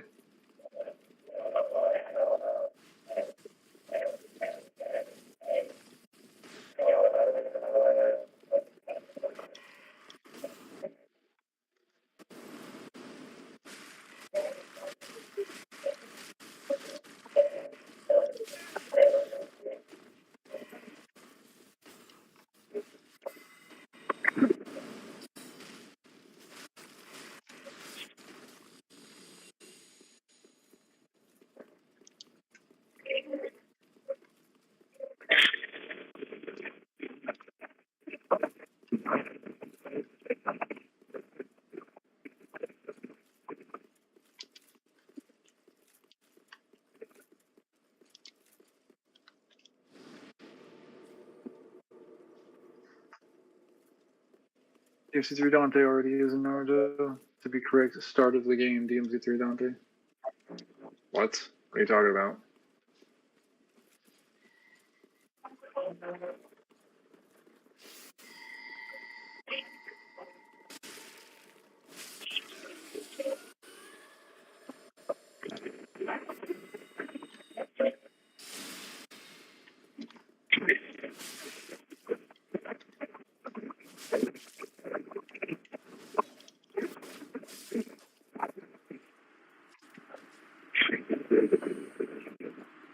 Orochimaru? What does Orochimaru have to do with that?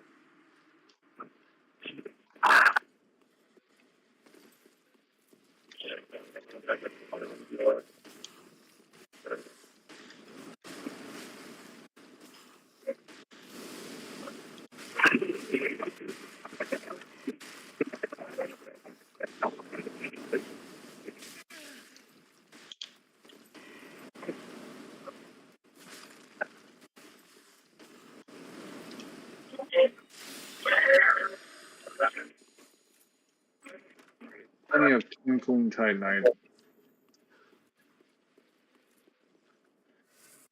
Let's go loot up here, and then I think I have everything I need to move forward on this level.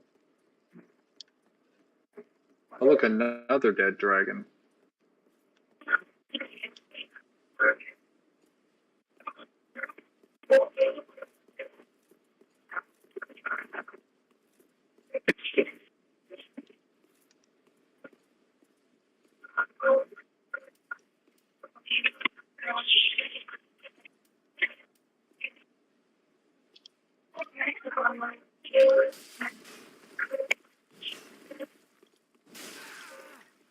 Oh, guys, it's Havel.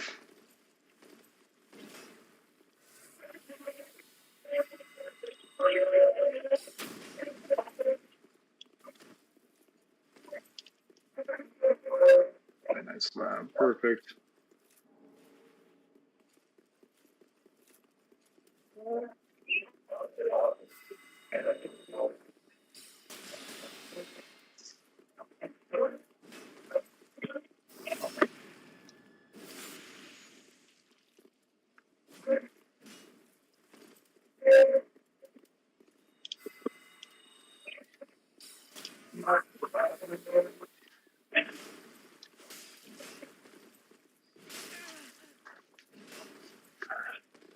Doesn't work when I felt this weird disturbance that the youngest guy in the group was talking about being old again. Was I right or was I wrong about that?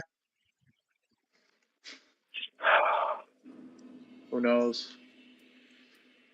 Kyle, you wouldn't happen to say anything like never get old or something, would you? Being the baby of the group and all?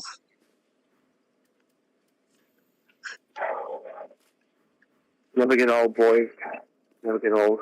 Yeah, I thought so. And I that thought is my all. Like I don't have a father. I just like I just I, feel. I knew my Kyle bullshit senses were going off the charts.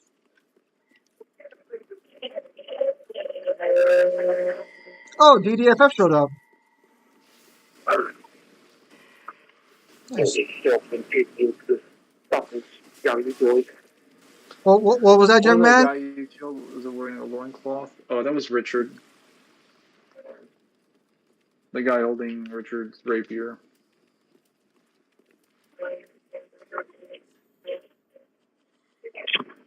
Actually, I don't think I know what the name of the character might have been because he was holding Richard's rapier from the first game, but he may or may not have been Richard himself. Apparently, a lot of stuff's going on with Twitch today. Oh,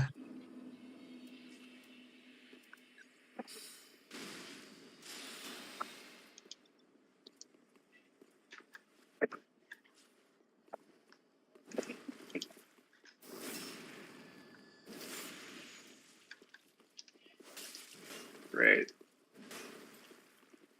still on pre-sale.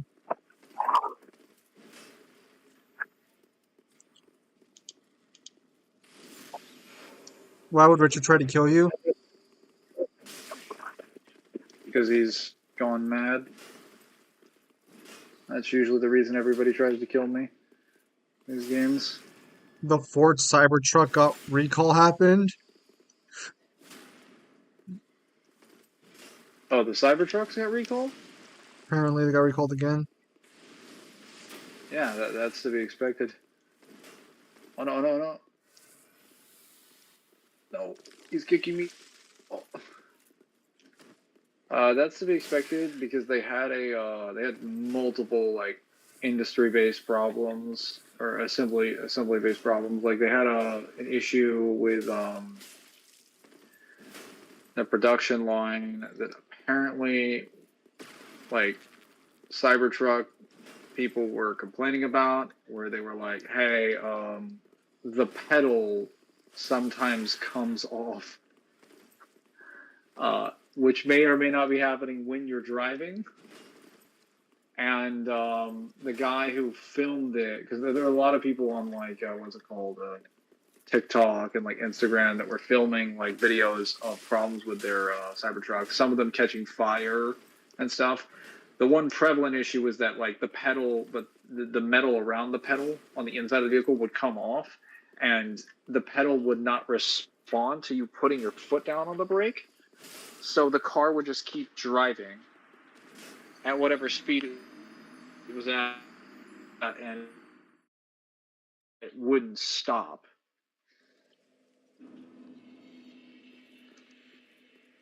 There were a few other issues that I can think of, but the flat back of the truck being extremely flammable, car being unable to stop in motion at times because of the pedal issue, and probably a few other reasons would have been for it to be recalled. That, and it's also like a Tesla product. They're basically just inferior products to everything on the market because they aren't properly like developed before they're sent out into the marketplace. Elon's not known for testing his ideas before he floats them. How dare you? I know. How dare me? How dare I? Yeah, this long gun doesn't really work that effectively. Oh yeah, I killed the dragon, by the way. Not the ancient wyvern dragon. You know the dragon that kind of like ambushes you over there in the hallway? That's not like actually a boss. You can like skip him. I killed that one. And Also, on the red apparently he desk, gave I me don't a think I was lot here of when we shut loot. up. Can the Shinobis in Naruto be able to seal a demon? No. Their seals are just like the way their seals typically work is by putting chakra into someone's body to like shut them down. That wouldn't really work on a DMC demon because chakra is just like physical and mental energy being manifested into like some kind of form. Normal demons can already produce like sealing abilities on other demons. That's crazy. So I don't think that's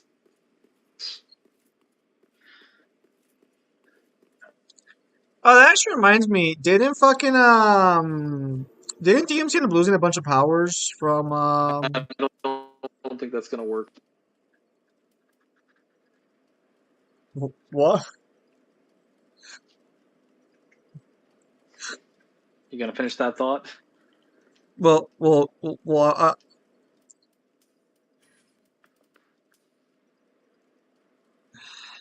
Okay. Hello? Yeah, Doi. Yeah, man, like I can hear you. No, it's because Okay. my mom just got done telling me that there's still nothing in the mail, so I'm gonna have to call CSUB. I'm gonna check and see. No, no. Hmm.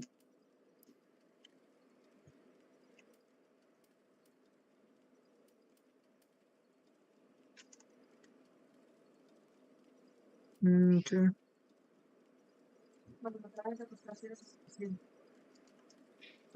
Sí.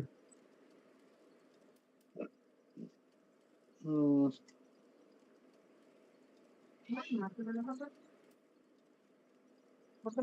Sí.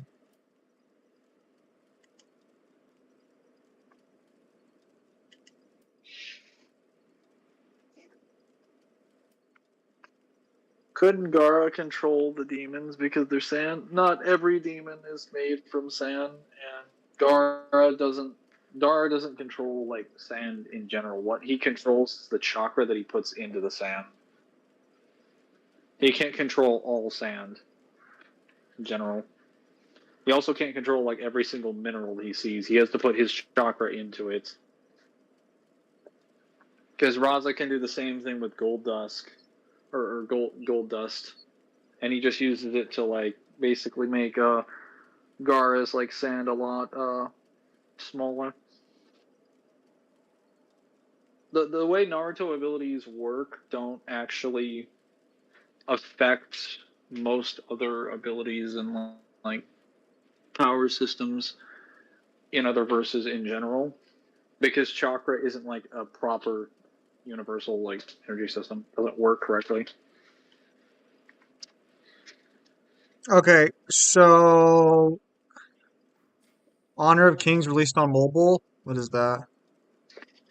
I don't know what that The Honor is. of Kings. Apparently.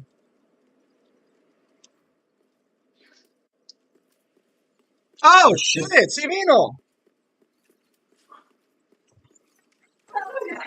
What are you saying? Ooh, it's raining now.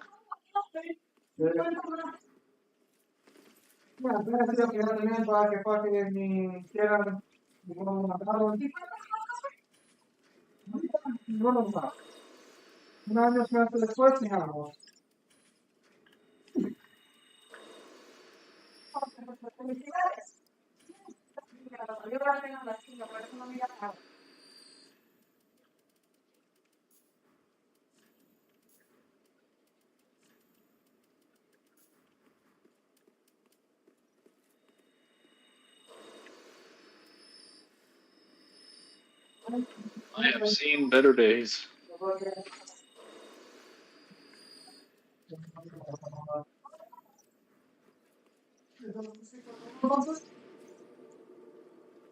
Why can't you just run past this school, Angelo? Where?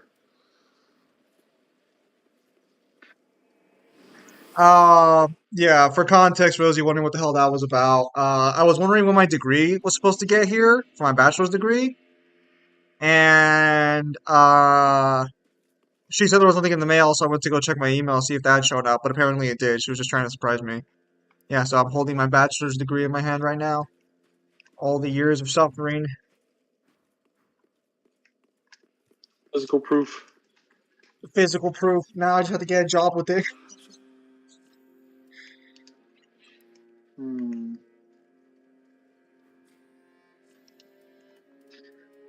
Should I get Seats Crystal Breath?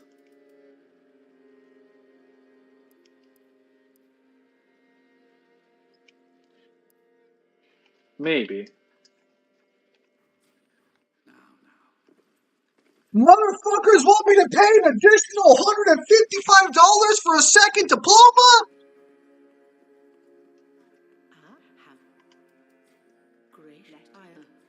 Oh, these fuckers be tripping. Apparently I can buy... What is this? Rockin' Alice, what are you I can asking buy the an unlimited what are you asking the supply of source for? toys. You asking the source for my degree, bro? Is asking a source for your degree. um, Bruh. Being brud. Just wasn't he? where is... I can't believe it, Mangler. I'm finally a real boy. I hope you're happy.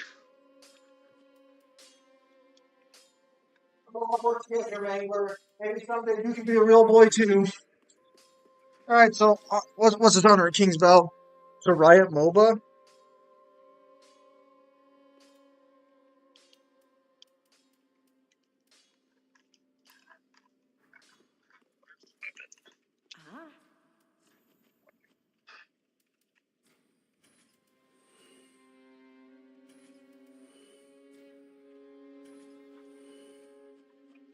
Kept that Richard's rapier.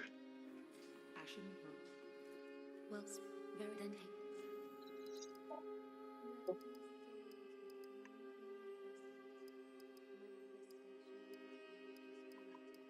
Wow, soft cap for Vigor kicks in way sooner.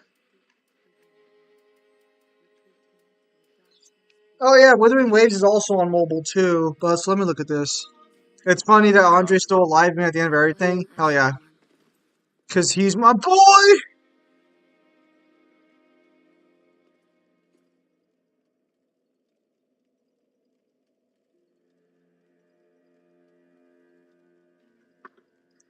Wait. What is this? Who is that Corpsey King supposed to be? Oh, that's Ludith? Yeah. Yeah, that's Ludith. That seems kind of stupid. Why would they do that?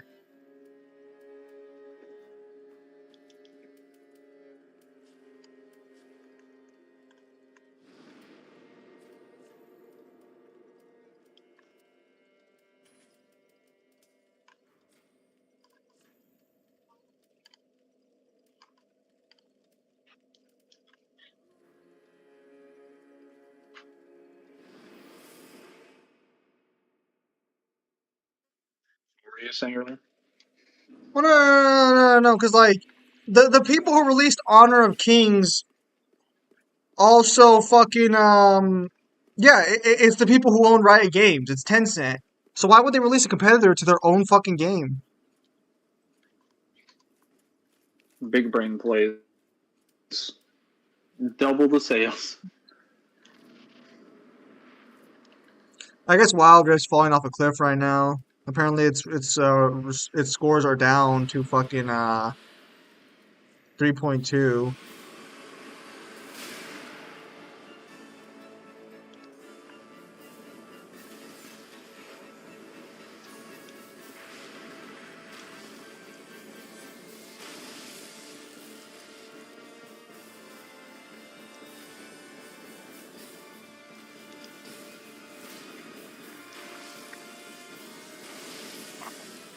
I am reminded of how bad this boss fight is.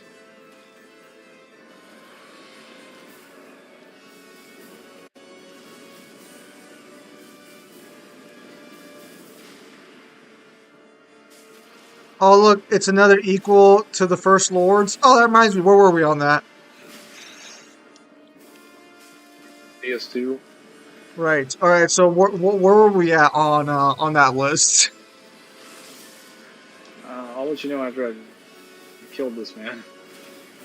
All right. So wait, how close are you to the end of the game now? Pretty close. Have you already killed the princes? No. Just taking a bit of a detour. Getting as much power as I can.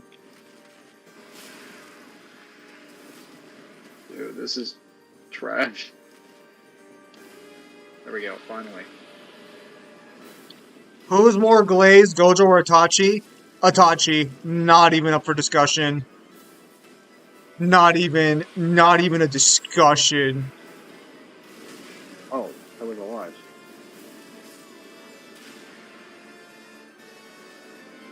Don't tell me this is one of those bosses where if you keep hitting the animal, the game treats it as both the mountain rider dies. No. But the animal is really hard to hit. Yeah, because it was a poorly designed boss. That's why you're seeing me struggle so much. It's not even like I don't feel pressured or stressed out at all with this boss like I do with other bosses. I just feel like I just can't hit him. I'm like, oh, well, if I hit him, all right. But if I don't hit him, all right.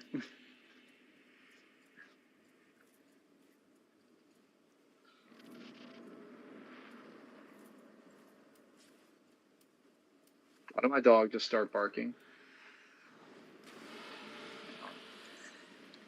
So Maj and Dante, Wild Rift or Honor of Kings, which one's better in your eyes?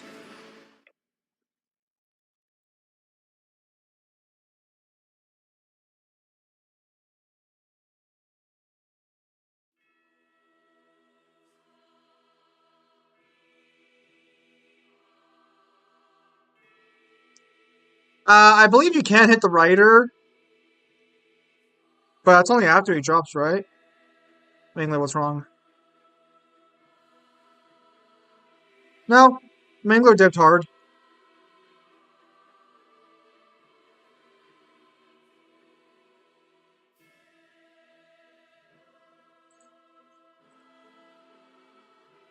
Seems like the key up with Mangler.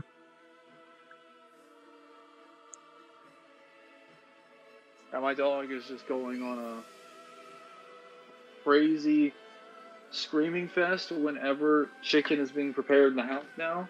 And since he's an old dog, I have to go in there and put him in his crate, get him to go to sleep, because every time he screams, he makes his heart worse. Because he's just like, oh, give me chicken. And I'm like, no, I'm going I'm to die not. if you keep this up. I'm not asking you if it's a copy or not. I'm asking you if you played them, which one's better.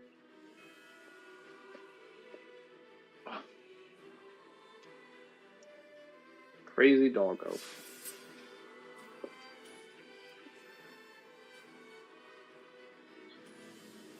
You're able to hit the rider too? I don't know if you're able to actually hit the nameless king in the first phase. I'm not entirely sure.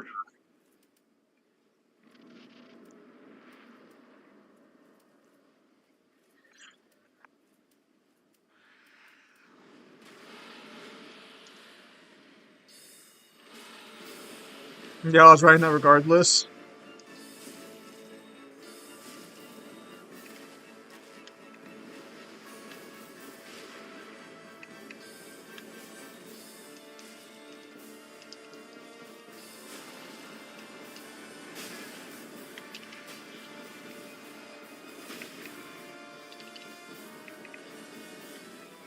I guess you are. There you go. There's an answer to your question. I think if you're shooting, it's actually easier to aim for him. Any of the Caps play Honor of Kings or no?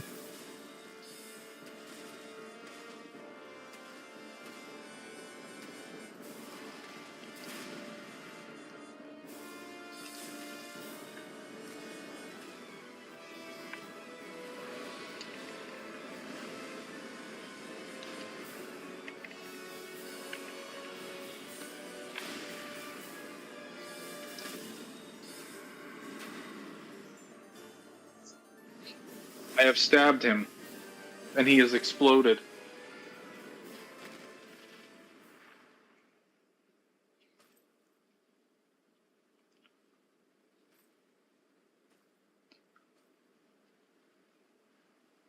Oh, you killed the dragon. That was fast. Technically, he killed the dragon because he stabbed it last.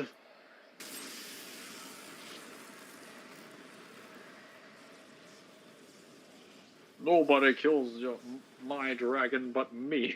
Uh, would would it be satisfying to see Bayonetta get her ego destroyed? Not really. Bayonetta is not a malicious character by nature. Like, there's no reason not to. There's no reason to. There's no valid reason to actively dislike her for something she does. You know. She's just cocky. She's not like an evil person. So can Mangler defeat the Nameless Oh, King?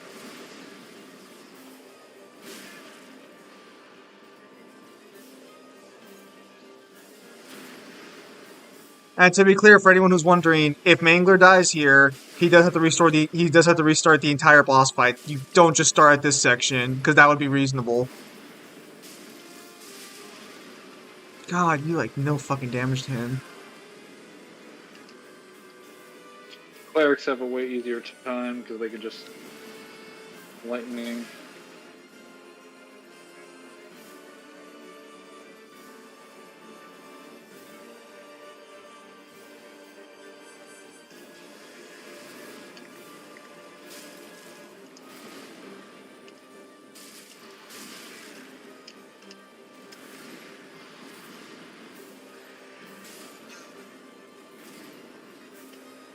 Or do no damage. Yeah, I noticed.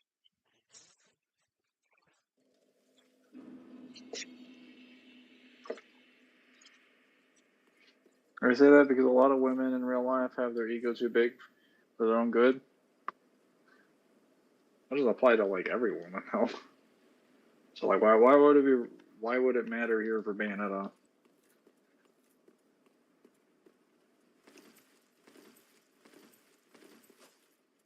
Because like you don't really need Dante in particular to do it. Really well. Actually, every time Bandit has been outshined by somebody, or has been put on the ground by somebody, and has been unable to finish off someone by herself, it's never really taught her any sort of lessons or anything. She hasn't grown because of it. So I don't think throwing Dante in there to one up her would really do anything for her character. The Nameless King is fucking huge. Yep.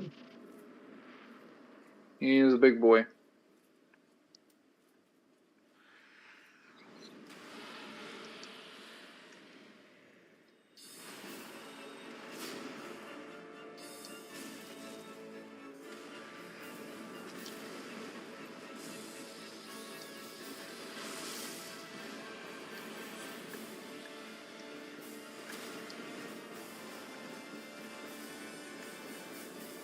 Hmm. As a far as person, no, would not be satisfying. I see Dante instead in a post-sex scene as Bayonetta is holding a cigarette. Dante feeling masculinely threatened. So you're those people who really like that one image of Dante being kind of like curled up after. How does that even work? Like realistically speaking, how does that even like happen? But I guess it's just something I'm just not aware of.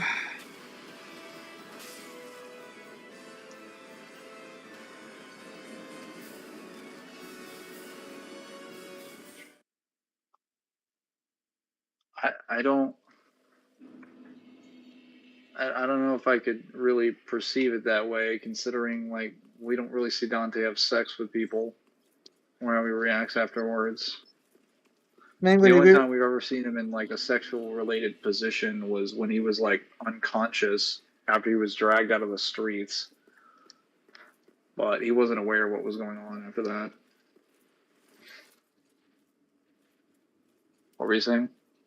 No, I was gonna read the comment there. Is that your Google Mangler statement? Which one? Which of the many? I do like that they at least have the decency and the common sense to put my souls outside the boss room. Though that should be a mechanic for every single Souls game. I think it's a mechanic in Liza P, if I'm not mistaken. I'm pretty sure Liza P actually teleports, like if you die inside the boss room, they teleport your souls outside the boss room. Which...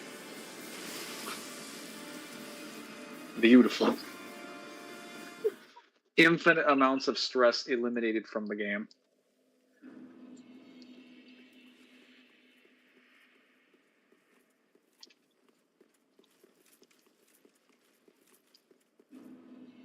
Have we ever seen Dante feel like his masculinity was threatened? Not really.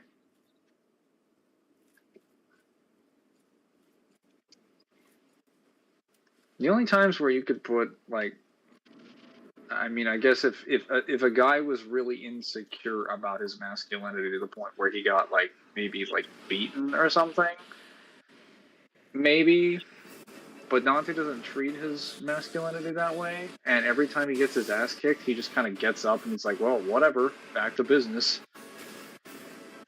Like, it doesn't really seem to bother him. He doesn't take it, like, super personally. It's more like an inconvenience.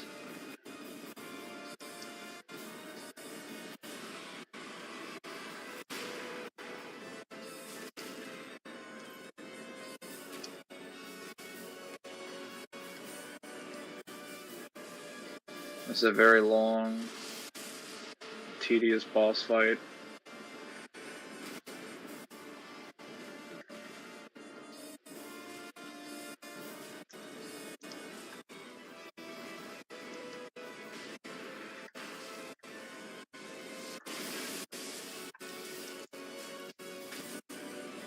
Stab you in the eye.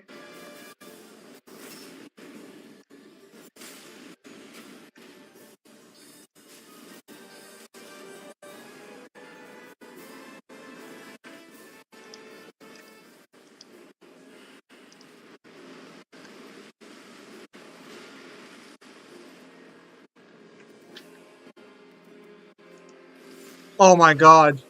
Wow. Holy shit. Reading comprehension does wonders for the fucking soul.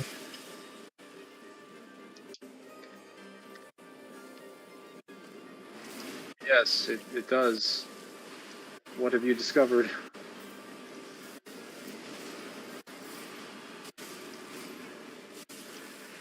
Hang on. Usually someone only says that when they're happy that someone else read instructions.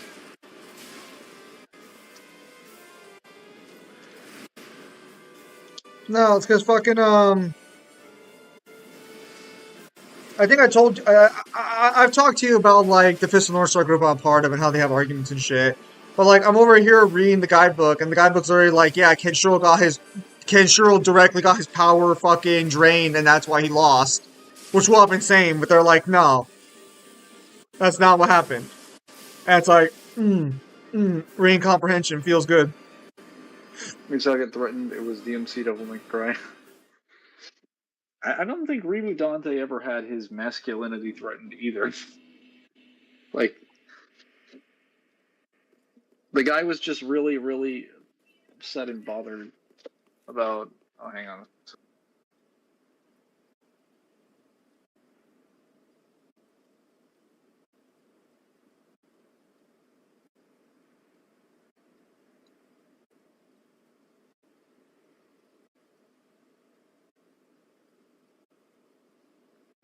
They say JJ, of course.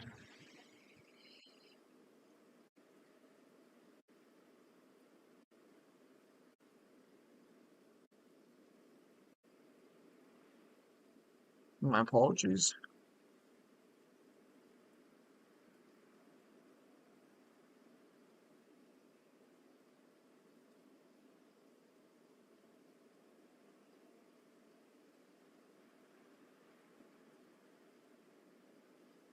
I have returned with Welcome back. taquitos.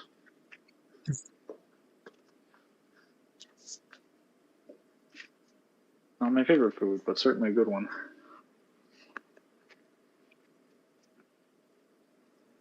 Nameless King, such a bland name. True.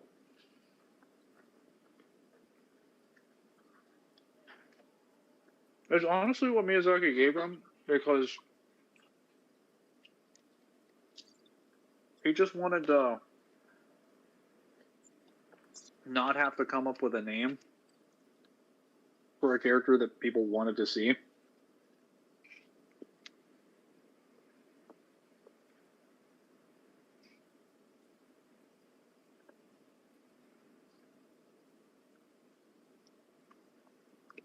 Would you say that Dante suffers from the strongest trope being that he's seen as a weapon, not a person? No, he doesn't.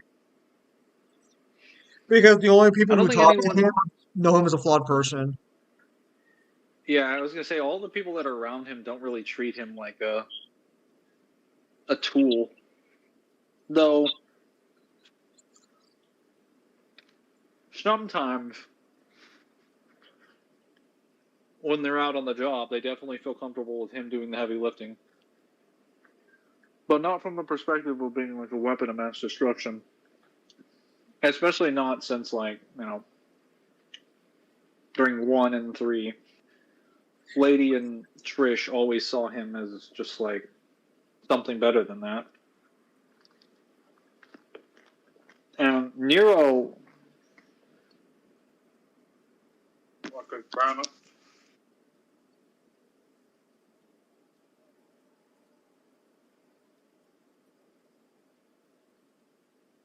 Man, are you okay?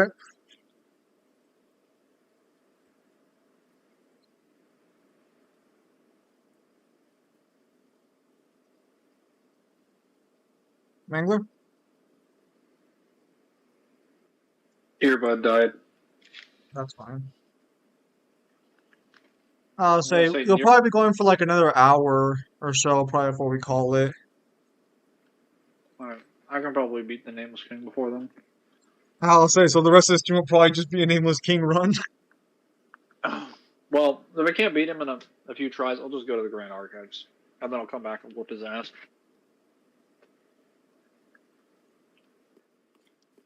Well, actually, I haven't tried my secret weapon, Frost. Nero doesn't really consider Dante a weapon. He considers Dante to be like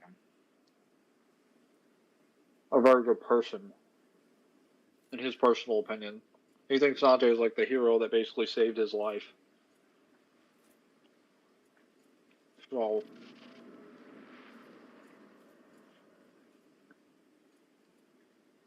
oh yeah, and Lucia considers him a good person as well, at least until before the nightmare. I'm gonna say for the record, using Lucia as a valid point isn't even all that valid since she's literally just bitter he won't sleep with her. Well, until that point.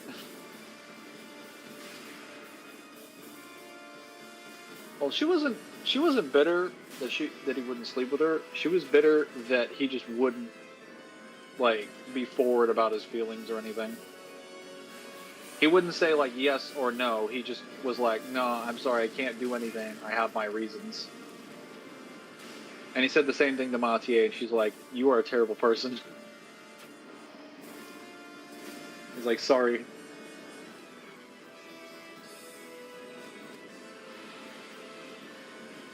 I'll I never understand quite it, but understand. like, I'll never quite understand why he insisted on writing that hit piece for their characters.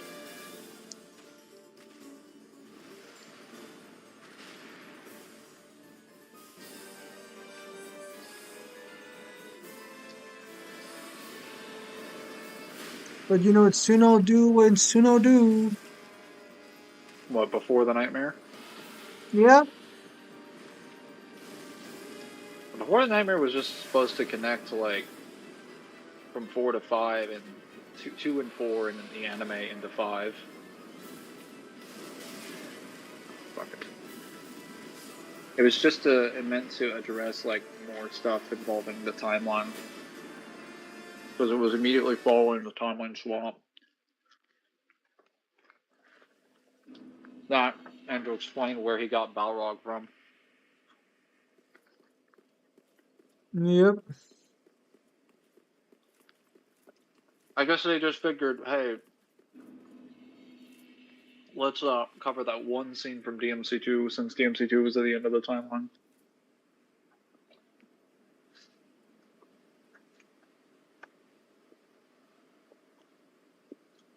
No, Zim, even if they state it directly, you're reading it wrong. True.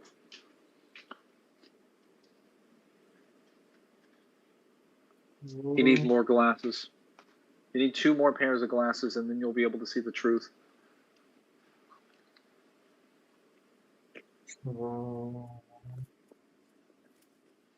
Only then will the truth set you free.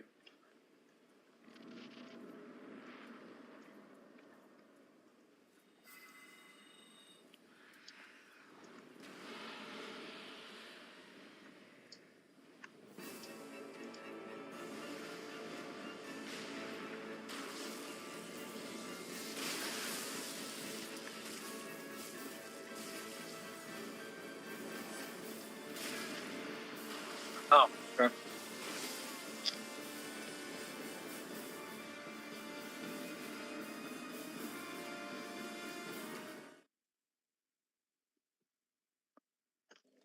Basically, during DMC3 just sold out as another demon, then after that, he just sees him as an ATM. That's not entirely accurate. She just demands, like, large amounts of compensation for the jobs that she's involved in, because it's expensive to do her job, and to do demon hunting in general. That, and Dante makes his bullets for free. She actually has to pay for hers. Also, how about Dante doesn't really need his bullets either. Well, if you actually want to go by expenses, based on some of the stuff in the manga, it's asserted that like a $4 million job is apparently enough money to like pay for like several months worth of jobs. There's even like statements in, I think, one's novel when he's in the criminal underworld that some of them are like thousands, tens of thousands of dollars. It is expensive to be a demon hunter. Now, granted, I don't know what the going rate of like the dollar and inflation is in, you know, the DMC world. Plus, Dante's technically living in Europe.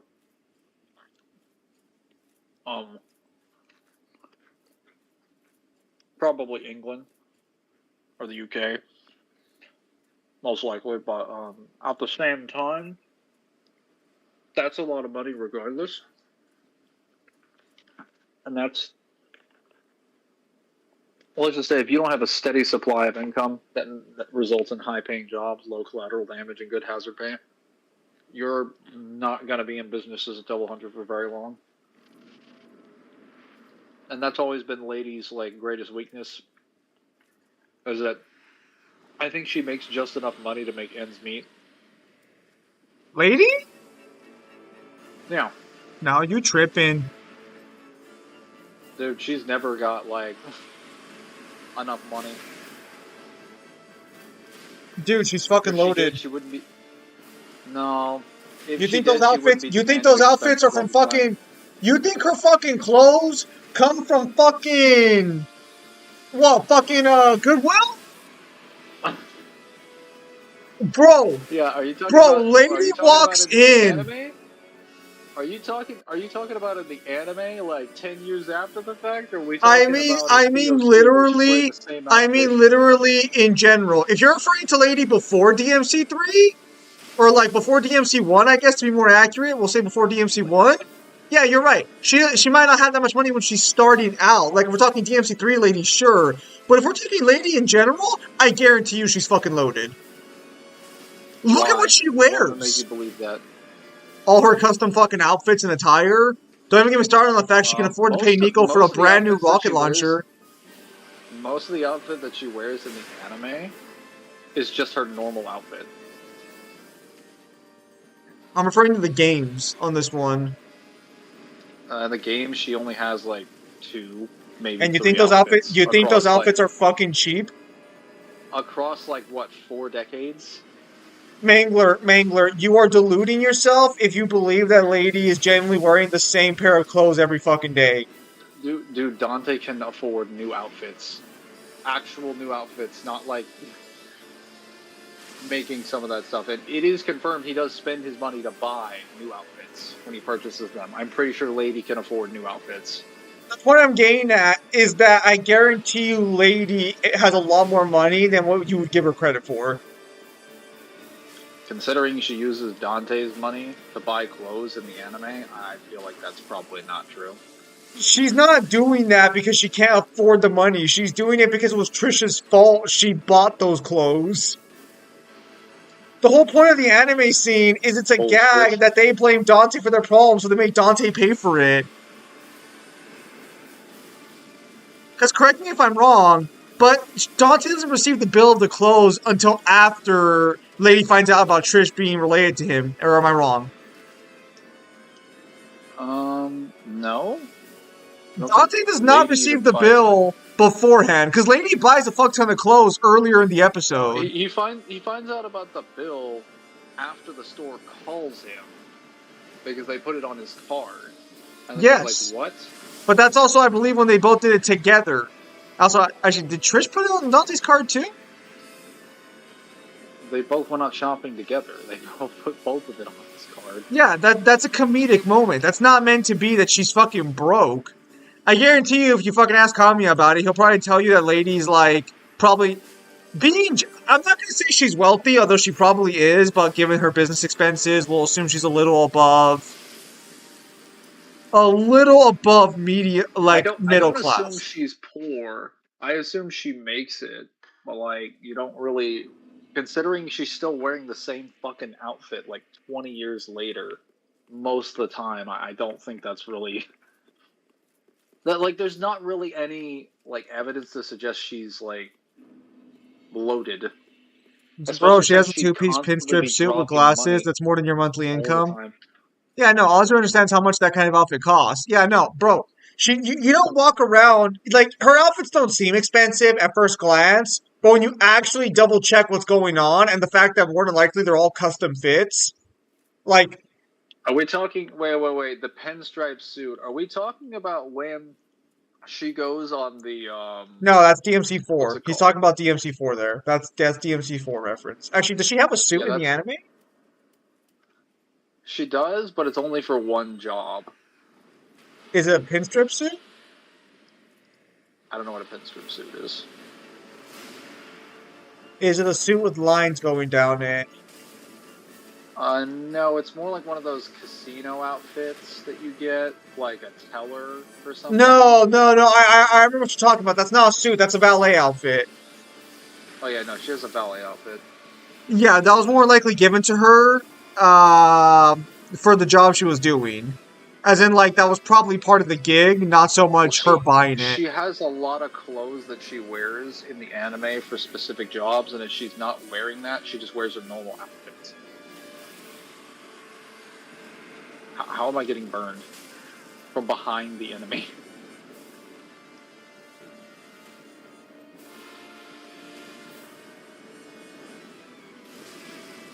Okay.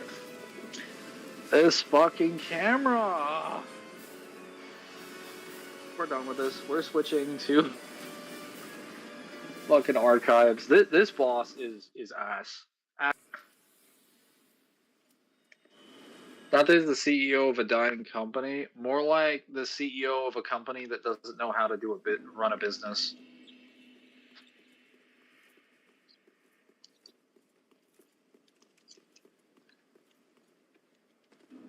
Oh my god! I had to burn 2 homeward bones.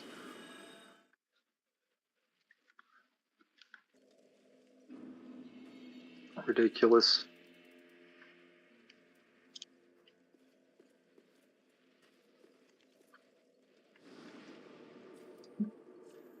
Let's move over here. Grand Archives.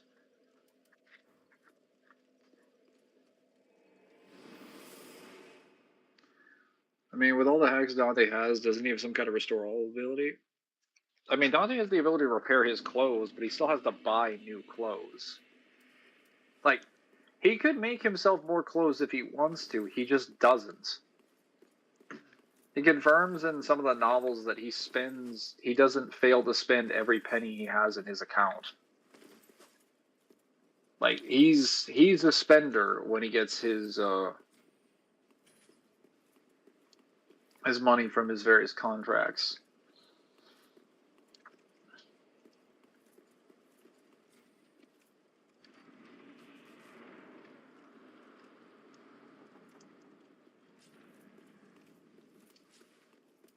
But yeah, no. Yeah. I mean, I'm sure other demon hunters have an issue. I doubt Lady does. There is also just a little chestnut of the fact that like Lady can also afford to buy a brand new fucking rocket launcher from Nico of all people.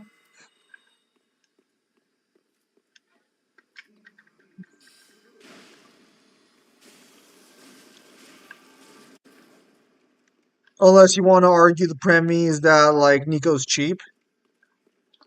We don't know how much Nico charges.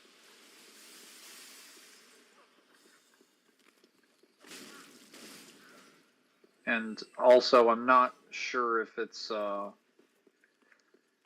not sure what the conditions were for her getting that rocket launcher.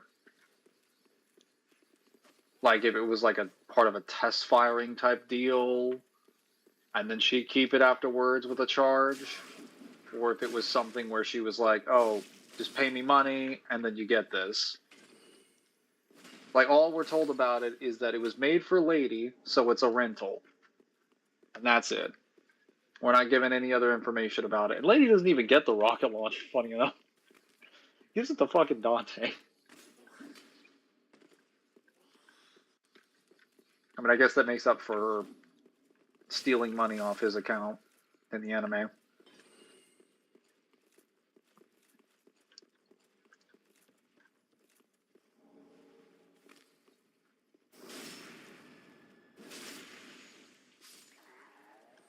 Yeah, point is, Azara, people don't treat Dante like a weapon. They do treat him like a person. Clearly, because they're taking his money.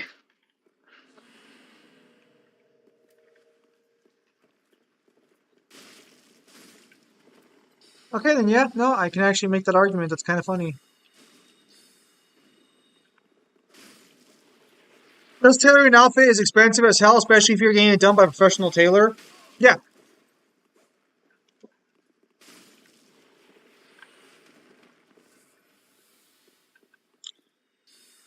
And before someone asks, like, how do we know it's a custom tailored suit?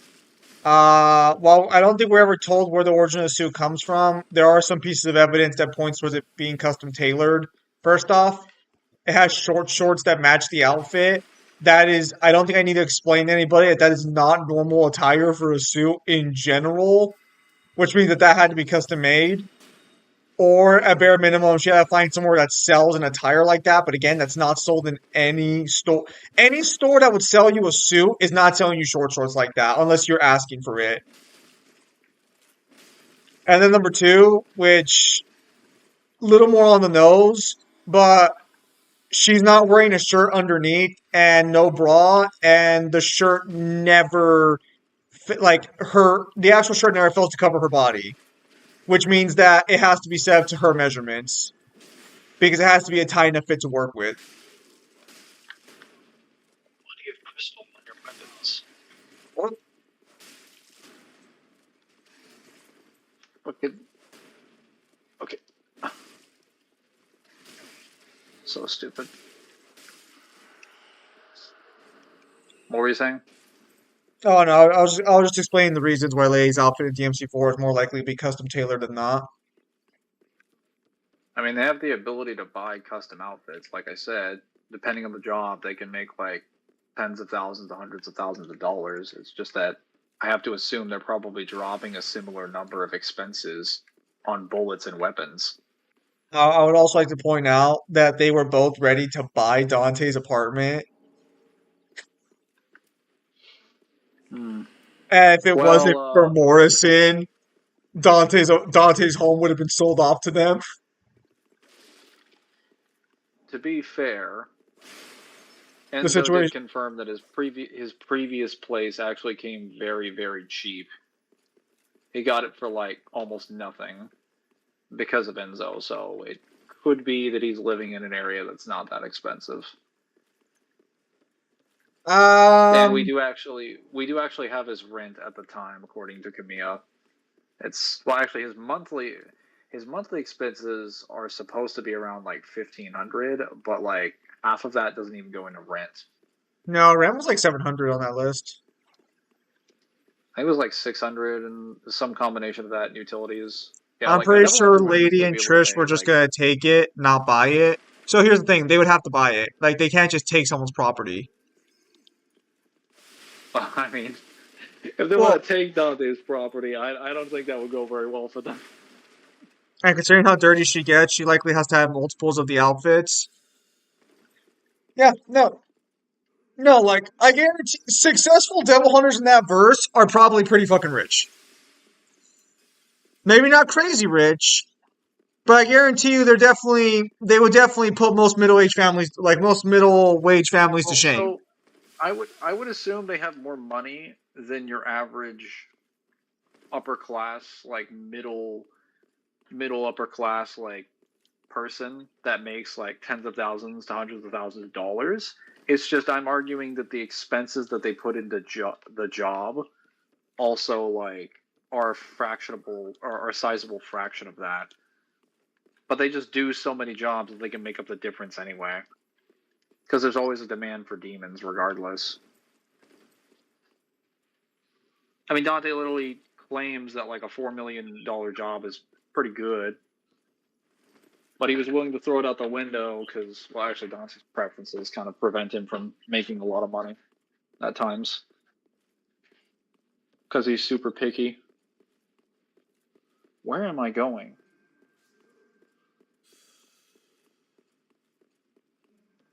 Where's the destination?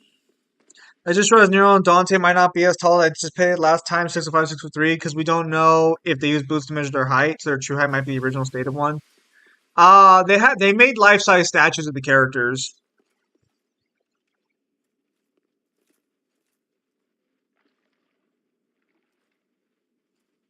I have become one with the wax.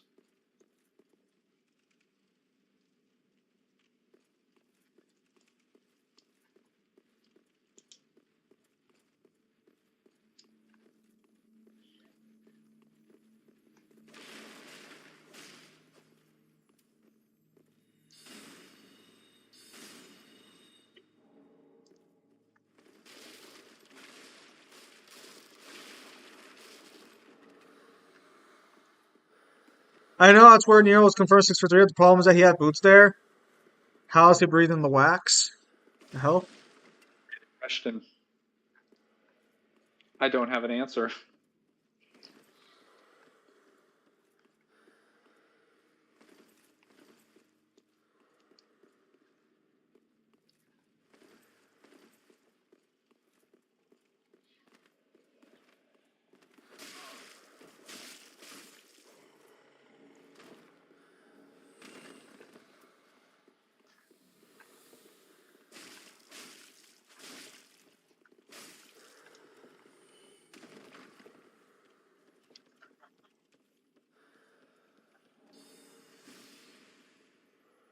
I'm guessing like 6'1" and 6'3" is the actual height.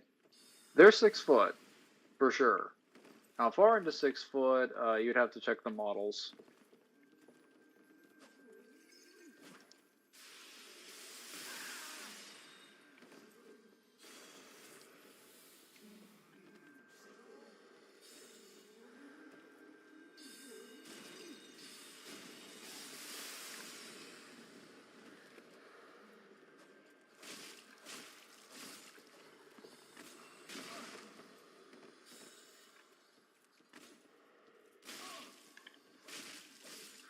How many fucking inches do you think their boots are giving them? Enough. Bruh. A whole 2 feet.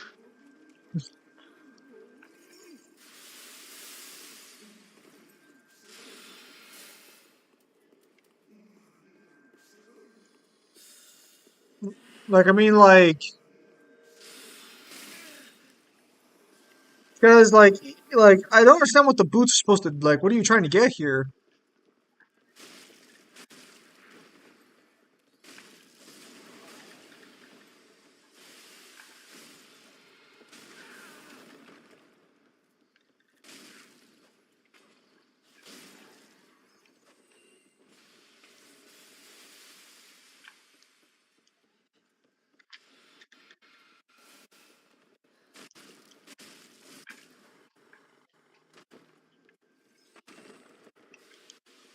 Yes. No. Which is good for Dante, because a lot of women don't want men shorter than 6 foot. Most trainers in casual shoes at 0.5 to 1.5 inches, whereas dress shoes and boots with higher heels or platforms at 3 to 5 inches. Some elevator shoes and boots use materials designed to add more height. A lot of women just prefer men that are taller than they are. So, he's probably good considering he's in the 6-foot range. Though, as he says, he has rotten luck with women. At least he seems to think he does. Oh.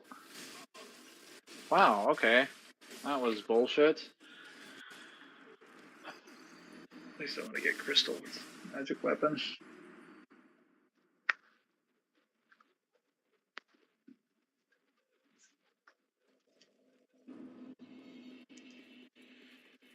I'm gonna be so happy when I get Crystal Magic Weapon and I'm doing even more damage.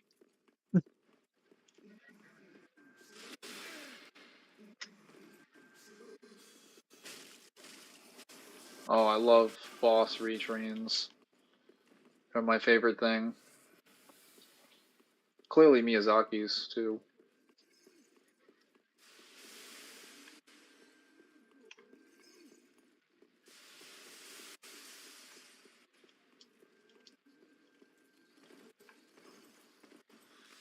You die? Got you. Got you. Here's the way out of here.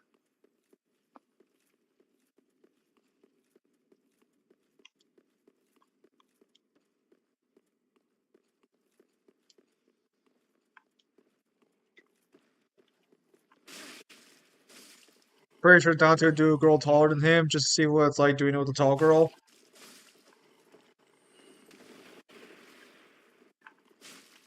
Maybe? I don't think he ever mentions a problem with, like, height, so maybe he would.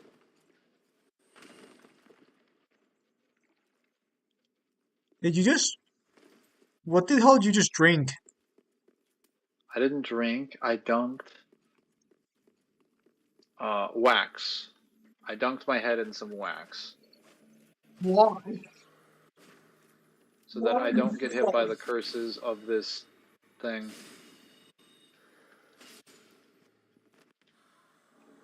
This library has curses that come out of the books, and they hurt me, so I decided to avoid the curses entirely by covering my head in wax.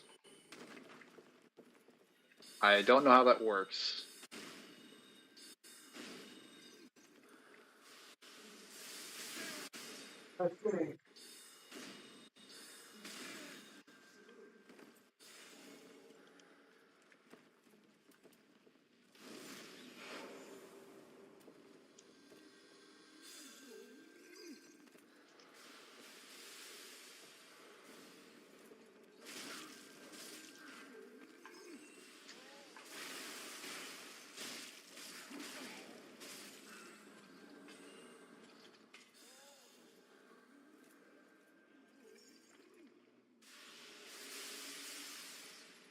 The shortest I'll date is 4 foot 10 inches.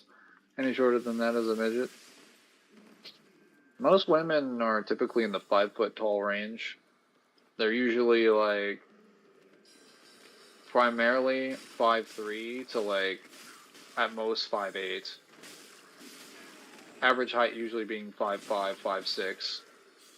And most guys are 5'6" to like 5'5" at the shortest to usually like 5'10", with taller guys being in the 6 foot range.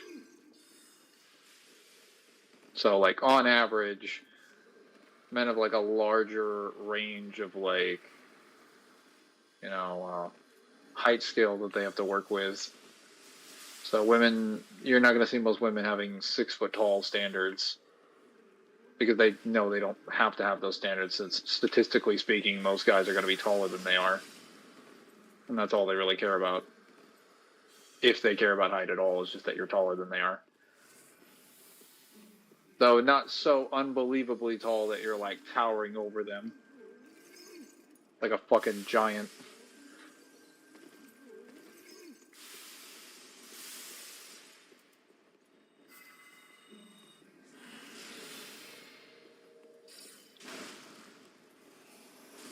Can you die? Okay, you're gone. Oh, well, we'll take that. We'll take those.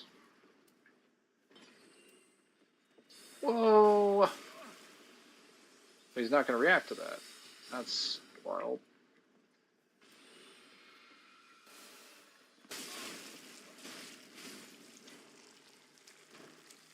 No, not the wax.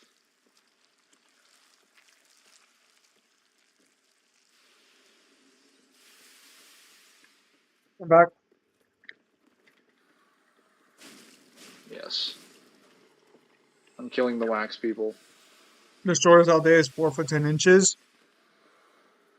There's supposed to be some kind of grand library. Yes, it's supposed to mirror the was it the what's the You archives level you from could just say Archive Seats 1? Library, bro. You could just say Seats Library. Yeah, I guess he's library then, because I can't remember. It's something archives. Maybe the Crystal This one Archives. is called the Grand Archives. Oh, the Duke's Archives, yes. So the Grand Archives level is supposed to mirror the Duke's Archives. It's just the Duke's Archives, except it's actually like good level design, but filled with more gimmicks. There's 6'5". That's crazy. I Oh, don't there's think an height Invisible Knight. I don't think height itself matters. I think what matters is how tall they are in reference to yourself. So, like, if you're dating a girl, let's say she comes up to your stomach, we'll say that's her like max height. Might pose some issues there. Yeah, that's why I said, like, if you ask most women what their preferences are, they'll generally say, in reference to you, they'll generally say that, like, preferably, they'd like the guy to be near their heights, but not so tall that he's literally, like, inside of the ceiling, or that he's, like, so much shorter than them. Like, they need to be within range of their body. Like, usually a couple inches. Oh my fucking god, this irritating asshole. Wasn't this a Please boss at die. one point? Yes. Yet another boss that's retrained. Can you die, please?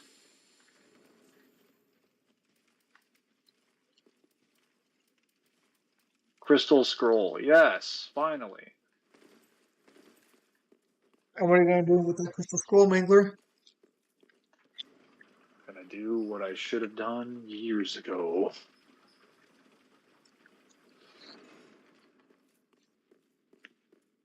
I believe the Crystal Scroll has Homing Crystal Soul Mass, probably Crystal Soul Spear, hopefully, and what is it called? Crystal That soul. Rainstorm. No, Crystal Magic Weapon.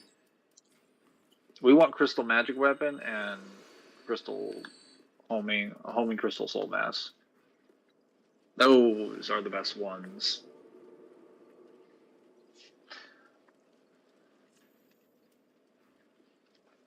Damn, stream has been over 5 hours. I know. It's crazy. Yesterday the stream was 4 hours, or this morning the stream was 4 hours. That so we're Welcome speak. Very then hate.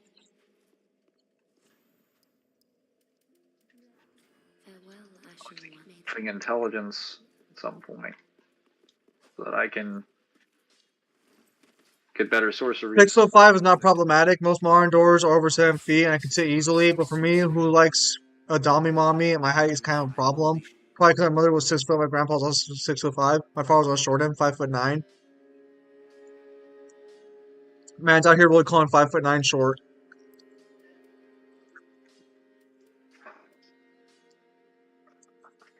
How the fuck is 5'9" short? Like for some guys, that's actually like a little above average. I would argue like most dudes usually are like 5'6", 5'7". Like 5'9" is above average. And then like once you get to 6 and above, you're now tall.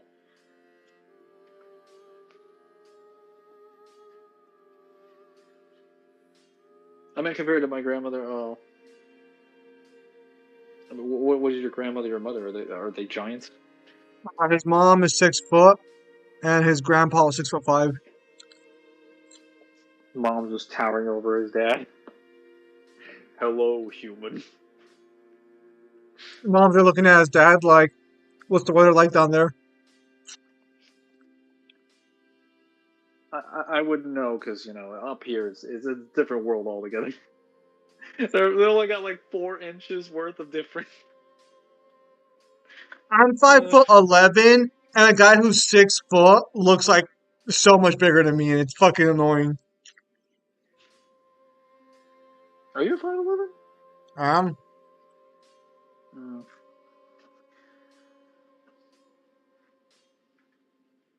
I think I'm like 5'10", 5'10 and a half. With shoes on, I'm like either at 6 foot or like just barely 6 foot. I don't know. I'm 5'11" with shoes on. I don't. I could get like elevator pads and just make myself 6 foot with shoes, but like I don't really feel like it. 6'5" is not problematic. Most doors are over 7 foot consent, but for me, I'm a girl my height might be a problem. No, it's not so much when I say the going through the ceiling, I mean that as more of a joke. You have to be like in the 7 foot range. Like you have to be an actual like large person. Being the 6 foot tall range, you're gonna be fine when it comes to walking into buildings and stuff. It's just for most girls that's gonna be a bit of an issue because you're like a full. Most of them are gonna be like 5'5", and if you're 6'5", they're gonna be staring up like they're gonna be looking at your chest. Your head is gonna be up there. They're gonna have to turn their neck to look up at you. Like imagine trying to have a conversation with someone in public, especially someone that you're trying to hit on, and they're a foot up there, and you have to look at them like those TV screens you got to look at in like a lobby where you're standing up. After a while, that's gonna be a bit of an inconvenience. And it's not anything they're doing wrong. It's just like that's just height in general. My guy whose last name was Midget, and ironically, he was taller than me.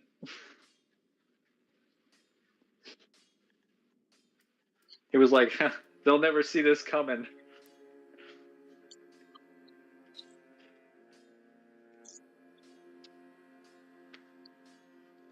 Where is... Wait, Logan made these crystal weapons? Yes. Logan made most of the more powerful, like, regular sorceries, and then when he showed up in the actual archive, he made a bunch of extra sorceries before he went mad.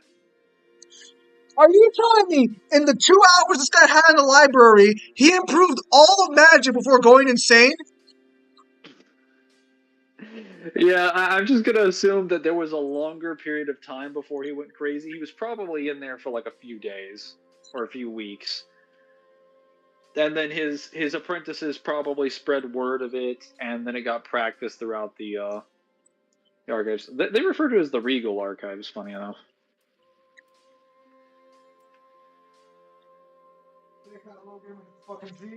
Dude was like, give me the crystal and I can do all this.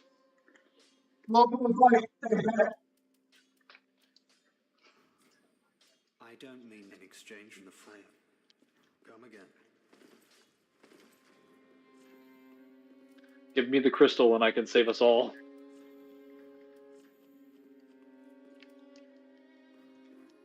Wait, where's my homing crystal soul mass? Oh. Come again.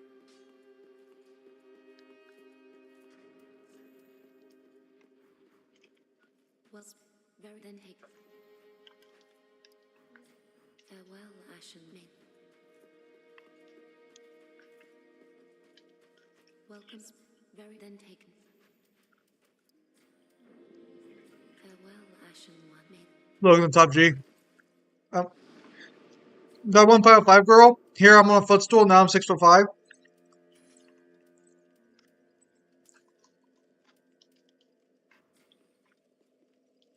Ah.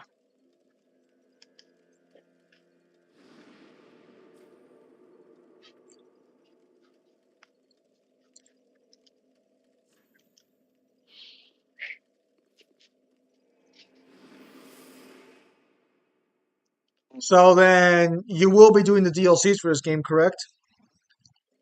Yes. Never forget that Dark Souls. All right, gotta go. See you guys later, Red Dust. We're only gonna be here for about another couple minutes, maybe like another 15. What the fuck? How is this? How does this contraption not move? I literally came down here. Oh wait, no, never mind. Okay. Oh, it's this one. I was about to say, what the hell? I took this shortcut to get down here, and this is how I'm treated.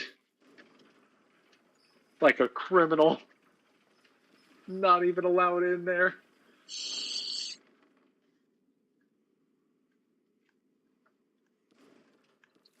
Oh wait, I didn't mean to,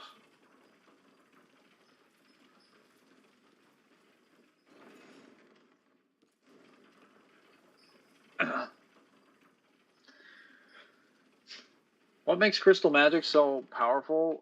According to the spells, what makes it more powerful is that the crystal solidifies a stronger connection between the weapon and your soul. Because magic abilities, at least the attack-based magic abilities in Dark Souls, utilize the power of your soul. It's just that some of the weaker ones don't have a proper connection to your soul. So they're not as powerful. And crystal magic weapon is significantly stronger because I guess the crystal has properties that allow it to connect to the soul more easily. Don't even ask. Don't even ask. It's never explained. Yep. They explain the basis of it. No. Actually, they introduced the idea of it, and then nothing else is explained about it beyond that.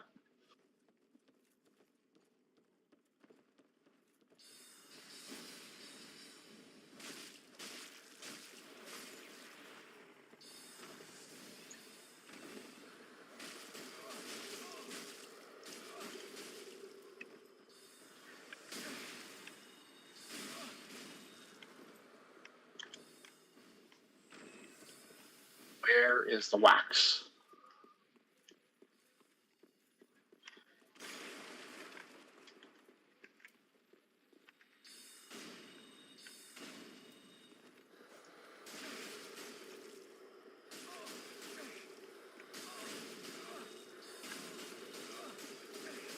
No, I'm gonna die. Where the fuck is that wax? Where is it?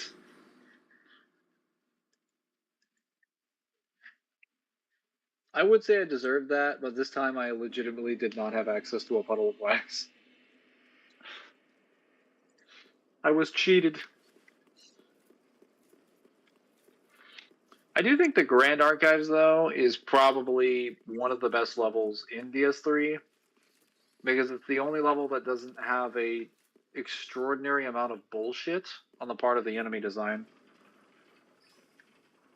The enemies in this level that are taken from the Cathedral of the Deep are actually toned down, significantly less aggressive versions of their earlier levels. The wax guys are pretty passive; they're not too crazy, and they have some cool abilities. And then the curse stuff gives you plenty of time to actually like dodge it. So it's an acceptable game design, and it's also kind of funny. Okay, you're dead. Now, do you have something I want? You do. Why did this game keep giving me Titanite scales? I don't have any boss weapons.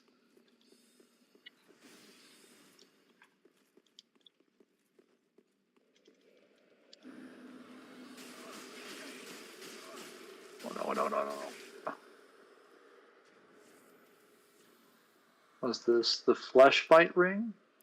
Raises poison, bleed, and curse resistance.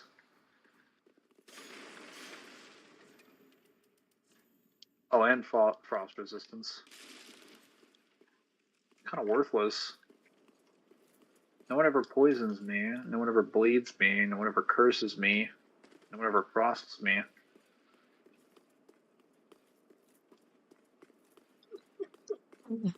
What was that declaration? Sorry, what do you have a problem with what I just said? I'm just here reading something online and I just hear, no one touches me, no one cuts me, no one bleeds me. I'm like, what the fuck?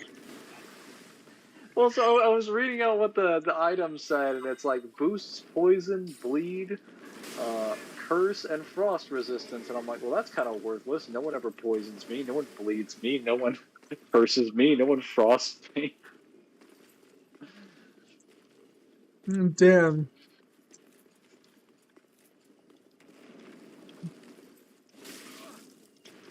No, it was not a call for masochism. Contrary to popular belief. Why are there Mangler so revealed his true Thanos identity. crystal True. Why are there so many crystal lizards? So Zam, why do you say Itachi Toro played more than Gojo?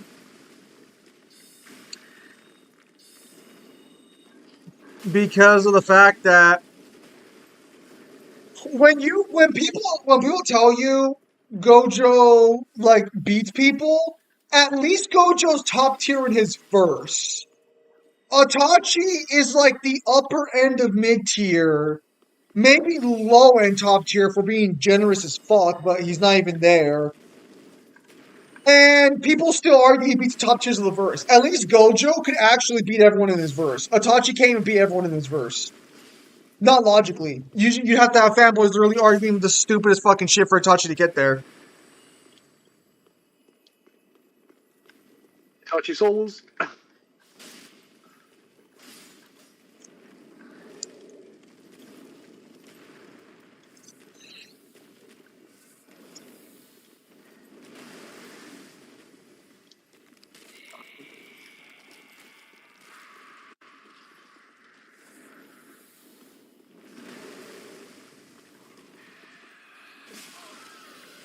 Fantastic.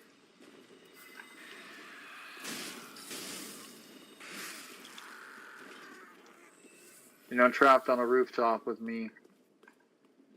Is it true One Piece is originally going to be the short? Is it true One Piece is originally going to be the shortest series in Shonen? No. There are Shonen series that end after like 20 chapters. One Piece was originally planned to end after the Alabasta arc. It was going to end with the final. One Piece is very weird because the current final arc we're on was supposed to be right after Alabasta. It's why Vivi's come back in the story. It's why Cobra randomly dies in the story out of nowhere. Because the final arc of the series was supposed to happen after Alabasta.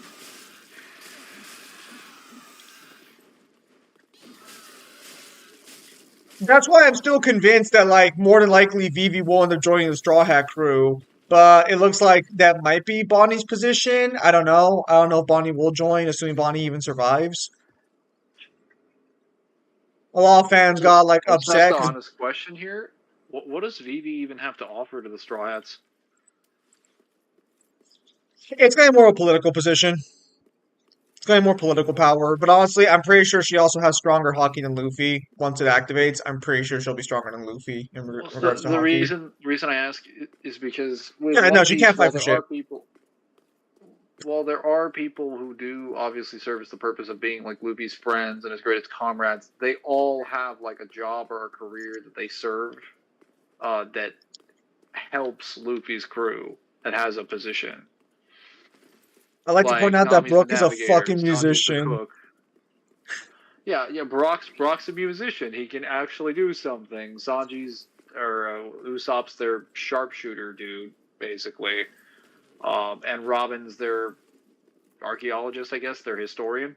If I Um, had to actually like think about it for what a position would be, she would be their voice of reason. Because a lot of the time when the Straw Hats are making decisions, it requires another member of the so party or another guest she member would be to the diplomat. She would be the diplomat then, probably or the something negotiator. along those effects. Again, like Okay. it's more so a personality or like that sort of thing that you bring to the table versus like combat. Because we need another fighter, Well, but we're still technically doing need our to. Straw Hat. I mean, you don't need to be a fighter to be on the Straw Hats crew. Like everybody who is on the Straw Hats happens to have the ability to fight. Like No, even if no, no. Chopper The was reason I'm just a saying is talker. because like it's kind of weird Law didn't become a member of the crew. Although Law might be, I don't know. The problem is it's gonna depend on what happens to the stragglers of the supernovas. Because Kid's dead. Law is still alive, but his crew's dead, more or less. So it's really gonna depend on what happens to the stragglers. What has Vivi done to make her hockey stronger than Luffy? The series has been building up her family for a long time. And technically, she's already proven to be as strong-willed, if not stronger-willed, than Luffy during the Alabasta arc. It was the whole point of the arc. Luffy showing her how to be, like, actually a strong leader. And it pays off in the bigger term. The problem, too, is, again, she's been built up, or her family, more accurately, has been built up for a while. She's going to be an important piece to the end of the story. It wouldn't make sense otherwise. There's no reason to set up Emu looking at Vivi's picture, or more likely Vivi's ancestor's picture, and her dad dying out of nowhere. There's no reason to set that all up if she's not going to be playing like a central role later on in the final arc. And that would only make sense if she ends up just rejoining the Straw Hats because she's currently with the newspaper guy right now. Yes. Which is also kind of funny that he's willing to hide Vivi out. Isn't she a princess? No, she's a wanted criminal now. But she's still a princess, right? Yeah, but more than likely the city, more than likely the island of Alabasta is gonna be destroyed in like I'll call it right now. Within like 30 chapters, Alabasta is gonna be destroyed. I guarantee What did fucking she to do? you. What? What did she do? She learned about Emu.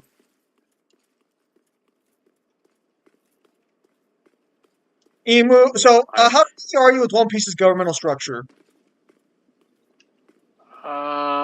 kind of familiar. I know that Marie Joie is supposed to be like the capital of where the nobles are, and nobles essentially fund everything in the Marine government, and Okay. they essentially try to keep power in the world. Are you aware of how balance in the world is kept according to the official story?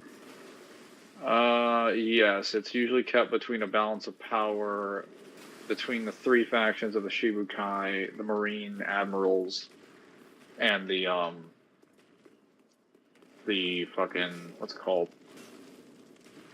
the Yonko, the four emperors. No. How the nobles keep power amongst themselves. Like, because obviously no celestial dragons reign supreme. But do you know why the nobles don't actively war with each other or actively try and conquer each other? Probably something money related, and then probably something else, some No. information that they So have on. in the world, every king is forced to swear loyalty to the empty throne. It is a symbolic throne that no one can ever sit on because no one will be above the others. Because if anyone was ever above the others, then they would rule the world and everyone would subjugate them. Like it's every king is supposed to It's be like, we'll never sit on it, but we'll defend this so throne, so we'll all be equals. the nobles have a collective status caste where Yes. they're all essentially within the same position. Yeah, that's what I figured they were agreeing to. I just figured Emu it was sits on just the throne. There is a mysterious, oh, shady character who sits on that throne that no one else knows about. Vivi, the fucking antagonist of Chopper's Island, the guy who eats shit and throws stuff out. vaguely, yes. So those two and Vivi's dad found out about him. So they killed Vivi's dad, and so did Sabo actually. Sabo helped him escape that. Vivi and this guy are on the run from them. Sabo tries to run to an island to survive. Emu blows up the island in its entirety using one Is of it the ancient confirmed he's weapons. dead? No, Sabo survived. Sabo made it back, but he only made it back because the boat he was on was too slow to make it to the island in time. But Sabo Oh, watched the island get vaporized before his eyes, basically. So that's why I'm saying that Alabasta's probably going to be destroyed pretty soon too. Because if Vivi tries to make it back, Emu's more than likely going to find out about it, and he's going to wipe out Alabasta. do they know where she is? At the current moment, no, because the newspaper guy is hiding her, and he has control, and he knows like all the news stories everywhere, so he can keep track of the information. Well, then they probably don't have a reason to blow up Alabasta if she doesn't No, no, no, if no, no, she no. At doesn't the go home. current moment, no. But I guarantee you, at some point, she's gonna leave to try and get back to Alabasta within the next couple of chapters, and Emu's gonna hear about it and just gonna blow up Alabasta. I guarantee you, Alabasta's gonna be gone before the story's over. So is it Emu making the decision, or is it like he directs a noble and then a noble sends out like does he have his own personal forces, or is it just like Yeah. he's just using the noble The directly? five elders of the world are his. They're his personal, like they're his will, basically. They're his people to send out to do shit. So the heads of Marie Joie, basically. The heads of the government and technically the celestial dragons probably all fall under Emu's command. Hmm. Because you also find out the celestial dragons have their own like police force that kills them if they're too nice to people. Sounds about right. Well, yeah, because I don't I know know if they it. had their own police force in general. That was kind of proven by the Sadobi Archipelago No, what I mean is like Archipelago arc. there's a guy in the city of the celestial dragons who kills them if they act out of line.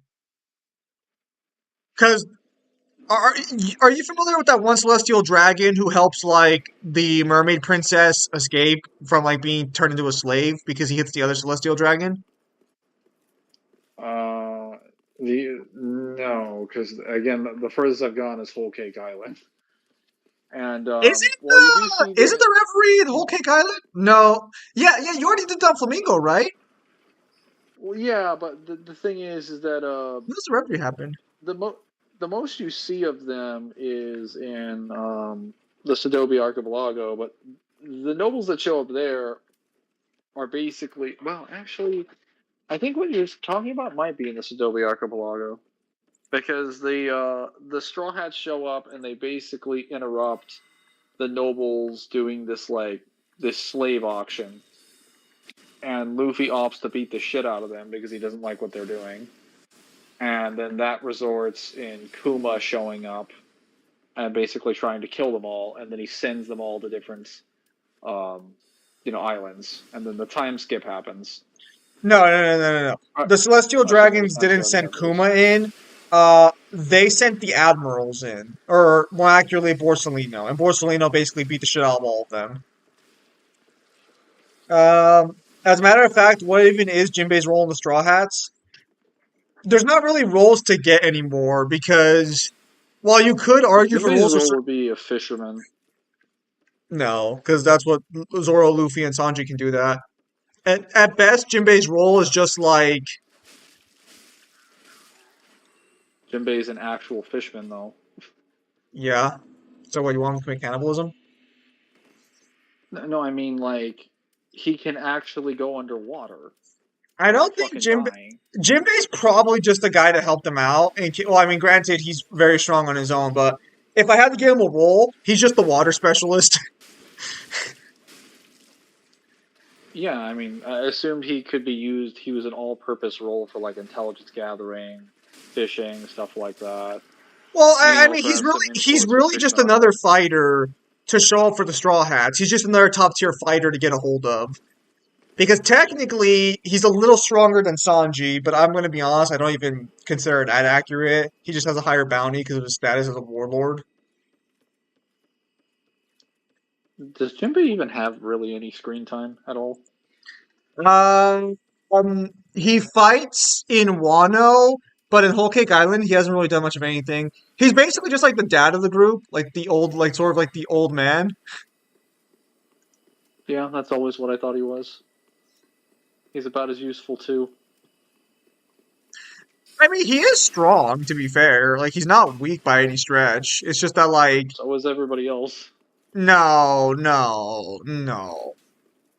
Because here's the thing. Everyone below, like, Frankie and Brooke, and even them, they're weak too. They're not strong. I mean, like, yes, they're strong, but they're not really strong, if that makes sense. Like, if you were to put them up against any of the first commanders that, like, fucking Zoro or Sanji have been fighting, make no mistake, they would have died. They would have been fucking destroyed.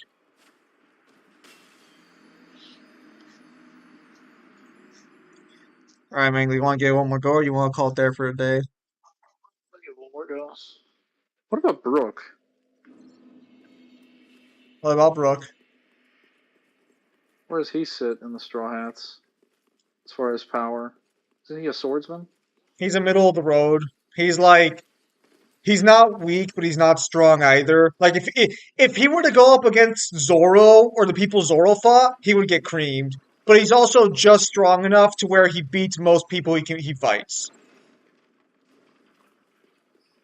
Like I mean, he does fight Big Mom, but Big Mom would have fucking murdered him if he actually fought that like correctly instead of like or not correctly if he fought that more traditionally instead of just like doing all of his tricks and shit. But Frankie are like having the middle there. It doesn't help that the most part his devil fruit isn't the most useful.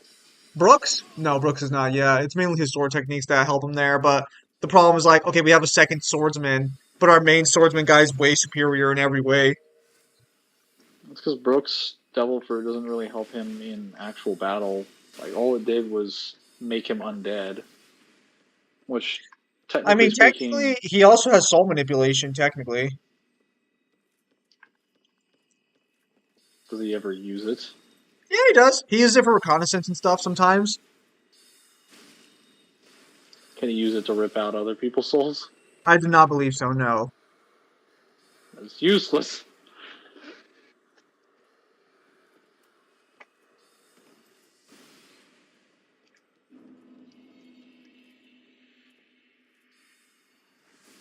But Usopp lacks in strength. He makes up for with superior sharpshooting skills. Yeah, he's their sniper.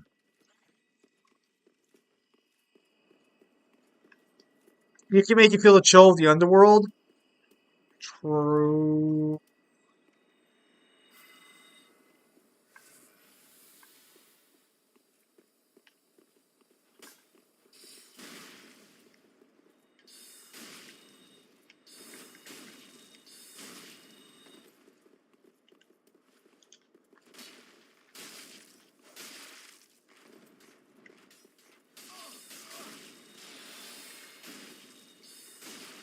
And using bard magic, basically.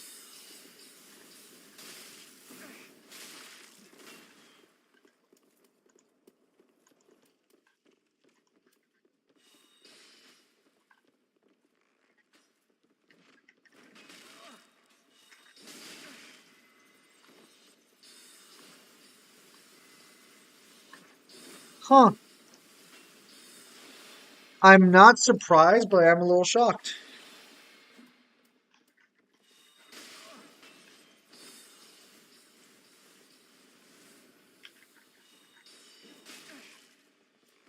Yeah, no.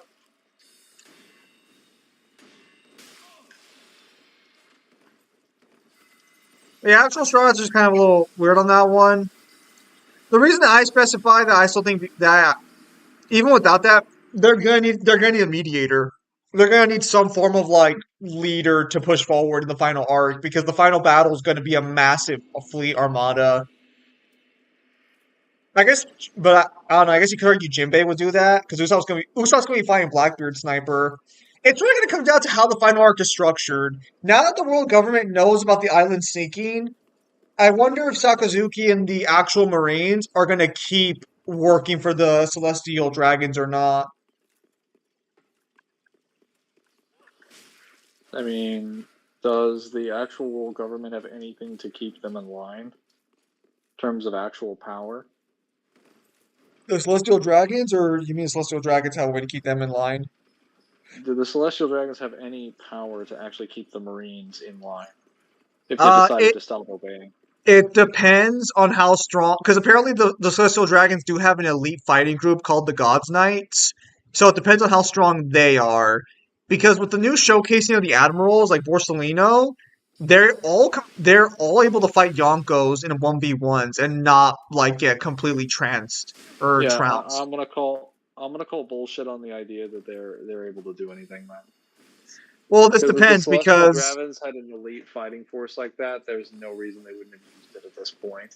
well, Especially this not is when dealing with rebels. this is where it gets kind of weird because they haven't confirmed it, but the silhouettes for the Gods Knights all look like member of Shanks' crew. And Shanks is basically at this point confirmed to be a Celestial Dragon. So his crew might be the Gods Knights. Why would Shanks be a Celestial Dragon? He is. His grandfather is a Celestial Dragon. He I mean, also is like, why able would to. he? No, no, no, no, no. You're born into this. You're born into that status. It's a privileged status being born into it. You can't Yeah, choose no, to be a Celestial. I understand. Like, why would he work with them? I mean, It's more than likely. Well, keep in mind, Shanks is kind of a loser in the sense that he doesn't want to change the status of the world. It's actually why Buggy didn't join Shanks when they were younger. He was disappointed in Shanks. Yeah, I don't know if you ever saw the flashback where like Shanks talks about Buggy and him splitting up, how Buggy basically tells him to fuck off. That's not the whole story. The reason Buggy told him to fuck off is because Shanks wasn't going for the One Piece. He was disappointed that Shanks had no ambition.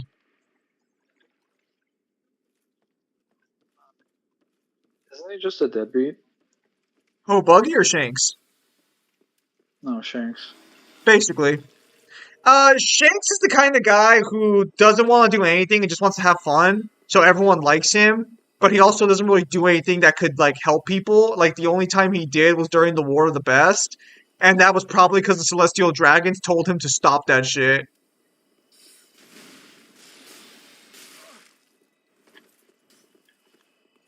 No, like I'm gonna tell you, and also there's also a chance that Mihawk's also a Celestial Dragon too, which is gonna make the if that's true, that's gonna make the final arc a lot more complicated or interesting in regards to that situation.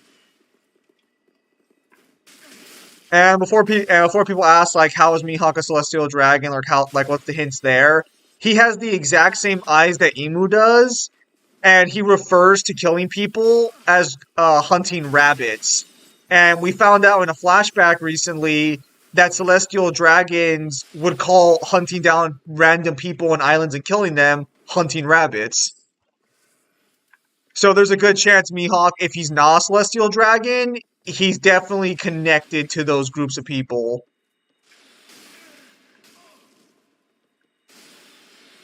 The islands are sinking at a noticeable rate because the islands used to be continents. Every single island used to be part of a bigger continent, but now they're just an island.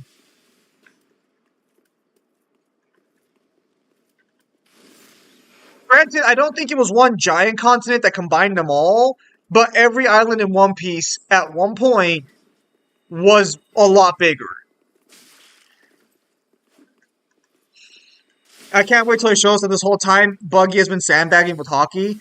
I mean, the author confirmed Buggy actually has the biggest hockey or the strongest hockey out of all of them. It's just that he never applied himself properly. But if he did what Shanks did and actually practiced and went to the New World, then he would have he would be stronger than Shanks technically.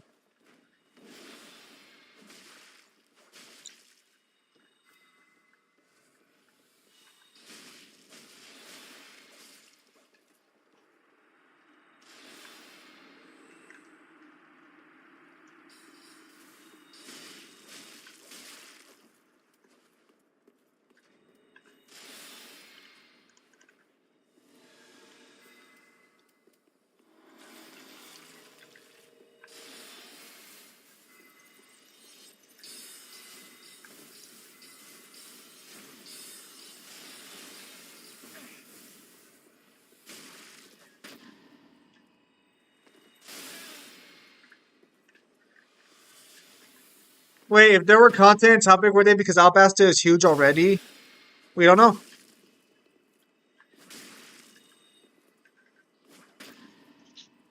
Fucking bitch. Oh, he died. She just kept parrying me the entire game. I'm gonna kill her. I am going to kill her. She is Also, dying. couldn't the law of fruit solve the sinking problem? No, because water fucks with devil fruits.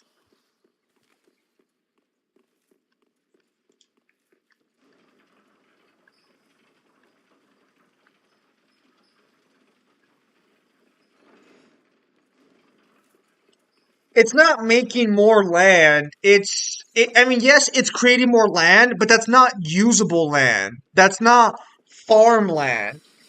If the lava fruit, if Sakazuki decided to like create lava fucking rocks and shit to create land, that doesn't solve the problem because now there's no food to go out. There's other issues that go into that factor.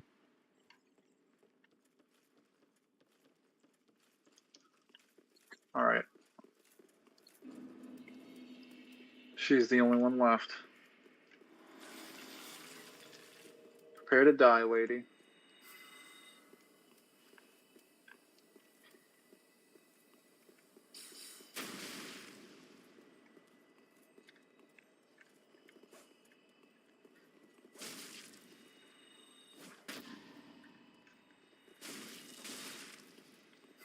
Yeah, you're worthless when you don't have your teammates with you.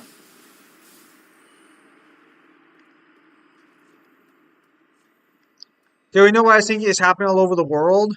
I don't think Vegapunk said it, but I'll have to check.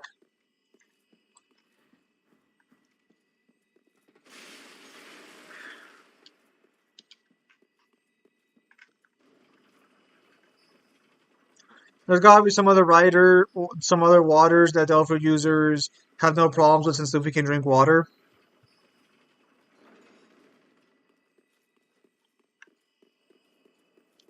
Alright, let me go check this. I'm not gonna do any more progress today. I'm just gonna move some weapons around. And I'll be done. Some leveling.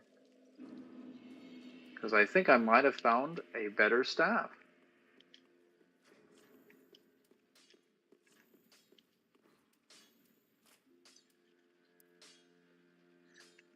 It's seawater that fucks them more so.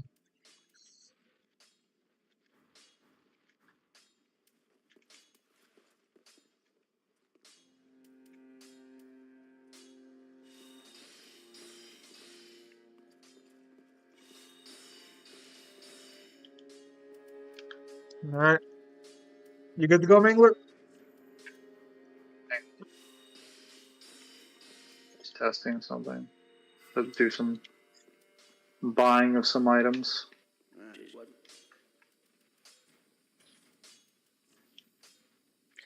No, it's it'll be to all waters. It's not just space water. To be fair.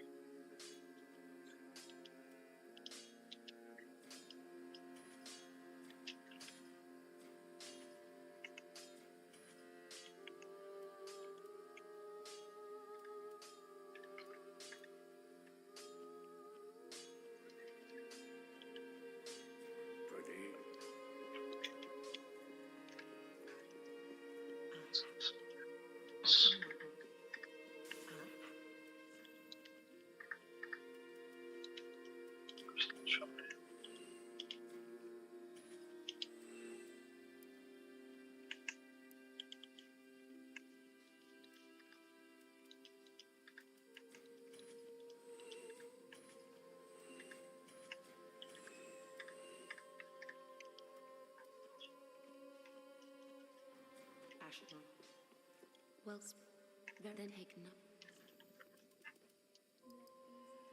Wait, no, I meant to do intelligence. Damn it. Farewell.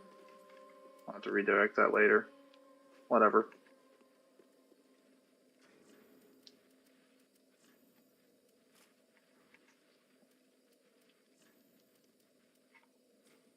Yes, I do believe I am good to go. All right.